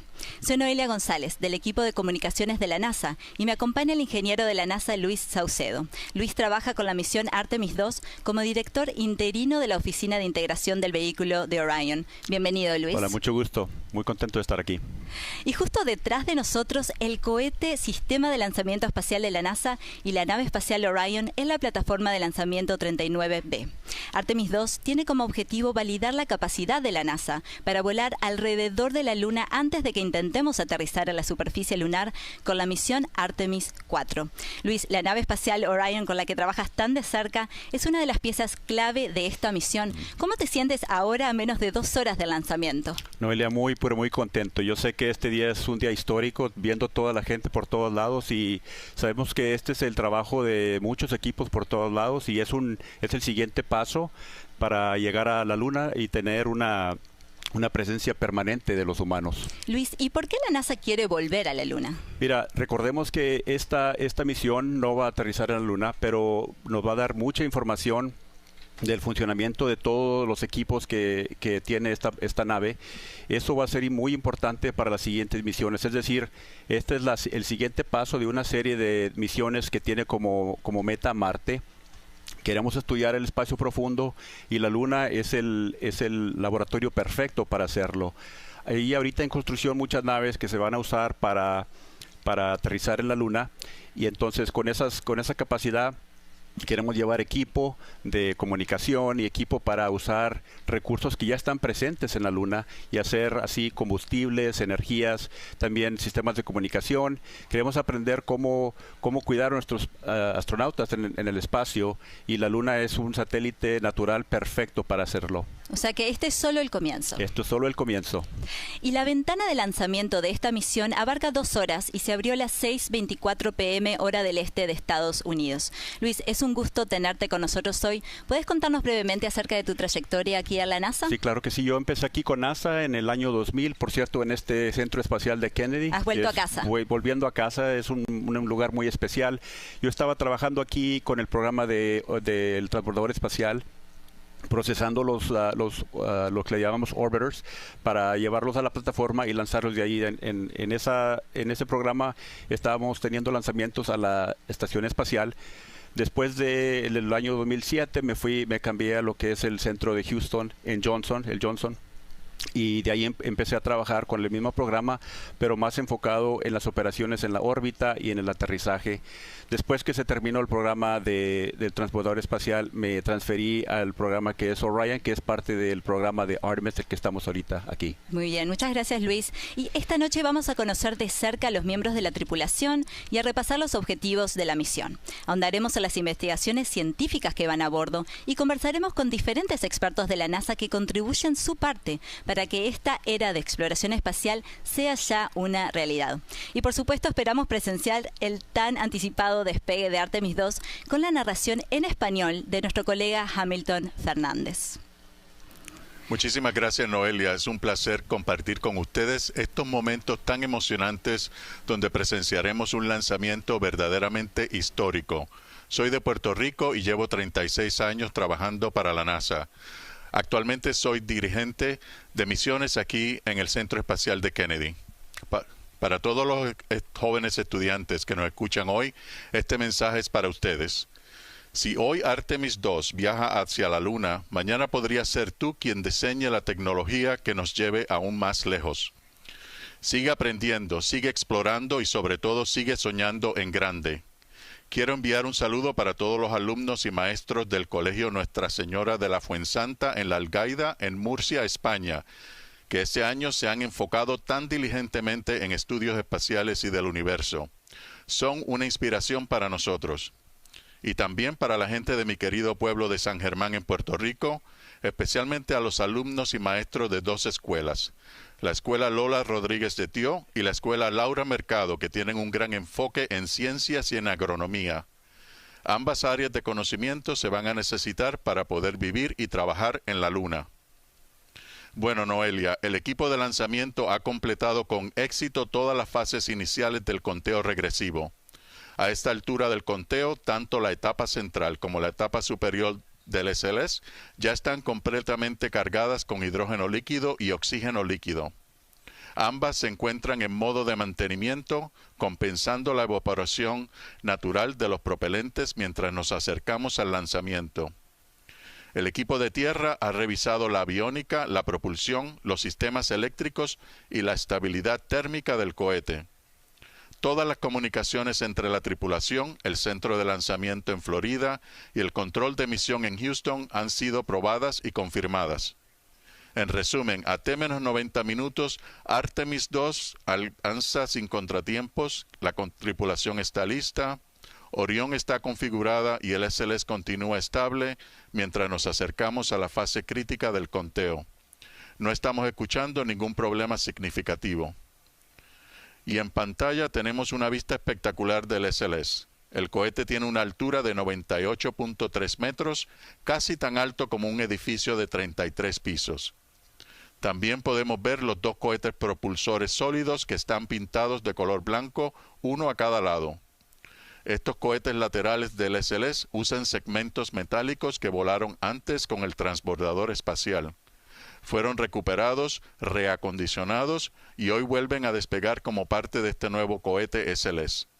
Pero a diferencia del programa del transbordador, estos no van a ser recuperados del océano. Van a estar encendidos por 2 minutos durante el ascenso con un empuje de cada motor de más de 16.000 kilonewtons.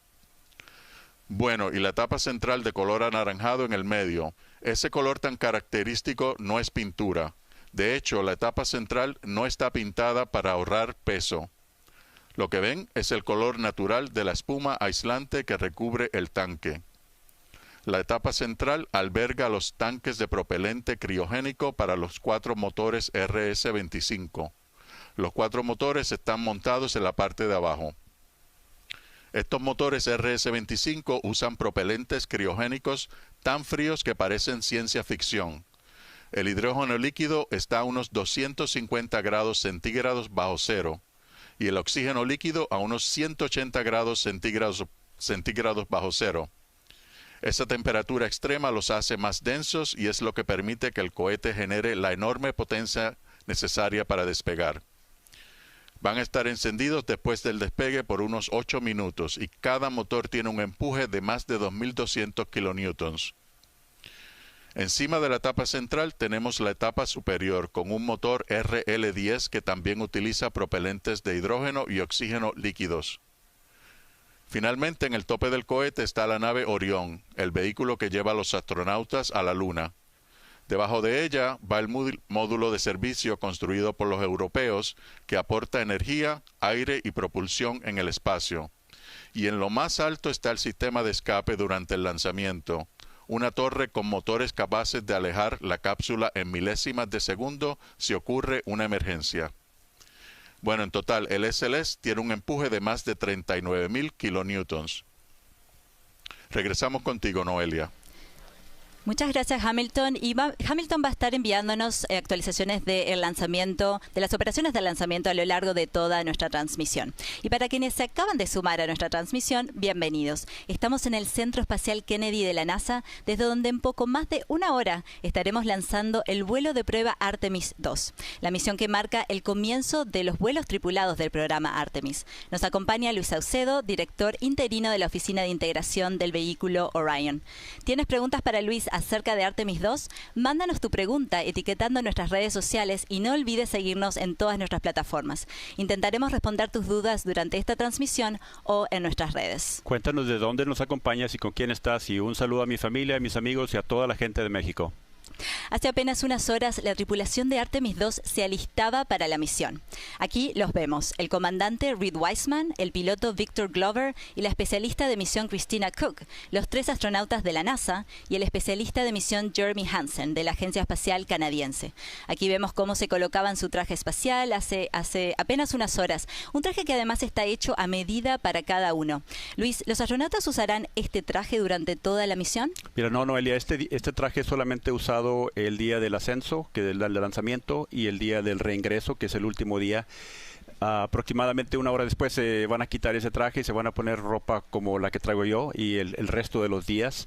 Y estos trajes son anaranjados por si acaso hubiera una emergencia y se requiere que las fuerzas de rescate los encuentren más rápido. Con ese color resalta y por eso es de ese color. Ahí está, no son los que estamos acostumbrados a ver que son blancos, ¿no? De las caminatas espaciales. Sí, estos son diferentes. Muy bien, además son muy interesantes estos trajes naranjas porque son un verdadero equipo de supervivencia para usar de ser necesario, ¿no? Cada traje cuenta con un salvavidas, una baliza de localización, linterna, silbato, entre otras herramientas. También estamos viendo en pantalla la sala de vestuario, que es histórica, esta sala que está aquí en Kennedy, que la NASA ha usado en todas sus misiones tripuladas desde Apolo 7 en 1968, que fue la primera misión de astronautas del programa Apolo. Así que literalmente esta tripulación está siguiendo estas huellas. Es muy interesante también ver que cada astronauta tiene un técnico o técnica que está encargada o encargado de colocarles el traje y verificar que todo funcione correctamente. Los vemos aquí una vez listos. Los astronautas realizaron esta histórica caminata hasta su asiento en la nave espacial Orion. Los vemos ya con sus trajes espaciales, saludan a familiares, colegas y amigos que están por ahí cerca, a las cámaras que hacen posible que todos los estemos viendo en pantalla en este momento.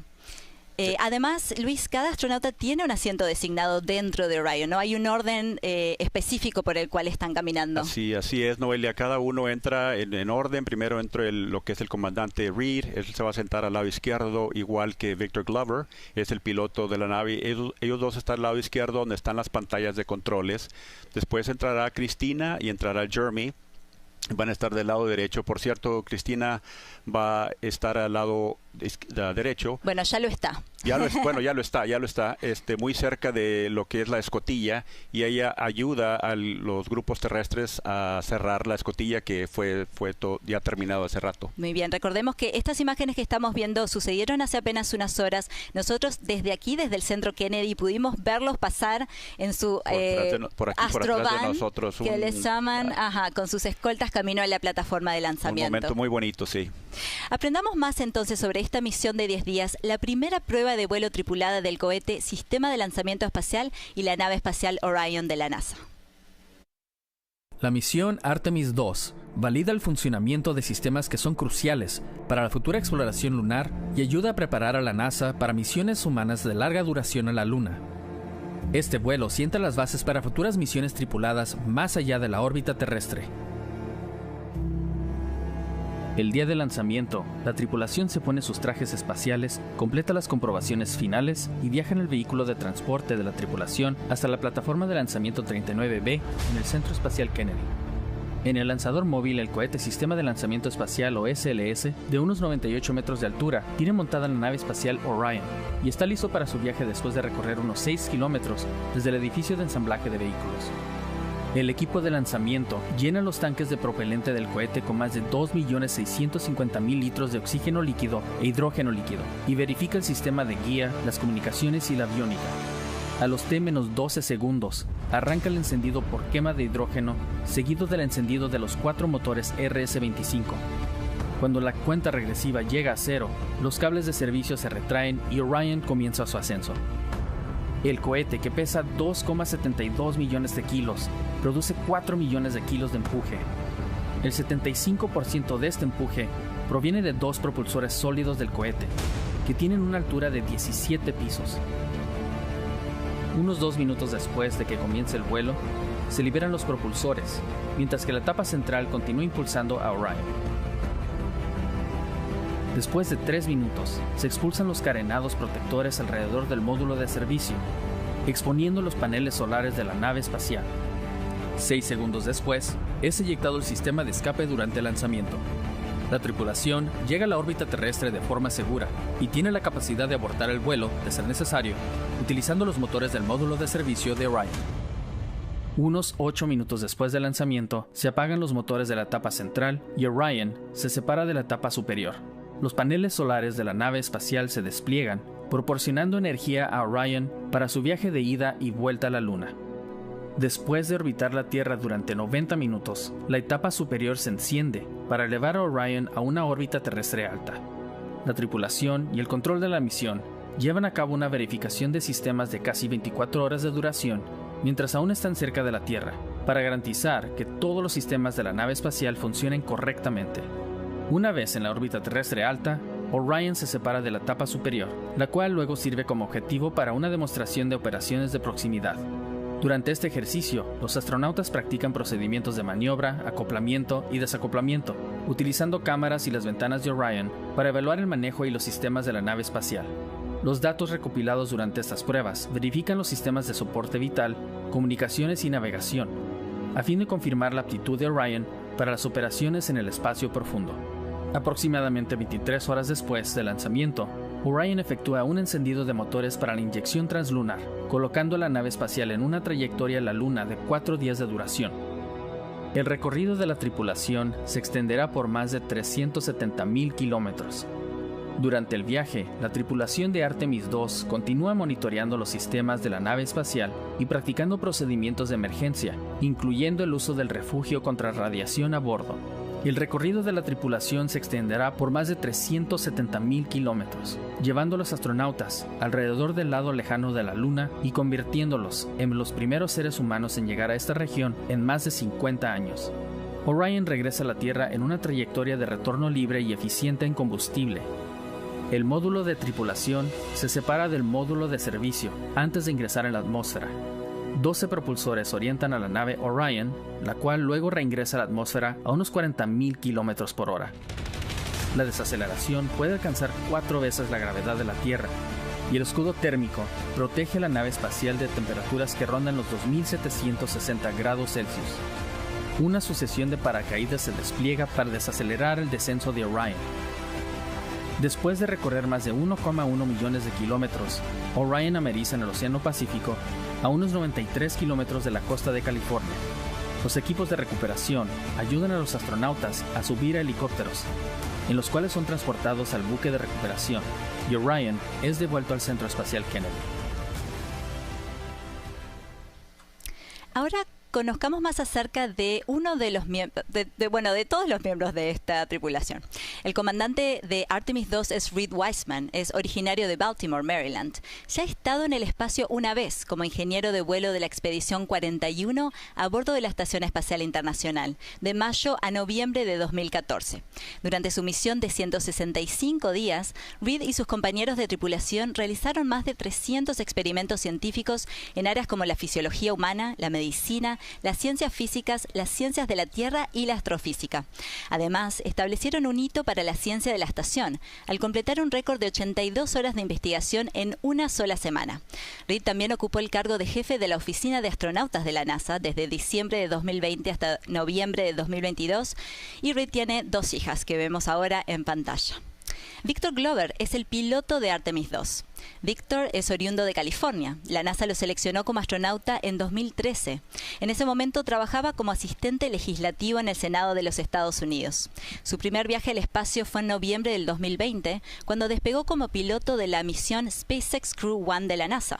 Esa fue la primera misión operativa del programa comercial de la NASA, que reanudó el lanzamiento de cohetes de Estados Unidos desde territorio estadounidense a la Estación Espacial Internacional, tras el final del programa del transbordador espacial. Víctor es capitán de la Marina de los Estados Unidos y piloto naval, y sirvió como piloto de pruebas acumulando más de 3.500 horas de vuelo en más de 40 aeronaves diferentes. Él y su esposa Diona tienen 4 hijos. Christina Cook es especialista de misión. Es nativa de Grand Rapids, Michigan. Fue seleccionada para formar parte del cuerpo de astronautas de la NASA en 2013, la misma promoción que Víctor. Trabajó como ingeniera de vuelo en la Estación Espacial Internacional desde marzo de 2019 hasta febrero de 2020.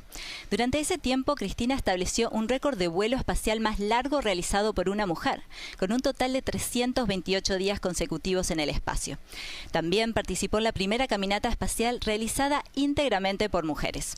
Antes de convertirse en astronauta, Christina ayudó a construir instrumentos científicos espaciales y dirigió trabajos científicos de campo en algunos de los entornos más remotos del planeta. Sus aficiones incluyen el surf, la escalada, el servicio comunitario, hacer yoga, viajar y la fotografía. El astronauta de la Agencia Espacial Canadiense, Jeremy Hansen, que volará al espacio por primera vez, viajará a la Luna como especialista de misión en la misión Artemis II. Es oriundo de London, Ontario, y fue seleccionado como astronauta en 2009. Después de eso, trabajó como Capcom en el Centro de Control de Misiones de la NASA en Houston. Capcom significa comunicador de la cápsula y es la única voz directa que se comunica con los astronautas en el espacio. También participó en ejercicios de entrenamiento, como vivir en el fondo del océano durante 7 días frente a las costas de Florida, Estados Unidos, para simular la exploración del espacio profundo. En 2017 se convirtió en el primer canadiense en dirigir una clase de astronautas de la NASA. Sus aficiones incluyen navegar, escalar rocas y andar en bicicleta de montaña. Jeremy y su esposa Catherine tienen 3 hijos. Luis, ¿has tenido la oportunidad de trabajar de cerca con los astronautas de Artemis II? Mira, sí, Noelia, de verdad he tenido el privilegio de estar con ellos en muchas juntas por varias horas, explicándoles información de lo que es la nave que tenemos aquí enfrente de nosotros. También estuve en el buque de la Marina con Victor Glover cuando teníamos ensayos de la recuperación del vehículo en el Pacífico.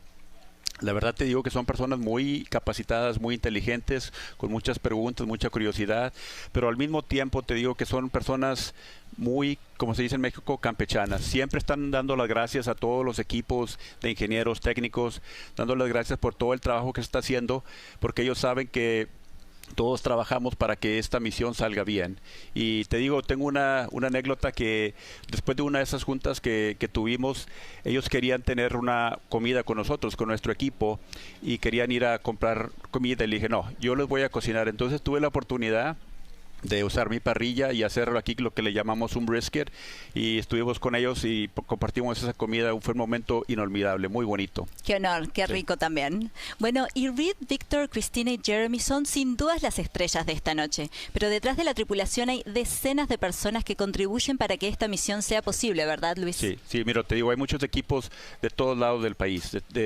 Hay también muchas personas, como la Agencia Espacial Europea, que fabrica parte de lo que es Orion, y hay otros 60 países que están aliados al acuerdo Artemis, y claro, pues el astronauta canadiense. Entonces es un equipo que forma de muchas personas. Mucha colaboración. Exacto. Sí. Bueno, y la misión Artemis II llevará a estos 4 astronautas más lejos de la Tierra y más cerca de la Luna de lo que cualquier ser humano ha estado en más de medio siglo. Aprendamos más sobre la tripulación, ahora de primera mano.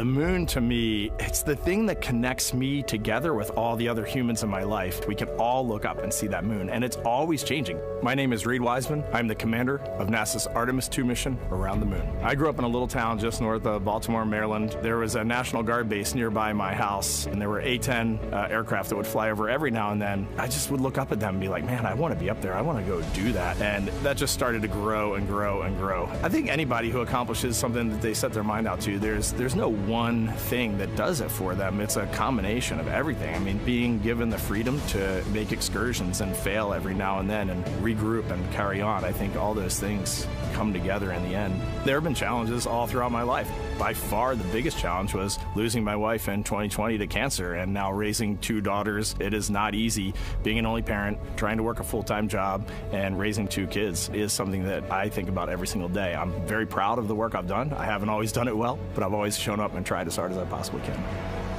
I do wonder what it's going to be like when we are really far from Earth and can see it. The sensation of being so far away from everything that you know.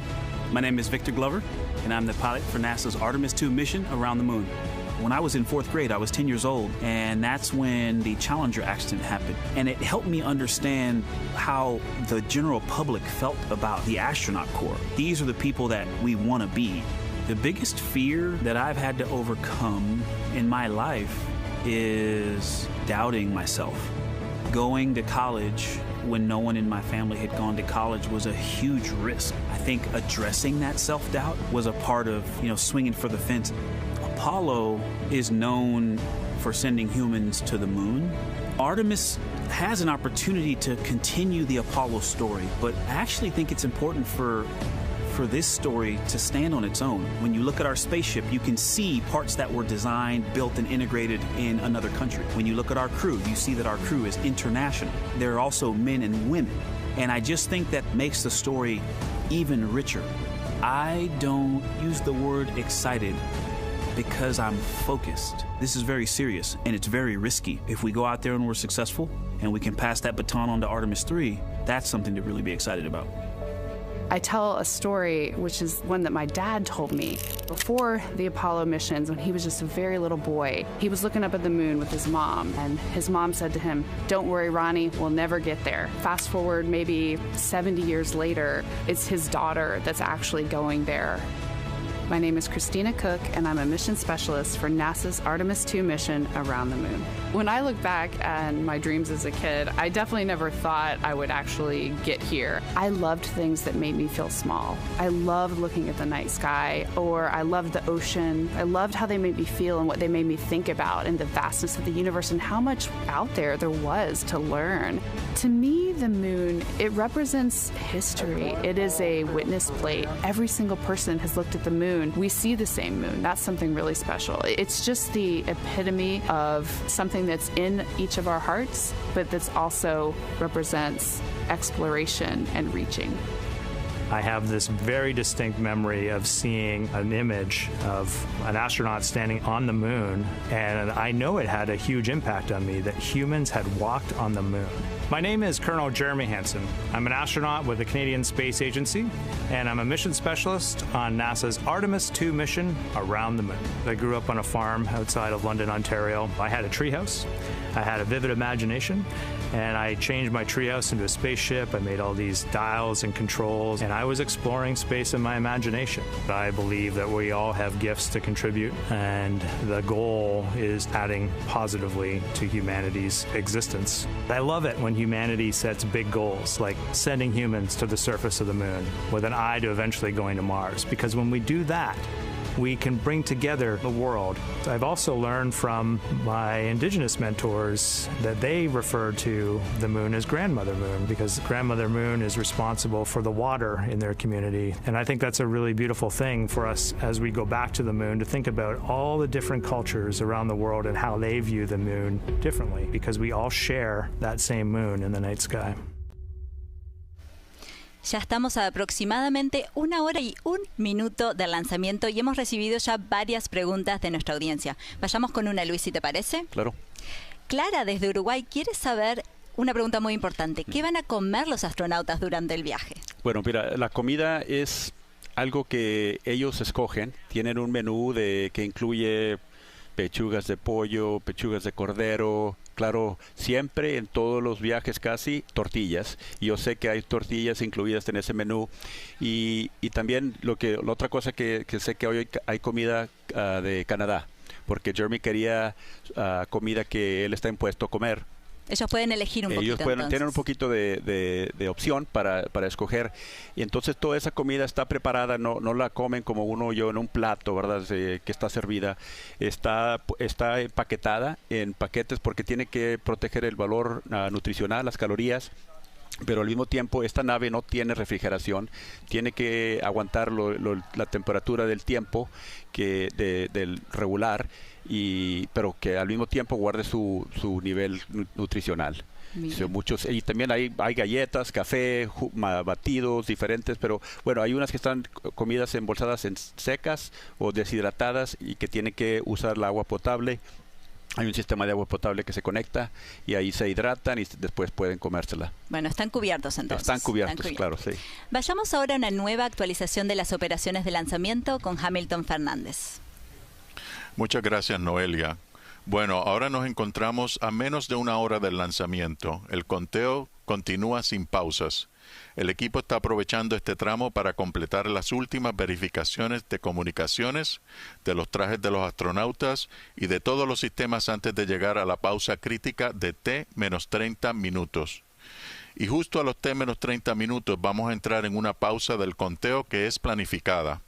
Noelia, estas pausas planificadas o holds, como los conocemos en inglés, son momentos programados dentro del conteo regresivo en los que el reloj se detiene a propósito.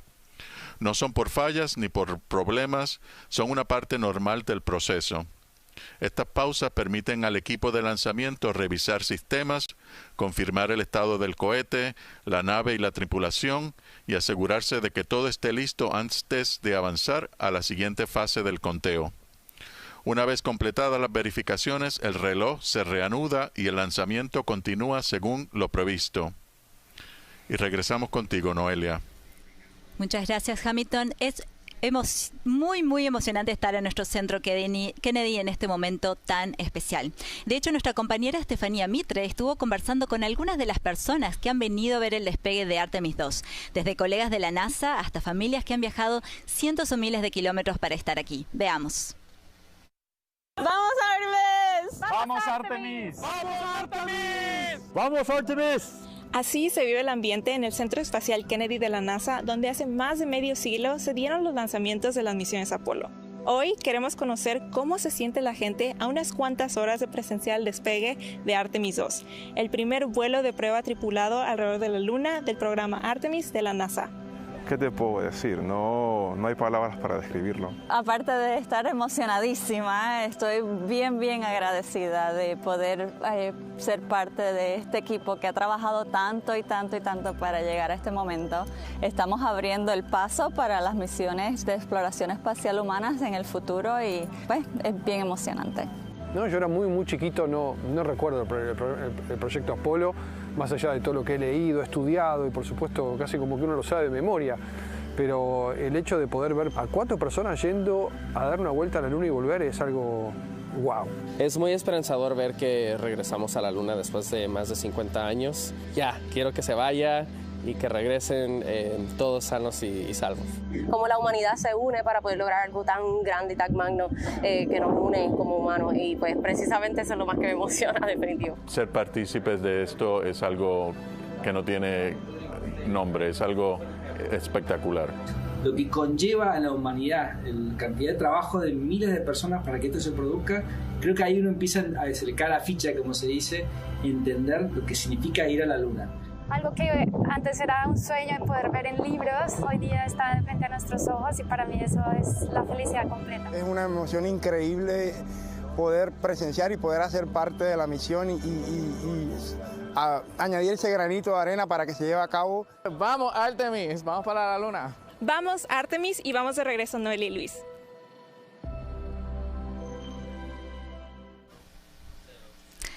A bordo de Orión van 4 astronautas, pero también hay un quinto pasajero no humano. Este pequeño peluche es un indicador de gravedad cero que resultó de un concurso de diseño a nivel mundial en 2025. La propia tripulación de Artemis II seleccionó este diseño como el ganador. El diseñador es Lucas Ye, un niño de California que cursa segundo año de primaria. Lucas, de hecho, está aquí con su familia para ver el lanzamiento. El peluche fue fabricado en nuestro Centro Espacial Goddard en Maryland y ahora está a bordo de la nave espacial Orión, listo para acompañar a nuestros astronautas en su vuelo espacial. Pero, ¿qué es exactamente un indicador de gravedad cero? Nuestro astronauta Frank Rubio nos lo explica en este video.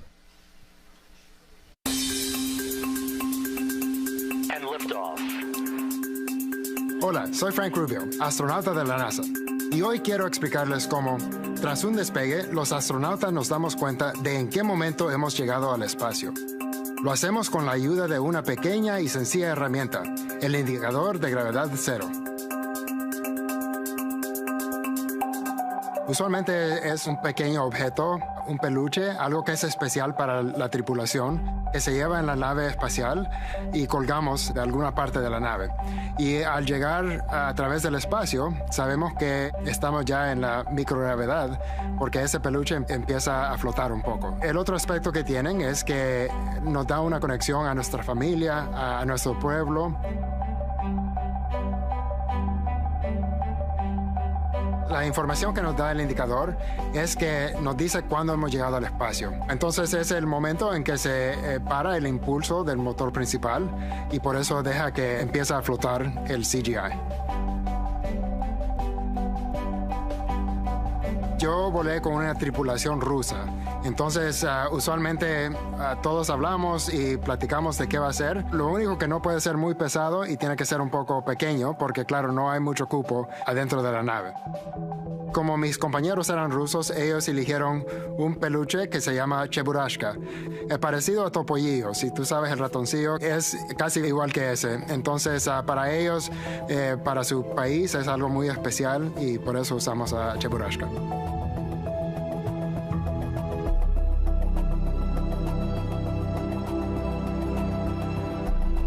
Hay unos que prefieren que sea un poco más fácil saber a dónde está y la cuelgan, y otros que prefieran pasarla o tirarla entre uno mismo y es un poco más como juego.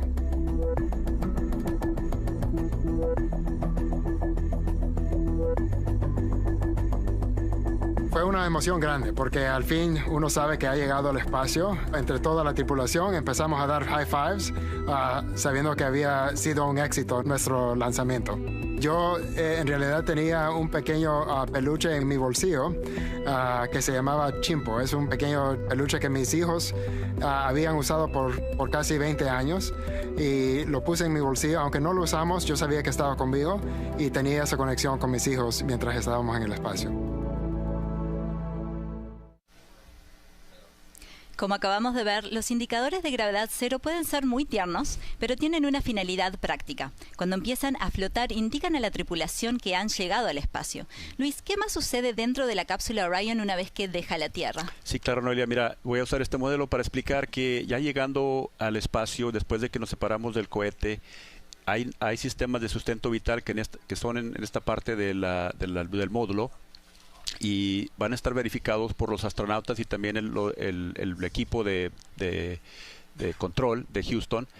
También la otra cosa que van a hacer es quitarse esos trajes de los que mencionamos y también desarmar los asientos que vimos hace rato que ocupan mucho espacio, los hacen a un lado y los guardan. Y un paso muy importante es probar el inodoro. Muy importante. Muy importante. Sí, es un sistema nuevo que está incluido en esta parte de la nave. Ahí será verificado. Y así todos estos sistemas están bien. También vamos a estar checando estos paneles solares. Se van a abrir en la órbita y estos paneles solares van a capturar la energía del sol para generar la electricidad que necesita todos los sistemas y alimentar todos los sistemas eléctricos. Si todo está bien en la primera órbita, en las segundas dos órbitas, vamos a encender el motor que ves aquí abajo, es el motor principal, y ese motor encendido nos va a llevar a la Luna. Muy bien. Bueno, y recién hablábamos de un quinto pasajero, pero lo cierto es que a bordo de la nave espacial Orion van también millones de nombres de personas de todo el mundo que se anotaron para acompañar este viaje de manera simbólica. Nuestra campaña Envía tu nombre alrededor de la Luna reunió más de 5 millones de nombres que van grabados en una tarjeta de memoria a bordo. De hecho, esta tarjeta está cosida dentro del peluche indicador de gravedad cero. Luis, yo mandé mi nombre y el de mi familia. ¿Tú enviaste el tuyo? Yo también tengo mi nombre ahí en la nave, con el RISE, pero tengo algo un poquito más especial. Cuando nos dieron los 4 teléfonos de los astronautas para procesarlos y certificarlos para el vuelo, tuvimos la oportunidad, yo y mis compañeros, de grabarnos videos y mandarles saludos a los astronautas. Entonces, cuando llegan al espacio y saquen sus teléfonos celulares, van a ver sus imágenes y sus videos, ahí nos van a ver como sorpresa, mandándoles saludos y buenos deseos. Qué linda oportunidad, sí. Y sin duda se van a llevar una grata sorpresa cuando lo vean. Y ustedes enviaron sus nombres, compártanos sus tarjetas de embarque virtual en nuestras redes sociales. Hay otro elemento que ha sido diseñado solo para esta misión y que guarda un simbolismo especial, el parche de la misión. Aquí lo vemos en pantalla. La tripulación diseñó esta insignia y la reveló en abril de 2025. Aquí la Luna representa el destino de nuestra exploración, centrada en el descubrimiento de lo desconocido. La Tierra representa nuestro hogar y la perspectiva que obtenemos cuando miramos hacia el planeta que compartimos. La órbita de la Luna alrededor de la Tierra destaca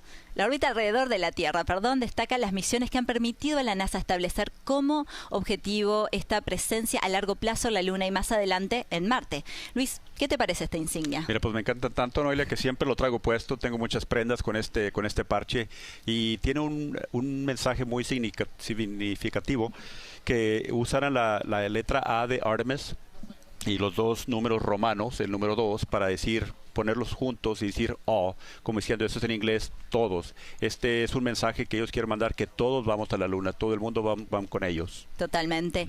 Y los 4 astronautas de Artemis II ya están extremadamente familiarizados con la nave espacial Orion, a la que han llamado Integrity o integridad en español. Luis, tú tuviste la oportunidad de ingresar a la nave como parte de tu trabajo. Más allá del aspecto técnico, ¿qué te hizo sentir entrar en este vehículo que está por hacer historia? Sí, mira, entré a la nave varias veces cuando estaba en proceso. Y bueno, no tenía todos los sistemas que vimos hace rato ya con la tripulación en ella, pero yo sabía que estaba en una nave espacial que iba a hacer historia, y verla ahorita ahí es algo especial.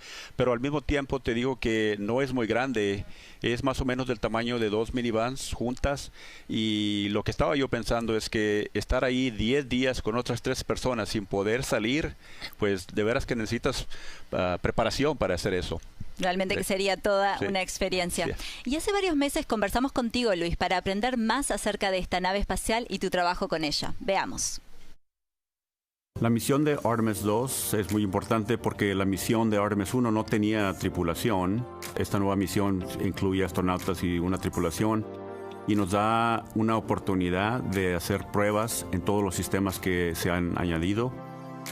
Soy subgerente del módulo de tripulación y del módulo de servicio del programa de Orión. En ese cargo, las responsabilidades más importantes es el diseño, la fabricación y la prueba de todos los componentes que se integran al parte de Orion. Tenemos ingenieros en diferentes centros de la NASA y somos encargados de la producción de la nave que esté lista para apoyar todas las funciones necesarias en la misión. Orion es la nave espacial que tiene más capacidad que ninguna otra nave. Tiene sistemas que pueden tener 4 tripulantes y llevarlos a la Luna, regresarlos con una velocidad alta después del regreso de la Luna. El modo de la tripulación tiene sistemas de apoyo vital y hay sistemas de navegación para controlar la nave, y hay otros sistemas también como los inodoros, que es un sistema nuevo, sistemas para calentar su comida y tener agua potable. El módulo de servicio está construido por la Agencia Espacial Europea. Tiene los sistemas de propulsión, los sistemas de oxígeno, nitrógeno, tanques de agua y sistemas eléctricos que son vitales para la ejecución de la misión de Artemis II. Después del lanzamiento, tengo la gran oportunidad de estar en el barco de recuperación en el Pacífico con la Armada de Estados Unidos y ser parte de ese equipo que va a recuperar la nave después de completar la misión y el aterrizaje en el Pacífico y empezar las investigaciones y las evaluaciones del vehículo después de que regrese de esa misión. Y gracias a la nave espacial Orión, los astronautas de Artemis II van a tener acceso a vistas espectaculares durante su viaje. Pero este vuelo espacial es muchísimo más que un paseo de otro mundo. Es una oportunidad única para llevar a cabo investigaciones científicas. Por ejemplo, los miembros de la tripulación de Artemis II serán sujetos de estudio para ayudar a nuestros científicos a comprender mejor cómo el entorno del espacio afecta al cuerpo humano. En este video les cuento más sobre la ciencia a bordo de Artemis II. Veamos. Artemis II es el primer vuelo tripulado de la campaña Artemis. 4 astronautas orbitarán la Luna a bordo de la nave espacial Orión y luego regresarán a la Tierra. Pero no se trata solo de un vuelo de prueba.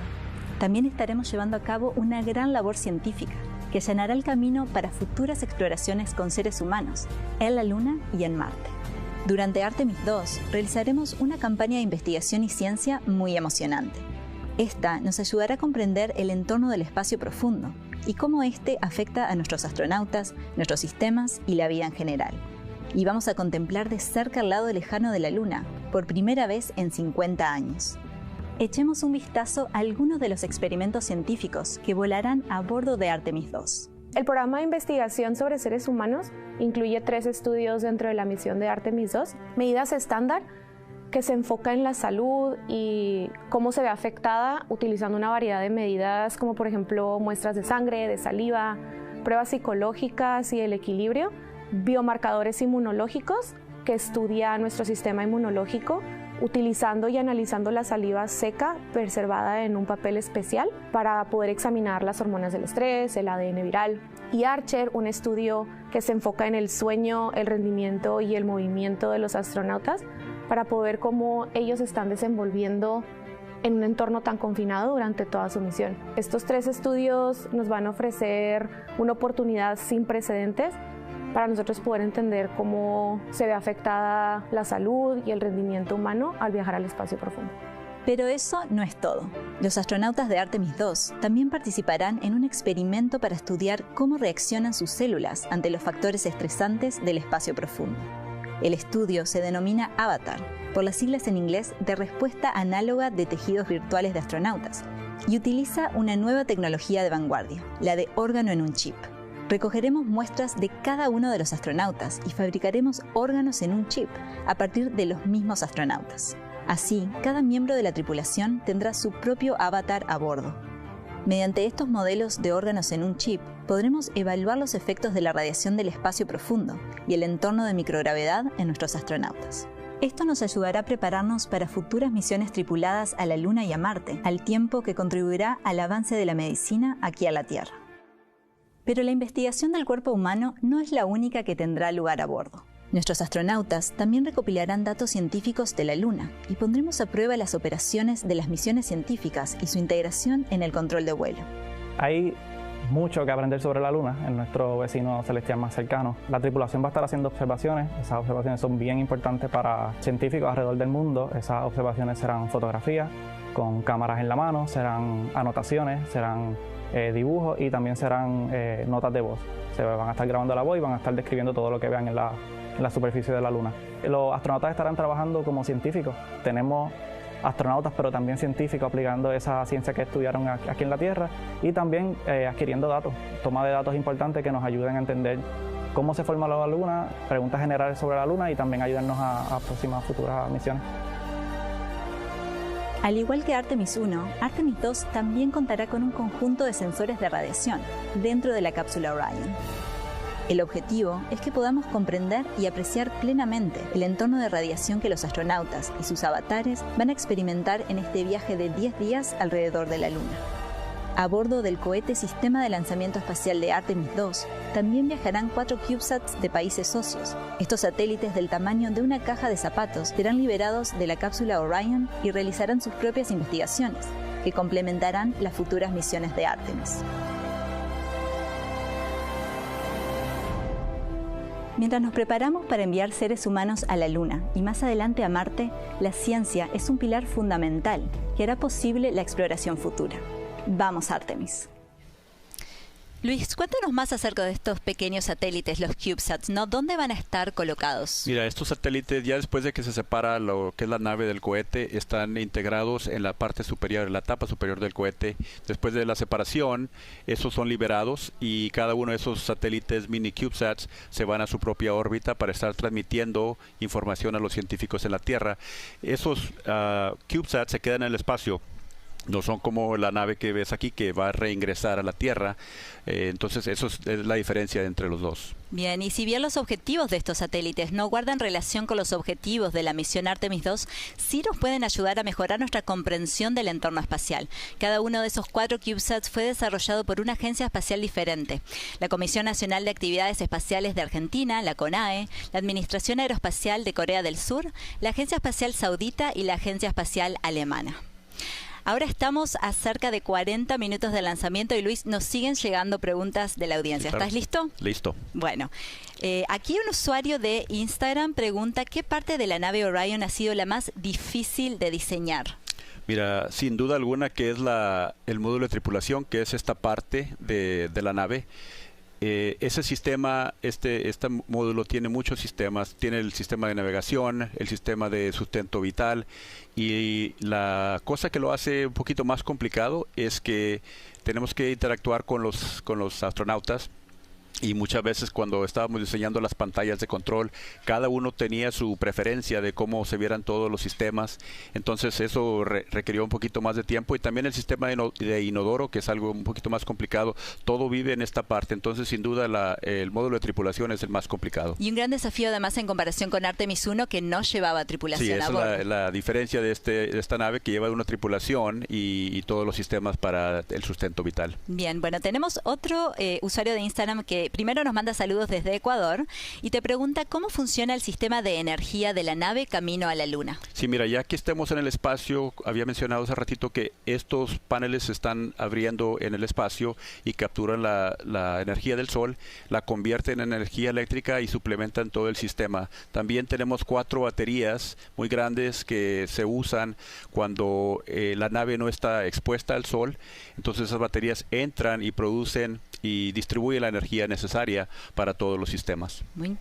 Muy bien. Bueno, Andrés desde España nos manda también sus saludos y pregunta si es cierto que algunos de los motores R25 ya han sido usados en los transbordadores espaciales. Sí, bueno, esas motores que estás hablando están en la parte del cohete, no los tengo aquí, pero sí, esos son los mismos motores que se usó en el transbordador espacial Space Shuttle y eran reusados. Entonces hay una línea de motores que se están reusando para estas misiones. Muy bien. Néstor Cano te dice, hola Luis, ¿cómo se medirán los niveles de radiación solar dentro de Orión? Sí, mira, esta nave está diseñada con protección de radiación, porque una de las cosas que cuando vamos más allá del espacio cerca de la Tierra ya no tenemos la protección de los campos de la magnetosfera. Magnetosfera, muy bien. Entonces ya cuando salimos y nos acercamos más a la Luna puede haber radiación, rayos de tormentas de radiación que vienen del Sol. Esta nave viene con más protección que lo que es la nave Apolo. También hay instrumentos que viene, por cierto, de la compañía, una compañía alemana.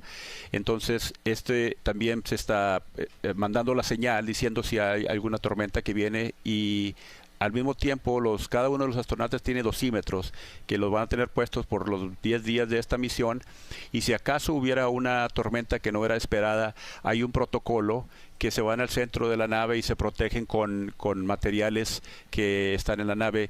El objetivo es tener suficiente material entre la línea de radiación y los cuerpos. Entre más material se pongas entre esas dos áreas, más protección tienen los astronautas. Entendido. Otro usuario nos pregunta si van a aterrizar a la Luna, y si no es así, ¿cuál es el objetivo de la misión? Mira, esta misión no va a aterrizar en la Luna, va a ser un sobrevuelo por el lado lejano de la Luna, y los objetivos es obtener mucha información y del funcionamiento de todos los sistemas que están volando por primera vez o segunda vez, y también el control de la nave. Vamos a hacer una prueba de proximidad con la etapa superior del cohete. Ya después de que se separe, nos vamos a acercar a ella de 300 metros a aproximadamente 10 metros. y vamos a retirarnos una vez más y acercarnos, así para entender con mucha fidelidad el control de la nave. Cuando uno manda una señal por manual, hay motores propulsores que se ven aquí en este modelo que se encenderán y van a hacer la rotación de la nave. Entonces queremos ver si los modelos que tenemos para hacer la programación de las futuras misiones tienen alta fidelidad, y ya con un experimento como un objetivo en el espacio no hay comparación. Tener esa información y basar nuestros modelos en esa información sería muy, muy importante, muy crítico. Todos estos objetivos nos van a informar al siguiente paso de la siguiente misión. Bueno, y los astronautas van a estar, como decía, sobrevolando el lado lejano de la Luna con sus cámaras, describiendo lo que ven. Contanos, por favor, ¿qué es lo que van a estar observando? Sí, mira, primero que nada te voy a mencionar también que una forma de imaginarte del tamaño que van a ver la Luna es como tener una pelota de baloncesto, estirar tu brazo y ese es el tamaño que van a ver toda la órbita. Y están en muchas conversaciones con los científicos de la Luna, porque cada día que lanzamos cambia un poquito los objetivos. Uno de los objetivos que tienen precisamente es ver el color de los materiales que están del lado, porque una cosa, no sé si ya le habíamos mencionado, nunca ha habido ojos viendo ese lado del lado lejano de la Luna. Haya habido satélites, pero ojos humanos no. Es la primera vez. O sea que saben un poquito de geología también, o bastante. Mini geólogos. ¿Qué más les gustaría saber? Mándanos tu pregunta etiquetando en nuestras redes sociales y no olvides seguirnos en todas nuestras plataformas. Haremos lo mejor posible para responderlas en vivo o en nuestras redes. También cuéntanos en comentarios desde dónde nos están mirando y con quién. Durante el vuelo de Artemis II, la nave espacial Orión y nuestro centro de control de misión en Houston se van a estar comunicando constantemente. Luis, ¿nos puedes contar acerca de cómo son posibles estas comunicaciones? Claro que sí. Mira, la NASA usa la red del espacio profundo, que está basada en 3 localidades con antenas enormes de aproximadamente 70 metros de diámetro. Hay una en España, está otra en California y otra en Australia. Entonces están en lugares estratégicos para tener siempre comunicación directa con la nave cuando se va lejos de la Tierra. Y digo casi siempre porque ya sabemos, va a estar programado que cuando pase la nave Orión por el lado lejano de la Luna, no va a haber comunicación directa. Va a ser aproximadamente 40 minutos sin comunicación. Entonces los astronautas van a tener 40 minutos de silencio sin que nadie los moleste para observar y disfrutar la visión de la Luna y completar los objetivos que los científicos que ya han designado. Una pausa en las comunicaciones que además está planeada anticipada, sí. Y van a estar tomando sus fotos, aprovechando para hacer todas estas observaciones. De silencio, sí. Y como decíamos, durante los 10 días de vuelo de Artemis II, no solo los astronautas a bordo van a estar muy ocupados. El centro de control de la misión en nuestro centro Johnson en Houston liderará las operaciones de la misión. Luis, cuéntanos cuál será tu rol desde Johnson durante esta prueba de vuelo. Mira, después de este vuelo, si todo sale exitoso, me voy directo al centro espacial de Houston, ahí en el Johnson Space Center. Voy a estar ahí 2 días y de ahí me tengo que viajar a las costas, a San Diego, porque tengo el privilegio de estar con el buque de la Marina que va a encargarse de la recuperación de la nave después de la misión, después del amerizaje en el día 10 de esta misión.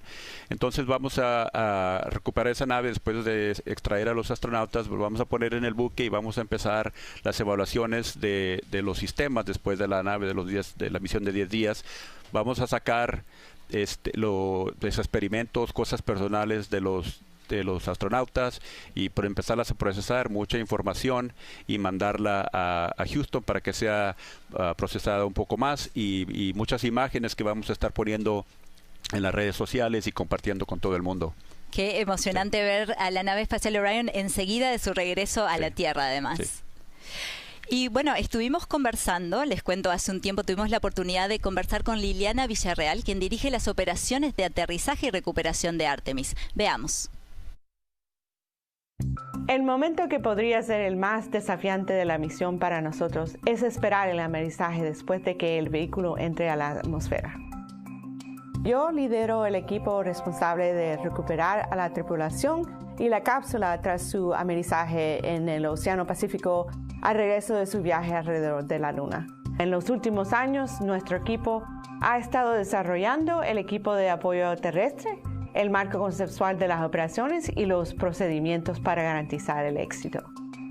Mientras Orión ingresa a la atmósfera terrestre, la cápsula mantendrá a la tripulación a salvo a medida que disminuye la velocidad desde casi 25.000 millas por hora hasta unos 300 millas por hora.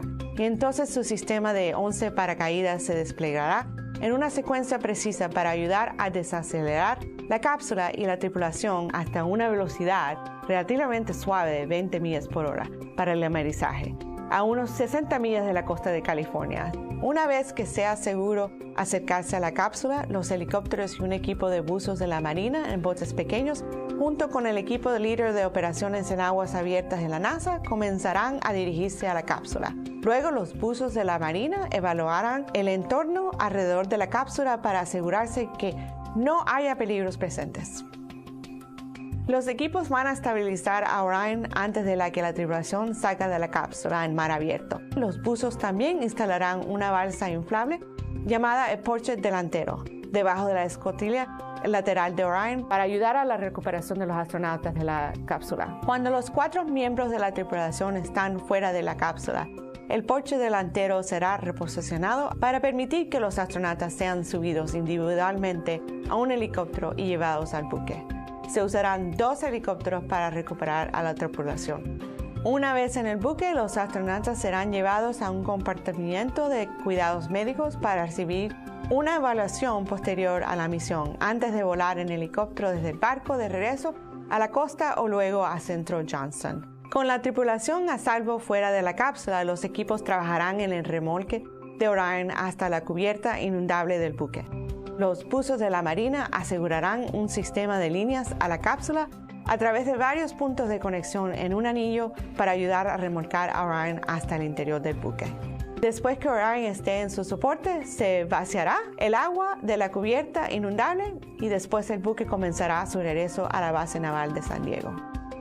Por supuesto, este es un método de recuperación muy diferente al que utilizamos en las misiones del programa de Apolo, ya que este vehículo es más grande y pesado, por lo que lo hacemos flotar dentro de un buque.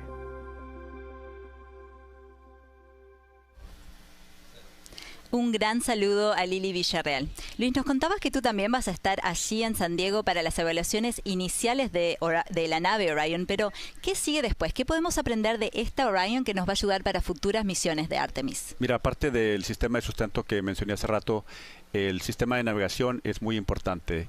Ese sistema de navegación es crítico para después, las siguientes misiones, hacer un acoplamiento con las naves de aterrizaje. Entonces eso sería en el Artemis II. Y hay otros sistemas también que se van a usar para verificar el comportamiento de los cuerpos de los humanos. Hay mucha información que va a salir de esta misión que nos va a ayudar para las futuras misiones. Vas a estar muy, muy ocupado entonces. Mucha información que procesar, sí. Muchas gracias, Luis. Y hace un rato veíamos cómo este vuelo de prueba también servirá para evaluar el impacto de la radiación espacial en Orión. Luis, ¿de qué manera nuestra nave espacial está preparada para proteger a la tripulación de la radiación espacial? Sí, habíamos mencionado hace ratito que hay sistemas de alerta que están construidos por una compañía alemana, y los dosímetros que trae cada uno de los astronautas, y también hay paredes como el área del inodoro, donde hay un poco de material más grueso. Es una área donde se refugiarían si hubiera una tormenta solar que no se espera, que trae más radiación. Se protegerían con esto y con equipo que ya está incluido en la nave. Y desde tierra, durante el vuelo de Artemis II, la NASA y la Administración Oceánica y Atmosférica, o la NOAA, estarán trabajando juntas para monitorear constantemente ese estado del tiempo, ¿no?, en el entorno de la Tierra y la Luna, que está determinado principalmente por nuestro Sol. En esta colaboración participan el Grupo de Análisis de Radiación Espacial de nuestro Centro Johnson y la Oficina de Análisis de Meteorología Espacial Moon to Mars de nuestro Centro Goddard. Vayamos ahora a una nueva actualización con Hamilton Fernández.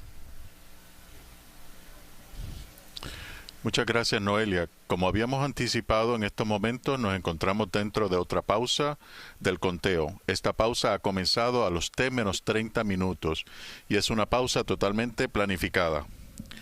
Esta pausa le provee a todo el equipo de lanzamiento una última oportunidad de poder hacer todas sus verificaciones finales antes de entrar en el conteo final. Los ingenieros revisan los sistemas de propulsión, aviónica, comunicaciones, sistemas de navegación, todas las presiones y temperaturas y el estado de la cápsula Orión. Aquí también se ejecuta una revisión meteorológica crítica donde se evalúa los vientos de superficie, los vientos de altura, las nubes y la electricidad atmosférica. Si las condiciones climáticas no cumplen con todos los requisitos para el lanzamiento, esta pausa se puede extender. Por ejemplo, el lanzamiento no procede si la velocidad máxima del viento en el momento del despegue está por encima de 54 kilómetros por hora a una altitud de 40 metros, y tampoco procede si están por encima de 72 kilómetros por hora a una altitud de 140 metros. El director de pruebas de NASA es quien garantiza que todo esté listo para entrar en la fase automática del conteo. Bueno, y justo ahora el director de pruebas de NASA ha dado su autorización para salir de la pausa del conteo. Esto significa que el conteo puede reanudarse. Y Noelia, ya se respira una concentración absoluta en el centro de control de lanzamiento aquí en Kennedy. La cuenta regresiva avanza y nuestros corazones se aceleran. Artemis II está a punto de despegar. Regresamos contigo, Noelia. Muchas gracias, Hamilton. Estas actualizaciones nos llegan en primer lugar desde el Centro de Control de Lanzamiento aquí en nuestro Centro Espacial Kennedy. Allí es donde los directores de lanzamiento dan la orden final para el despegue de las diferentes misiones. Tuvimos la oportunidad de aprender más sobre lo que sucede en el detrás de escenas con Mari Forrestel, asistente técnica de la directora de lanzamiento de Artemis. Echemos un vistazo. Ser parte de este programa es un sueño hecho realidad. Es muy grande, es más grande que todos nosotros. Y explorar el universo y explorar el espacio es parte de nuestra humanidad. Así que es una emoción ser parte de eso. Yo, como la asistente técnica de Charlie Blackwell Thompson, la directora de lanzamiento, voy a estar en la misma sala con ella, bien emocionante, y voy a estar apoyándola en todas partes de las operaciones ese día, de la cuenta regresiva, que es muy larga, y apoyo en todos los aspectos de las operaciones, antes del lanzamiento y después del lanzamiento. Vamos hacia la Luna, es muy complejo, la ventana se abre y se cierra a la Luna a diferentes partes del mes. Es un día muy largo porque no solamente es muy complejo como hacemos todas las operaciones de este cohete, que es uno de los cohetes más grandes del mundo. La ventana es casi 2 horas que tienes el chance de ir a la Luna, así que es un día muy largo, un día muy emocionante y hay mucho trabajo. En los sistemas terrestres, una de las capacidades que tenemos nueva en Artemis II es que tenemos adición de un tanque grandísimo de casi 1.4 millones de galones de hidrógeno líquido para poder ayudarnos a tener más atentos de lanzar en ese periodo que les estaba explicando a ir a la Luna, que tenemos como 4 o 5 días nada más cada mes para poder ir. Mantener 4 personas vivas en una nave espacial como Orión es difícil, así que todos los sistemas que remueven el dióxido de carbono, que producen oxígeno, que tienen agua, que tienen el baño para los astronautas poder ir, todos son nuevos y todos tienen que estar funcionando perfectamente si queremos irnos de la Tierra. Cuando el lanzamiento ya ocurre, para mí estamos apoyando ahora a Houston, Mission Control. Ellos están encargados de manejar la misión desde que el cohete lanza. Y también es apoyar a nuestra directora de recuperación aquí en EGS, en Kennedy Space Center, Lily Villarreal. Ella está encargada y responsable de manejar toda la recuperación de esa cápsula cuando regrese a la Tierra. Así que estamos más en un papel de apoyar a otros equipos y también empezar las preparatorias para Artemis III. Ya ese trabajo está empezando encima de Artemis II, así que cuando ese cohete se lance y cuando esos astronautas regresen a la Tierra, vamos a seguir. Nada de relajar, tenemos Artemis III que prepararnos, así que hay mucho trabajo. Para nosotros este programa es nuevo, ¿verdad? Así que muchos de nosotros que estamos vivos hoy en día no pudimos vivir y disfrutar del programa Apollo, así que este es nuestro tiempo para explorar la Luna. Y Artemis es diferente, no solamente vamos a regresar a la Luna, vamos a quedarnos en la Luna, así que esto es el principio de algo muy grande para la humanidad. Un gran saludo a Mari Forrestel, que en este momento se encuentra muy cerca de nosotros en el centro de control de lanzamiento, sin dudas con muchísimo trabajo. Artemis II tiene Artemis tiene el objetivo principal de instalar una presencia sostenida en la Luna y de llevar misiones con seres humanos a Marte en el futuro. Y estamos en el comienzo de este programa de exploración. Sí, mira, arrancamos en el 2022 con Artemis I, que fue una misión alrededor de la Luna sin tripulación, y probamos muchos sistemas. En esta misión, como hablamos, es una misión con tripulación que nos va a dar mucha información de todos los sistemas nuevos.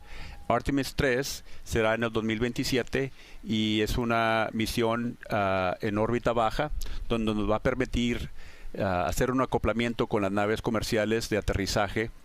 Y Artemis IV es la misión que nos llevaría a poner humanos, astronautas en la superficie de la Luna. Exactamente, recordemos que esta vez estamos regresando a la Luna para quedarnos y eso significa que también vamos a crear una base lunar, pero lo vamos a ir haciendo paso a paso. Primero enviaremos rovers e instrumentos para aprender cómo movernos y operar en la superficie lunar. Luego, con todo lo aprendido, comenzaremos a construir una infraestructura donde nuestros astronautas puedan trabajar de forma regular, contando además con la ayuda de países socios como Japón. Y finalmente, nuestra gran meta, dejar de hacer visitas esporádicas a la Luna, para quedarnos en ella de forma permanente, con hábitats reales, vehículos especiales desarrollados junto a agencias espaciales socias y otros colaboradores internacionales. Y la persona que recientemente fue nombrada para liderar ese programa de una base lunar es nuestro ingeniero Carlos García Galán. Carlos también es miembro del equipo de gestión de Artemis II y hace unos meses conversábamos con él sobre este rol. Veamos. La campaña Artemis es la primera vez en la que vamos a mandar a 4 humanos a pasar por la Luna. Vamos a mandarlos más lejos que hemos ido nunca, incluso durante las misiones Apolo. Entonces me parece que es algo histórico.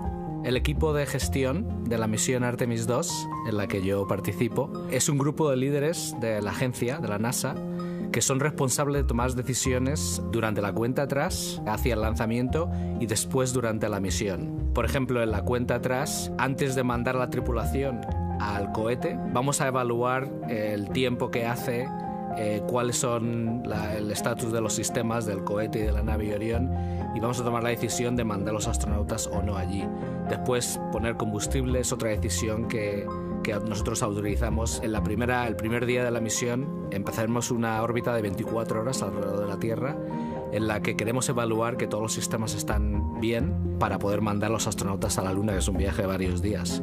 Si hay algún fallo, por ejemplo, tomaremos la decisión si queremos seguir con el plan de mandar a los astronautas a la Luna o hacer alguna otra misión alternativa alrededor de la Tierra. Bueno, yo en Artemis he estado trabajando desde el principio casi, más o menos 15 años. Empecé trabajando en el desarrollo de la nave Orión, después me pasé más a lo que es la integración de la nave y después terminé en Orión manejando el equipo que hace la integración del módulo de servicio europeo. En Artemis, llegar a la Luna es realmente solo el primer paso.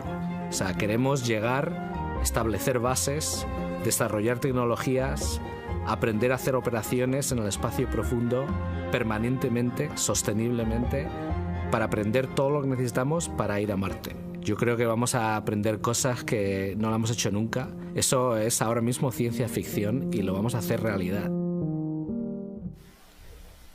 Un gran saludo a nuestro colega Carlos García Galán y muchas felicidades por el nuevo cargo. Vayamos ahora a las últimas actualizaciones del lanzamiento. Gracias, Noelia. En los próximos momentos, la directora de lanzamiento Charlie Blackwell Thompson va a estar conduciendo su encuesta final a todos los ingenieros y expertos que están monitoreando cada uno de los sistemas del cohete SLS. Charlie es la primera mujer en ejercer esa función y fue la directora de lanzamiento también para Artemis I. Ella tiene la enorme responsabilidad de liderar todas las operaciones de la cuenta regresiva, supervisando cada paso del proceso previo al lanzamiento. Noelia, si surgieran problemas, la NASA podría detener el proceso de conteo, retroceder el reloj e intentar solucionar el inconveniente para hacer otro intento de despegue el mismo día. Un reinicio de este tipo tomaría unos 75 minutos. mientras quede al menos esa cantidad de tiempo en la ventana de lanzamiento y el reloj no haya pasado los T-33 segundos, será posible un segundo intento de despegue.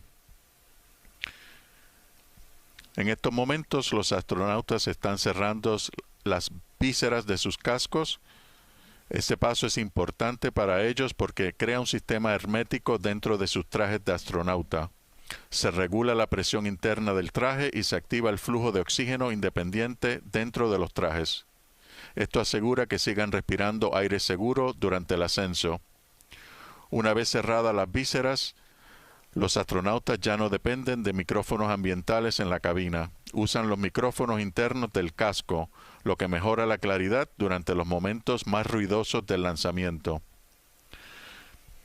Y Noelia, algo más que quiero mencionar es que justo antes de que los motores se enciendan, van a ver que se activa el sistema de supresión acústica. Esto lo van a ver como una enorme descarga de agua, con un flujo de 4 millones de litros por minuto. Es diseñada para absorber el sonido y las vibraciones del cohete según va despegando. También protege la plataforma del calor intenso de los motores. Sin este sistema, el ruido del cohete SLS sería tan intenso que podría dañar el cohete mismo y la plataforma. Regresamos contigo, Noelia. Muchas gracias, Hamilton. Y ya falta muy poco. El mundo entero está pendiente del lanzamiento de hoy, incluyendo a nuestros colegas de la NASA que quisieron compartir sus mensajes de buenos deseos para esta noche. Aquí algunos de ellos. Saludos, tripulación de Artemis II. Hola, Reed, Victor, Cristina y Jeremy. Reed, Victor, Cristina y Jeremy, hola, y que sea una gran misión alrededor de la Luna. Les deseo un viaje maravilloso y seguro. Desde la oficina de planificación de la misión estaremos siguiendo sus objetivos de prueba de vuelo. ¡Feliz viaje!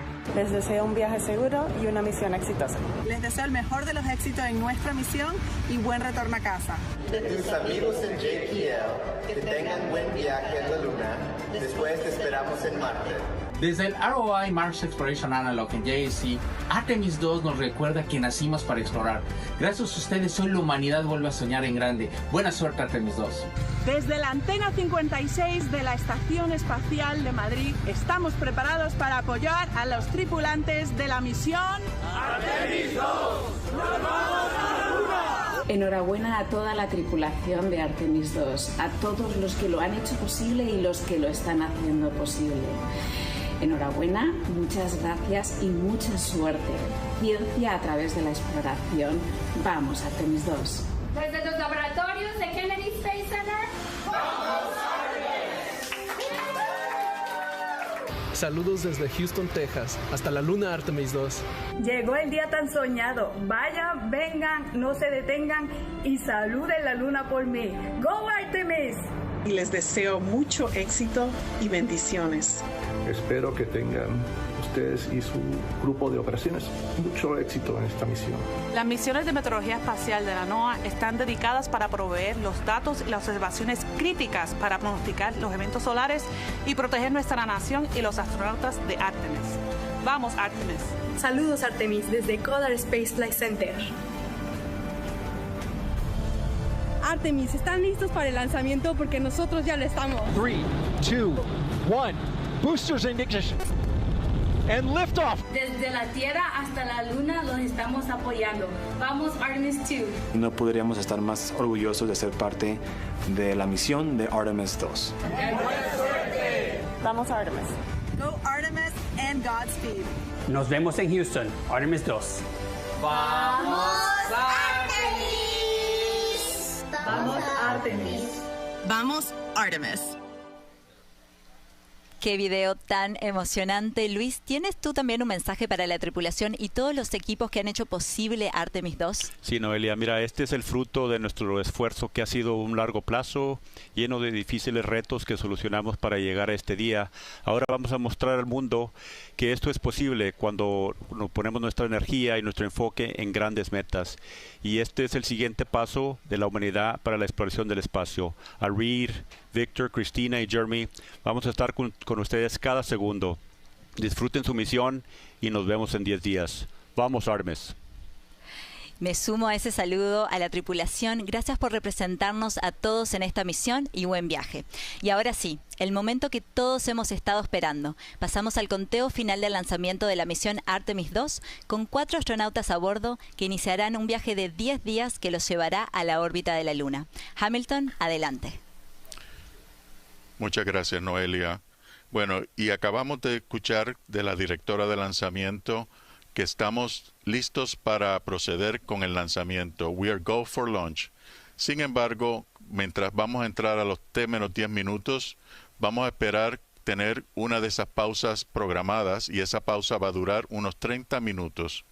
Así que vamos a escuchar el tech feed para obtener más información. To get to RT0 today. So when we get to about 50 seconds from now, we'll extend that hold. CVSE OTC. CVSE 400 290, looking to verify that we are configured for ascent. Yep, give me about 2 more minutes. I'm going to start CMA2 streaming. Copy. NTD COSE hold requested. Copy that. I have an LCC violation of O-CT-004. S-band transponder anomaly. This was a transient LCC violation, so transponder 1 had a demodulated SNR estimate that went down to 2 dBm when it should have been between 10 and 13. It is now back up to 12, but we did lose that for just a moment. It does not appear that we lost our bit sync or carrier lock, which would be indicative that we lost our lock with the vehicle. So at this point, recommendation would still be go. However, we do have a pre-planned contingency procedure if we want to look at that. But again, this is transient, so we're back in a nominal range. All right, let's see. LPE NTD. Yeah, we're not seeing that hit. So I guess the question for COSE, was that less than 3 samples? Is that below our persistence? Stand by several seconds on mine, but let me take a look at the number of samples. Could I get a repeat on the affected LCC, please? Yes, ma'am. That's going to be O-CT-004.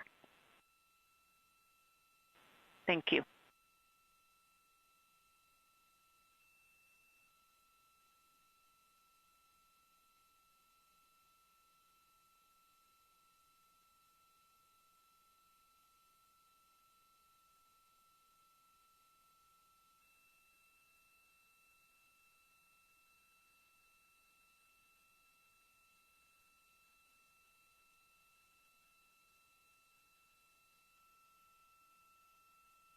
Yeah, us taking a look at the data right here, looks like that was a single sample. Yeah, copy that. RFTS does report that they also lost lock for about 5 seconds. So I would love to ask KUS and see if they also lost lock with the vehicle for any extended amount of period.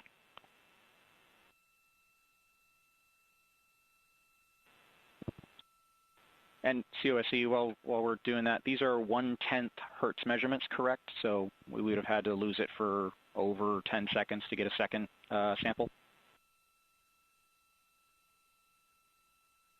Yes, sir, that's correct. It is 1/10 hertz. Yeah, so from our perspective, the allowance is effectively up to 30 seconds, up to 3 samples based on the 1/10 hertz. This is not an LCC violation, I believe. Yes, sir, I would agree with that at this point. Copy that. We're checking with KUS on 232. I don't think they have 212 access. We're trying to verify, but it sounds like they have a loss of lock as well. About 2 seconds. Okay. And I guess for both KUS and COSE, do we have lock now? That's affirmed. We do have lock for COSE.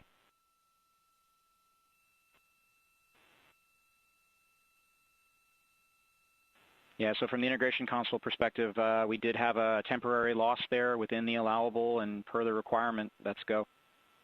And this is Houston Flight. We have lock and we have good telemetry here in GSE. And KUS is reported to they have good lock now. So with all of that, OSC, then are we in a go configuration per your LCC? Yes, sir. Recommendation would be go. Right. LP, you concur with that? Yes, sir. LP concurs go. And Launch Director? Yes, sir. Launch Director concurs go. All right, and I'm going to go ahead and just verify everybody has everything else complete, Launch Director, and if we do, we'll be ready to pick up the poll at that time, unless there's something else that you're aware of. No, sir. Let's verify all our work is complete, and I would like one last check of our constraints list.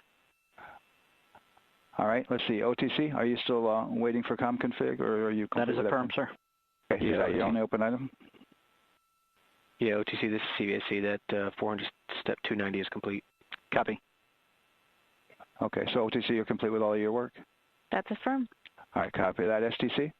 STC is complete. And GTC? GTC is complete. Okay, excellent.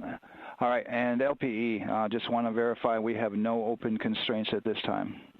No open constraints. We have a clear board, sir. Okay, tracking the same here. And Launch Director, with that, we are clear and ready to pick up the launch readiness poll with your go. All right, sir. I am go for the poll. All right. And for all personnel, this is the NTD conducting the Artemis II launch readiness check. Verify ready to resume count and go for launch. OTC. OTC is go. STC. STC is go. GTC. C's go. MCO. CO's go. Safety Console. The Safety Console is go. LPE. LPE's go. RTD. RTD's go. Houston Flight. Houston Flight is go. ROC. ROC is go. And CDR. Crew is go. Copy that. Thank you, Reed. And Launch Director, NTD, our launch team is ready to proceed at this time. All right, NTD, I copy all. At this time, I'll perform my poll. Attention on the net. This is the Launch Director performing the final poll for launch. Verify no constraints and go for launch. EGS, Program Chief Engineer. Artemis Chief Engineers are go. Copy, thank you. EGS, Chief Safety Officer. The Artemis CSOs are go. Copy, thank you. Range Weather. Launch weather is go. Thank you, LWO. And Artemis MMT Chair. MMT's go. Thank you, John. And Integrity Launch Director. Good to hear your voice, Charlie. PLT. Thank you, Charlie. This is Victor. We are going for our families. MS1. This is Christina. We are going for our teammates. MS2. This is Jeremy. We are going for all humanity. All right, Charlie, your Artemis II crew is go for launch. Full send. I copy that. Reed, Victor, Christina, and Jeremy. On this historic mission, you take with you the heart of this Artemis team, the daring spirit of the American people and our partners across the globe, and the hopes and dreams of a new generation. Good luck. Godspeed, Artemis II. Let's go.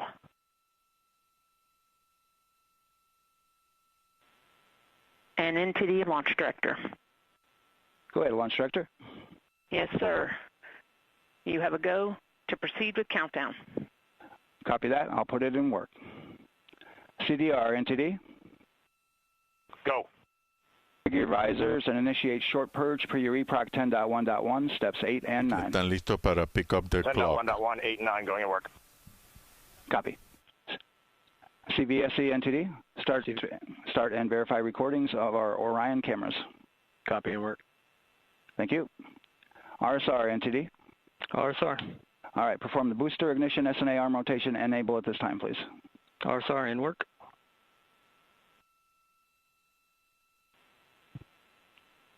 Booster ignition SNA arm rotation enable complete. Copy that. Thank you. Integrity crew, close and lock visors.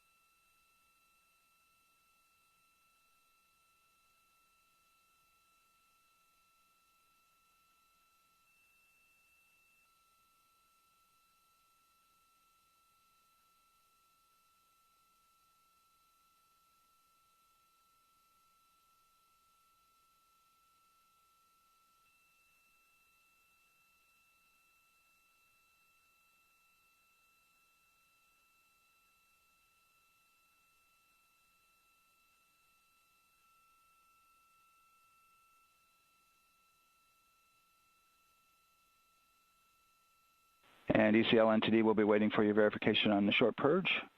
ECL copies. And for all personnel, once we get that short purge verification, we'll verify that we are clear to go, and then we'll proceed with the terminal count.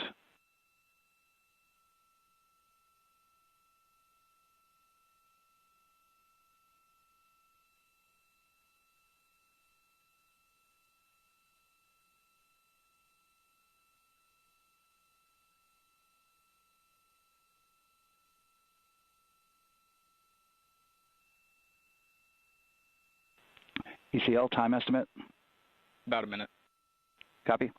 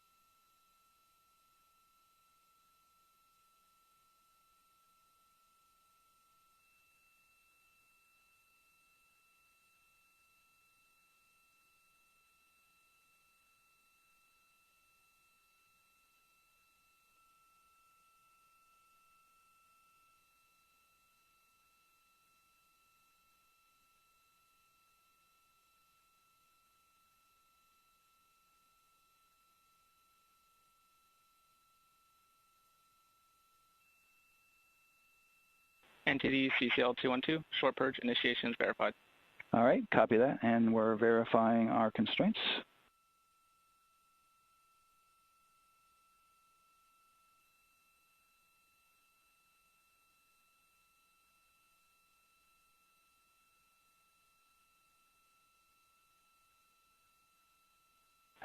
All right, and we're clear from cutouts. And with that, we're going to resume the clock momentarily. And CGLS, you can resume the clock on your mark. GLS copies. 3, 2, 1, mark. GLS mainline has been initiated. T-minus 10 minutes and counting.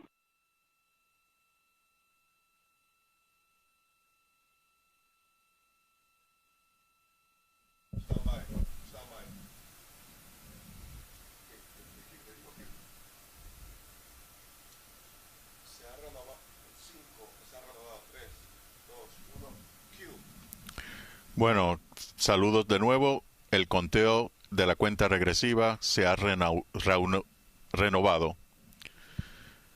Desde los 10 minutos en adelante, la computadora de vuelo del SLS toma control del conteo terminal, con los ingenieros siempre monitoreando listos para intervenir si fuera necesario. En estos momentos se están presurizando los tanques de hidrógeno y oxígeno líquido. También se están preparando para retraer los brazos del servicio de la torre que proveen electricidad, propelentes y comunicaciones uno por uno. Van a ver que durante el despegue los brazos que sostienen los umbilicales soltarán el cohete y van a girar en dirección de las agujas del reloj.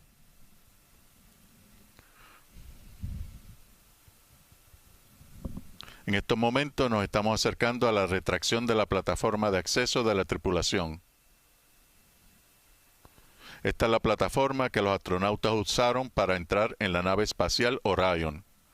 Una vez se retrae, ya no hay más acceso físico a la nave. La tripulación estará comprometida para el lanzamiento.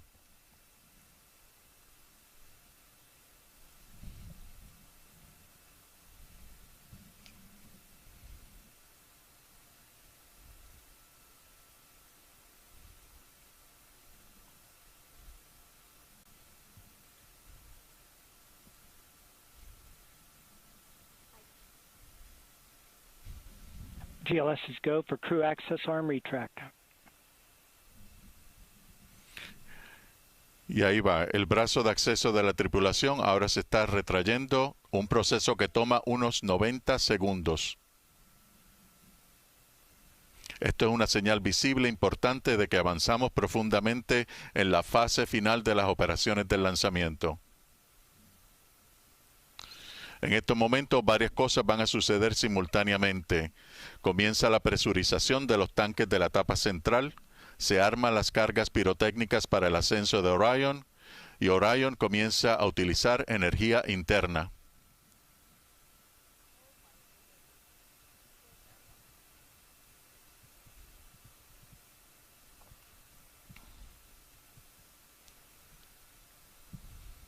Y también termina el reabastecimiento de hidrógeno líquido de la etapa central.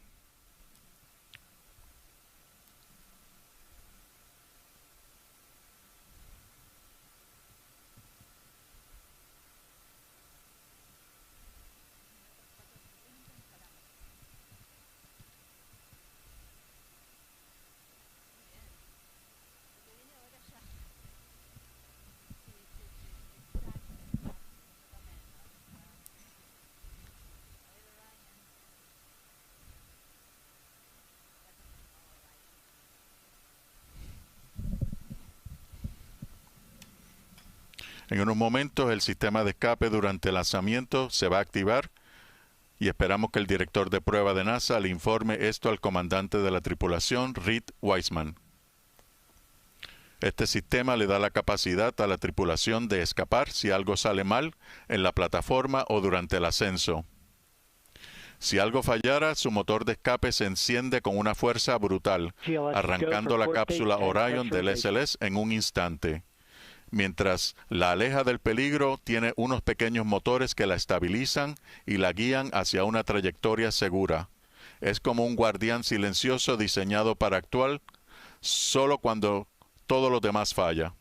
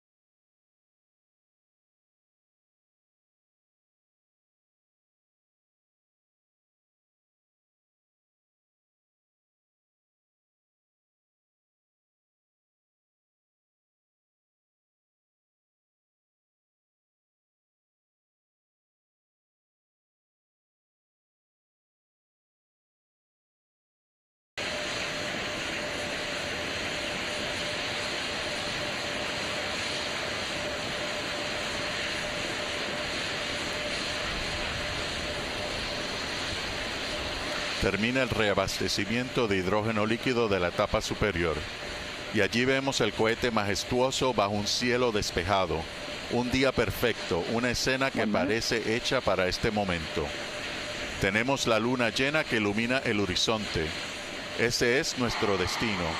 Todo está en calma, todo está listo. En tan solo unos instantes, el SLS romperá el silencio rumbo al espacio.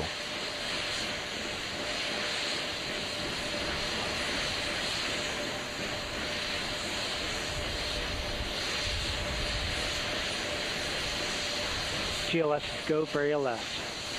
Y ahora la computadora de vuelo de la etapa central inicia la secuencia automática de lanzamiento.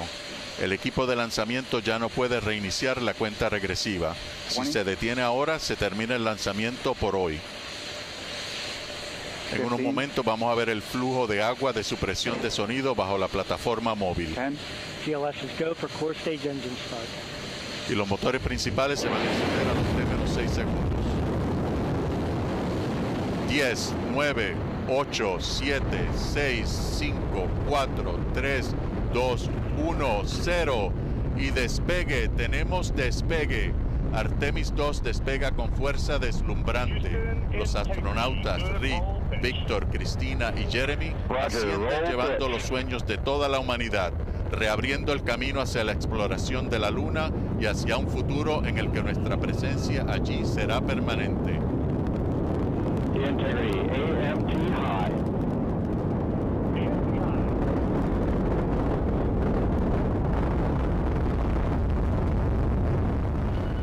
Las lecturas indican que la presión en la cámara de combustión de todos los motores son normales.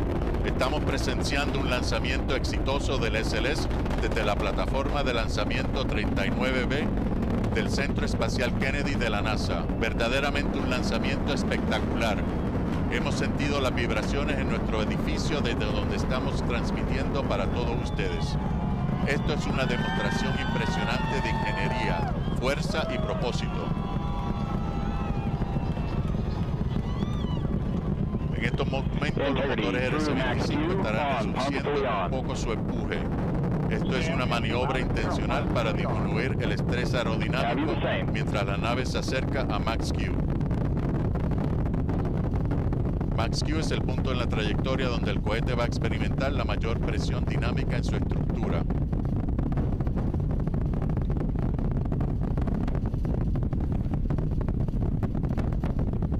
Al bajar un poco la potencia, el cohete atraviesa esta zona crítica con mayor seguridad.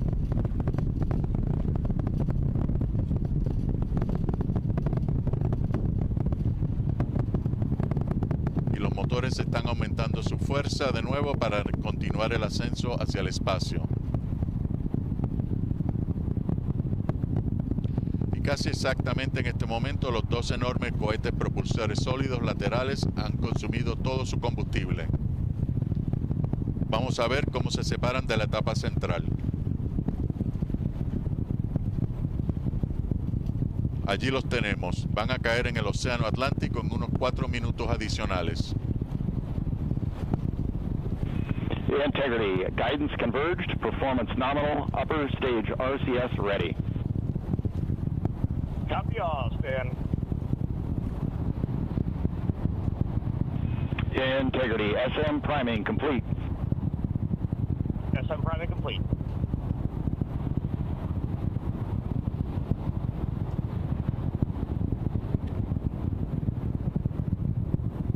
Y el cohete SLS ya ha superado la parte más densa de la atmósfera y las cargas aerodinámicas han disminuido drásticamente. El sistema de escape de lanzamiento se separa del tope del cohete en una maniobra controlada, porque ya no es necesario para proteger a la tripulación.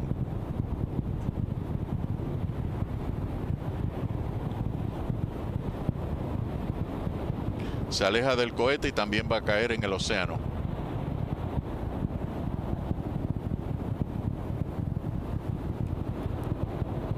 Houston Integrity, good last jettison, great view.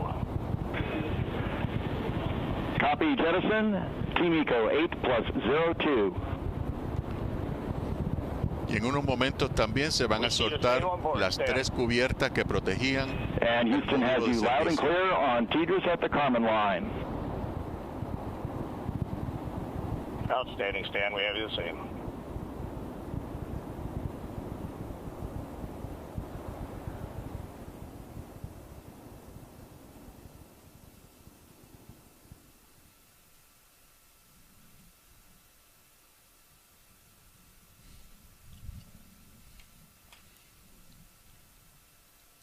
Y ahora por primera vez Orión queda expuesta al entorno del espacio.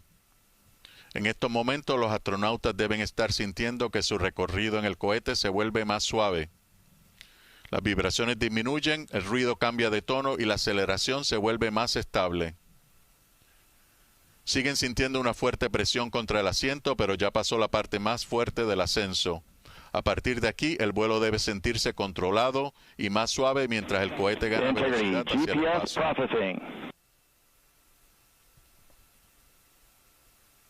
Outstanding, Stan. We see the same, and we have a beautiful moonrise. We're headed right at it.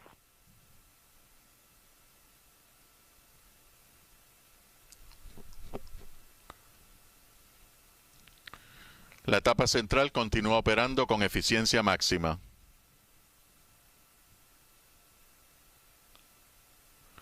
Los tanques de propelente se están vaciando rápidamente. Integrity, 3 engine press.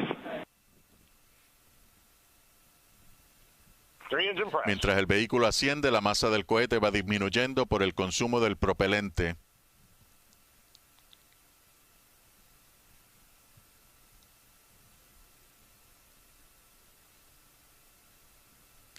En este momento, nuestro vehículo va a necesitar solo 3 de los 4 motores. Las computadoras de control están programadas para apagar el cuarto motor a propósito. Después que se apaga este motor, entramos en lo que se llama 3 Engine Press, donde se aumenta la presión de la cámara de combustión de los 3 motores que siguen encendidos, manteniendo el empuje requerido. Integrity, looking good at 6 minutes.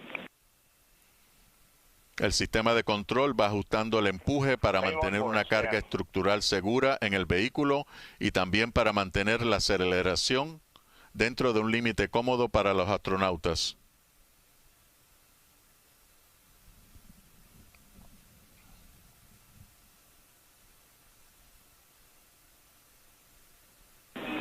Integrity, expect nominal shutdown. Integrity copies nominal shutdown.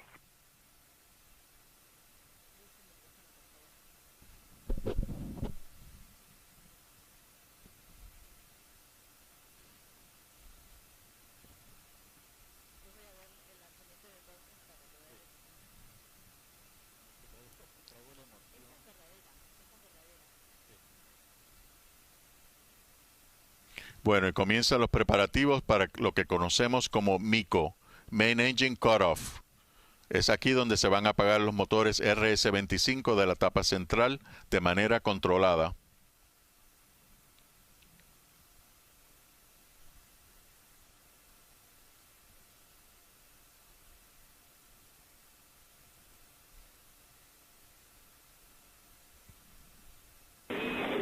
Integrity, AOA open. AOA open.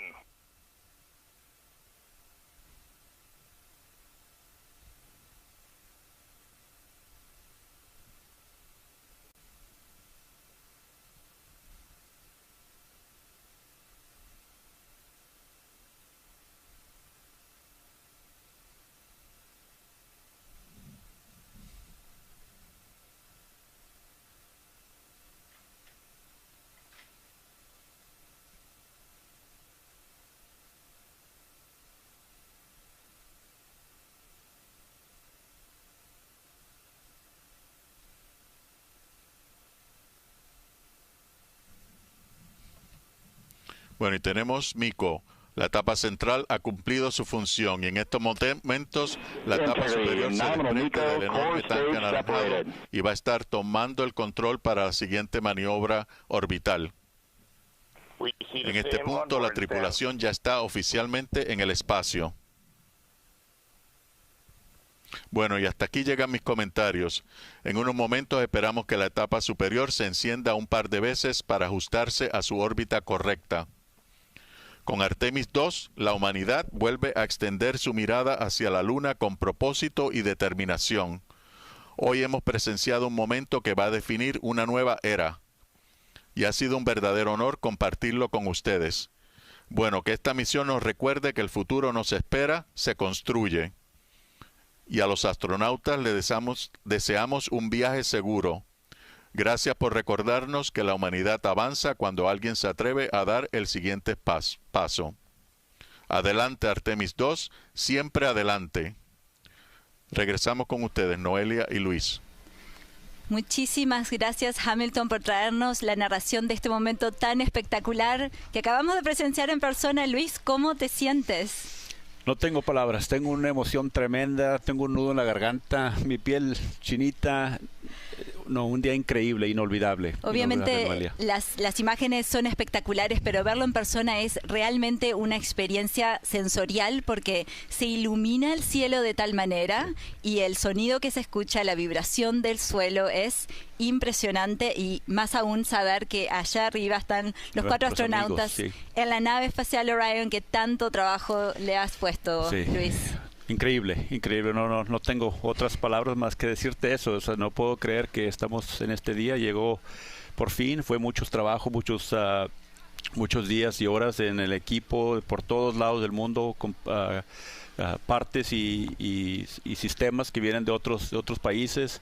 Y aquí está todo funcionando bien hasta ahorita. Se te están por caer las lágrimas, ya lo veo. Un poquito. Honestamente, vivirlo aquí además es como una experiencia colectiva realmente, porque la gente se reúne alrededor del reloj de la cuenta regresiva, donde se ve perfectamente el cohete a punto de despegar. Se escuchan gritos, la gente se abraza, llora, filma, obviamente saca sus fotos, pero es realmente un momento inolvidable. Increíble. Y lo cierto es que el lanzamiento de hoy pasará a los libros de historia e inspirará a muchas generaciones futuras. Luis, por favor, danos ahora un repaso de lo que va a suceder ahora. Mira, un repaso general será que vamos a estar 24 horas en una órbita cerca de la Tierra. Vamos a verificar todo el funcionamiento de los sistemas que son requeridos para la función de la nave y que nuestros astronautas estén bien. A las 24 horas vamos a encender el motor que tenemos aquí abajo. Y ese es la inyección lunar que nos va a mandar directamente a la Luna. Son 4 días para llegar allí. Ya va a ser el sobrevuelo por la parte trasera de la Luna, el lugar lejano de la Luna, donde vamos a poner ojos humanos por primera vez de ese lado de la Luna. Y como dijimos hace rato, la Luna se va a ver más o menos como del tamaño de un baloncesto estirado en un brazo.